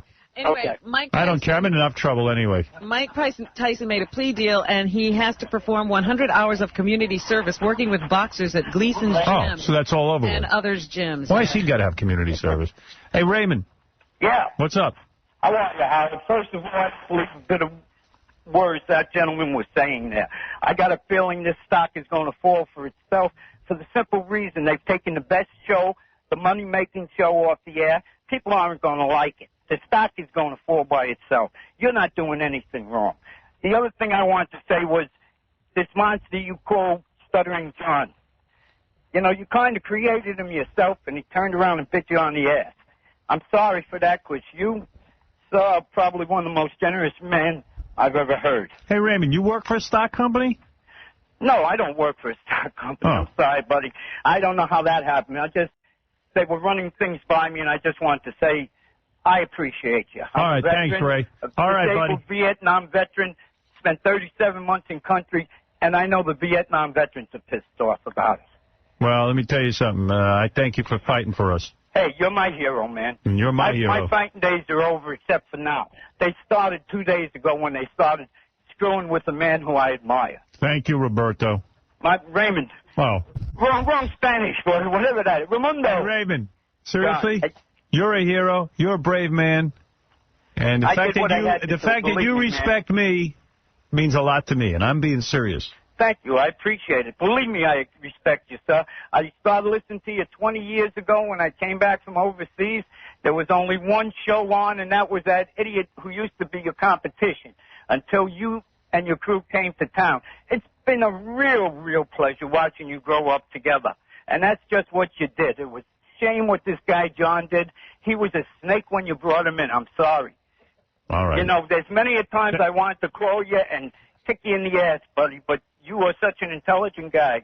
Thank you. You know what you're doing, buddy. Thank you, brother. Thank you, my man. All right. That man fought for our right to be on this. That dude, that's the dude who should make the decision whether I should be on the air or not. Right there, Raymond. Or Richard? Raul. Roberto. No. I think it was Raul. No, Raymond. Geraldo. No, that guy's a hero. Guy was in country. Yep. 30 months, brother. 37 months, he said. That ain't easy. And now he's disabled. You're damn right he's disabled. He went over there a whole man. Yeah, but I'm not going to get into it. We got to get out of here. You go ahead. Finish the news, Robin. All right. Let me see. I'm not going to do that. That's a brave dude. That's all I'm saying. You finish the news. I'm going to do my community service. Anybody who sets foot in Vietnam is... And I'm sure he didn't want to do it, but he did it anyway. I know people, they want to go visit Vietnam now. I'm talking about like a tourist thing. Oh, yeah, they're trying to get all kinds of things going. You got to be crazy. I wouldn't go. I'd be scared. They got to still hate us on some level. Yeah, what do you think is in that food you're eating? They published the list of billionaires in Forbes magazine yesterday. And William Gates III is still number one at $46.6 billion. He's the owner of Microsoft. He lucked out when he took that. Well, they didn't take it, but he bought the technology from IBM. Yeah, but I thought he was giving all of his money away. How does he keep getting more? Oh, come on. He's got Windows. Yeah, but he's giving it away. He can't give it away fast enough. I can't believe there's that much money in Windows, but he's got it. Warren Buffett is number two at $42.9 billion. The singer? Jimmy? Oh, no, Jimmy Buffett. Warren Buffett. Jimmy Buffett tours year-round, brother. I'm sure he's got a lot of money, Jimmy Buffett. He's right below Warren Buffett, his brother. But among the new billionaires is the author of Harry Potter, that J.K. Rowling is What's she worth? billionaire. Billionaire. $1 billion. Hey, good for her, man. She was like homeless, and then she came up with that horrible... Yes, she's on welfare. I got to come up with a horrible book. I wrote a book. I didn't become a billionaire. She was on welfare, and now she's a billionaire. You got to come up with a book of mine, so like that Harry Potter. You know, just make up some crap and put a kid in it. A kid's book. That's what you do. You make a kid's book. Yeah, but you see, that's a kid's book that adults like to read. Really? How am I going to do that? That is not true. That's what they say. They say that, but it isn't true. You mean... They'll say that about you, too, if you get enough kids to read it. Those kids grew up and they kept reading them. Wow. I don't even know kids buy books. I don't know any kids that read books. Of course you do. Who do I know that reads a book? Doesn't your daughter read books? Only if they assign it to her. She's not going to go read it. She doesn't just read books for pleasure? You kidding me? No kid does that. I do know some. When I was a kid, the only book I ever read was Peter Cottonballs. Cotton Balls? Whatever his name was. I read... And my mother made me read it. I loved books. That Peter Cottonballs. I got it. Here comes Peter. Yeah, that's it. Yeah. Peter Cottontails. That wasn't the... Peter and the Cottontail and the Wolf. Yeah, that one. That's the one I read. And Canterbury Tales. Cantaloupe Tales. Cantaloupe Tales. Whatever it was. I mean, I read like 2 books and they sucked. I did a book report on the same book 7 times. Oh, my goodness. Yeah, me too. Every class. You know what the book was? It was a 70-page book called The Hank Aaron Story. Oh. Every year. Same book report. Every single year. Time to dust off my Hank Aaron book report. Would you update it a little bit every year? Yeah, it always ended the same. Scott, the engineer, came in during the commercials and goes, I want you to read, my son wrote a book book report, or some kind of report. He had to write something about censorship or something? Yeah, I want you to read, and I'm looking at it saying, I'm dizzy. And he's standing over my shoulder waiting for me to read it. Right, I go, I'll read it this weekend. He was going to watch you read it. I don't even read my own kid's book report.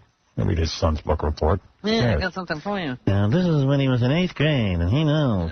If he knows, Clear Channel. That's some nerve walking in here handing me your kid's book report. I'm under siege, and he's handing me his kid's book report. Here, read this. What a creep. Here's his algebra paper, too.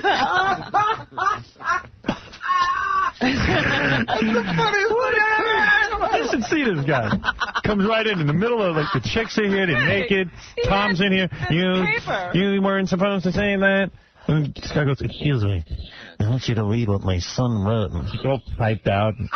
Yeah, right. I got 2 scripts on my desk. I don't have time to read. I don't read your son's book report on censorship. And you really made an attempt. I got to hand it to you. He also drew a bunny. You actually did look at it. I was trying to pretend. What is that thing you handed me? The book report. It's not a book report. What is it? He's the William F. Buckley It's of an Edison. 18-year-old's opinion on censorship, basically. Well, when did he write that? When? Yeah. He wrote it in, like, the last week. But who cares? I don't care. What do I know about that? I'm going to read your son's report on censorship? And what am I going to learn in that? I'm reading the New York Times, for Christ's sake. Court decisions will be based on this paper. Well, you're into that son way too much, dude. We all got kids. I'm proud of him, I know. We'll get Proud of him. You're banking on him to make a living. You act like you're amazed that he can do anything. I am. He came from me. He wrote a book report. So what's his conclusion? I got to read this thing now? No, don't read it. Rip What it does up it if you say? wanna Well, what read it. did it say that you wanted him to see? It said that what the government is doing is totally ridiculous. It's Yeah, I know that. Why don't it's you outrageous. Is that a new thought? So why do I have to read it? Thought that. Once you read this, you'll see my son is great. He has clarity. What? I'm doing the phones. He hands me this stupid book. He's like, it's very profound, isn't it? So he's giving it to everyone. Should I show it to Howard? Should I show it to Howard? too? Yeah, he's trying to show it Daddy one of the office. No, I'm sorry, let me take a look at I this. wasn't showing it to everyone. Read it. All I know is I try to get through the first sentence of zoning. All right. Then rip it up. In every society, there is an emphasis on censorship. It is what draws controversy over issues such as free speech and social morality. You got to be kidding me.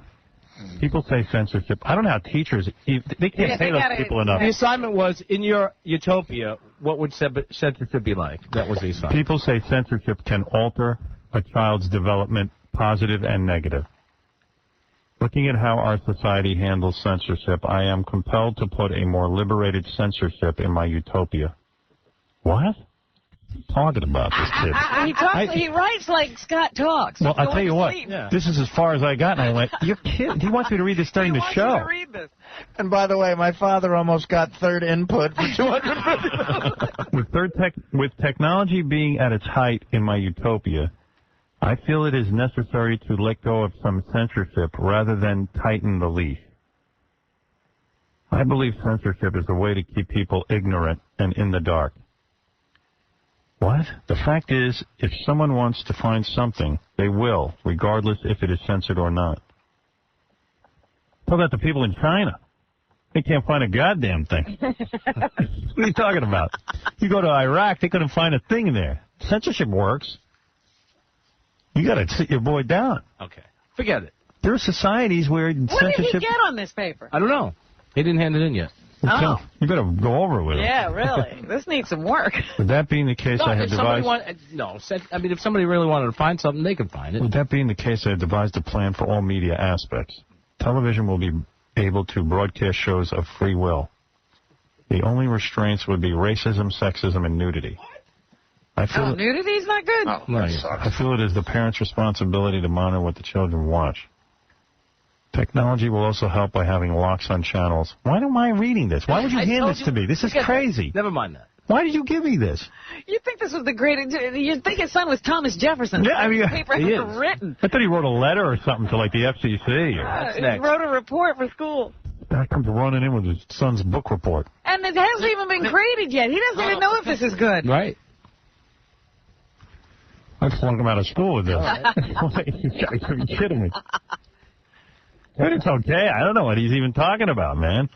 All right. You know what the other joke going around in the office? Who hands out their son's book report? Well, this is the other thing, Scott. At work. He was asking everybody whether he should ask me, and then he asked me. You know, his son's band is playing with Thin Lizzy somewhere next week. And he wanted to know whether we wanted to give away Thin Lizzy tickets there. And I explained to him that the lead singer died 8 years ago, and those guys running around as Thin Lizzy, I don't know who they are. But T-Rex was the guy who died. No, the lead singer Thin Lizzy died.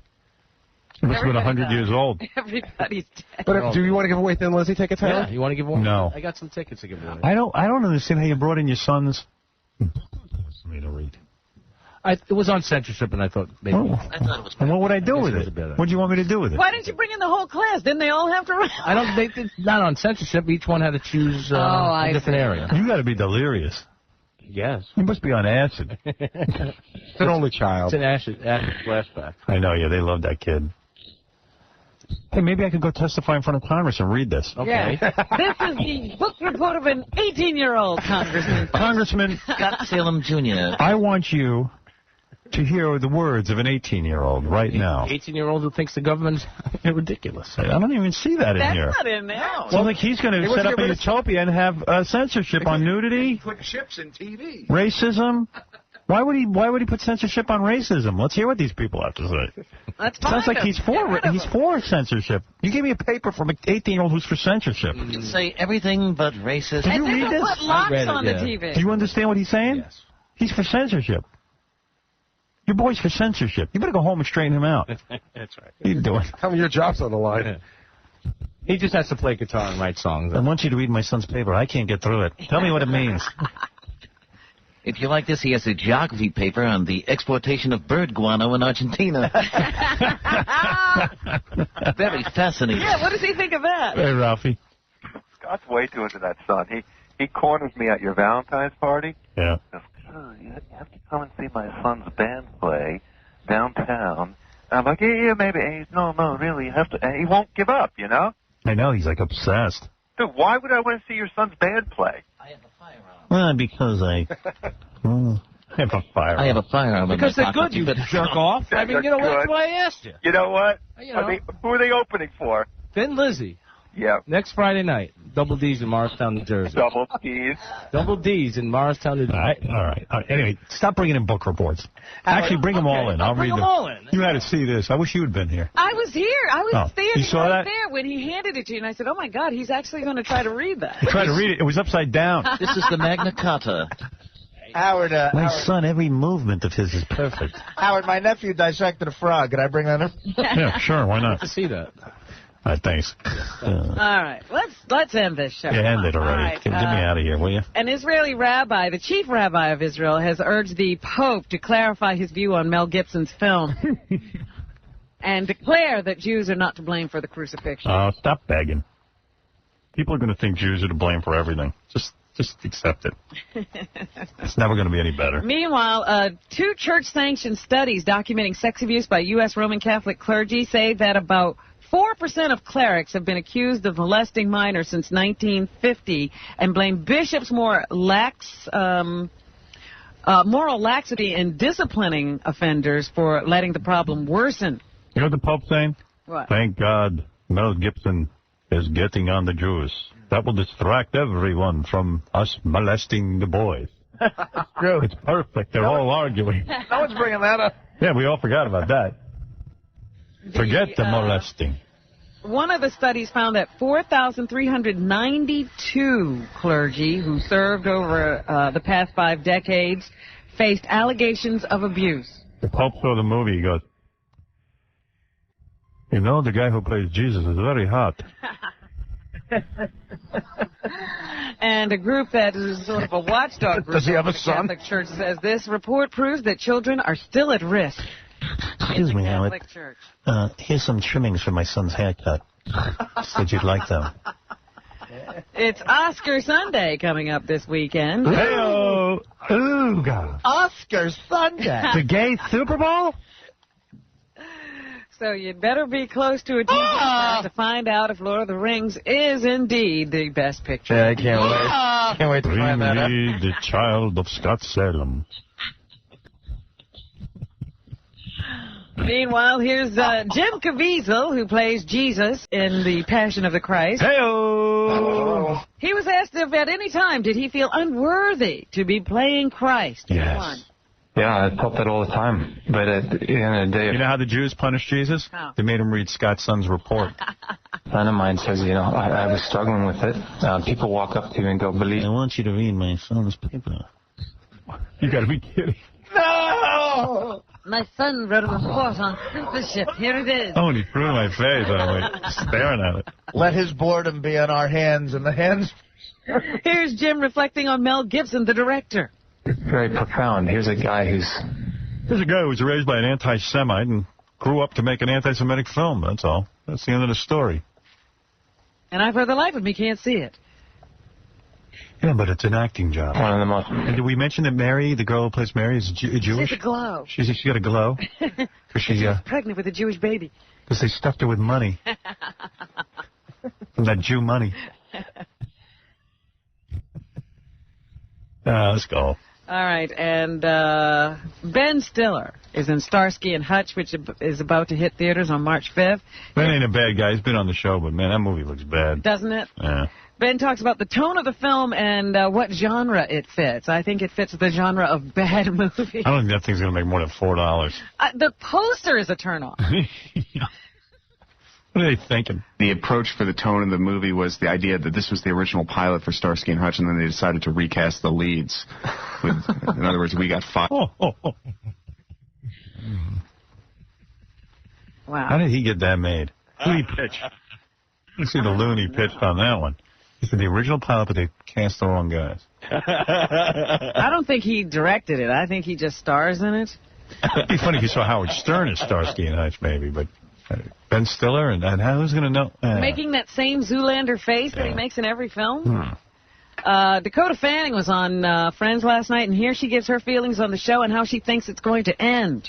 Oh, God, I love the show, and no, I don't know. How about George Takei as Starsky? Yes. Howard Stern and George Takei as Starsky and Hutch. Believe it or not, I've got to get some information from Huggy Bear. But that's the 6th time today you went to Huggy Bear's pad. Yes, Huggy Bear and I are getting very close. I think that you two, you and George Takei, should take over those Nathan Lane and Matthew Broderick roles on Broadway. I'll do it. Oh, springtime for Hitler. Now, Howard Stern and George Takei on the producers, the Mel Brooks smash hit. Who am I? I guess I'm Matthew Broderick. George Takei's Nathan Lane. Springtime for Hitler.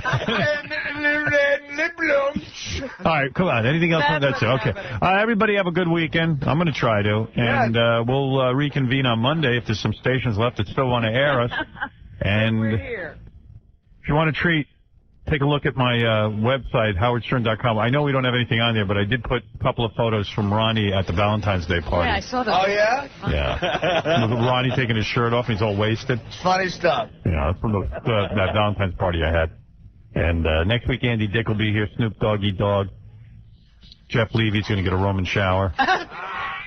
We'll be here. Coming soon, Rebecca Remains Stamos. The returner. The return. We should see if we can get Rebecca to play that question game where we... I know. You know what I mean? I want to squeeze her boobs. Do it. You never did that? Nope. I want to. All right. Hey, thanks to Sam Phillips. Go get BustyCops.com and NickNova.com. All right.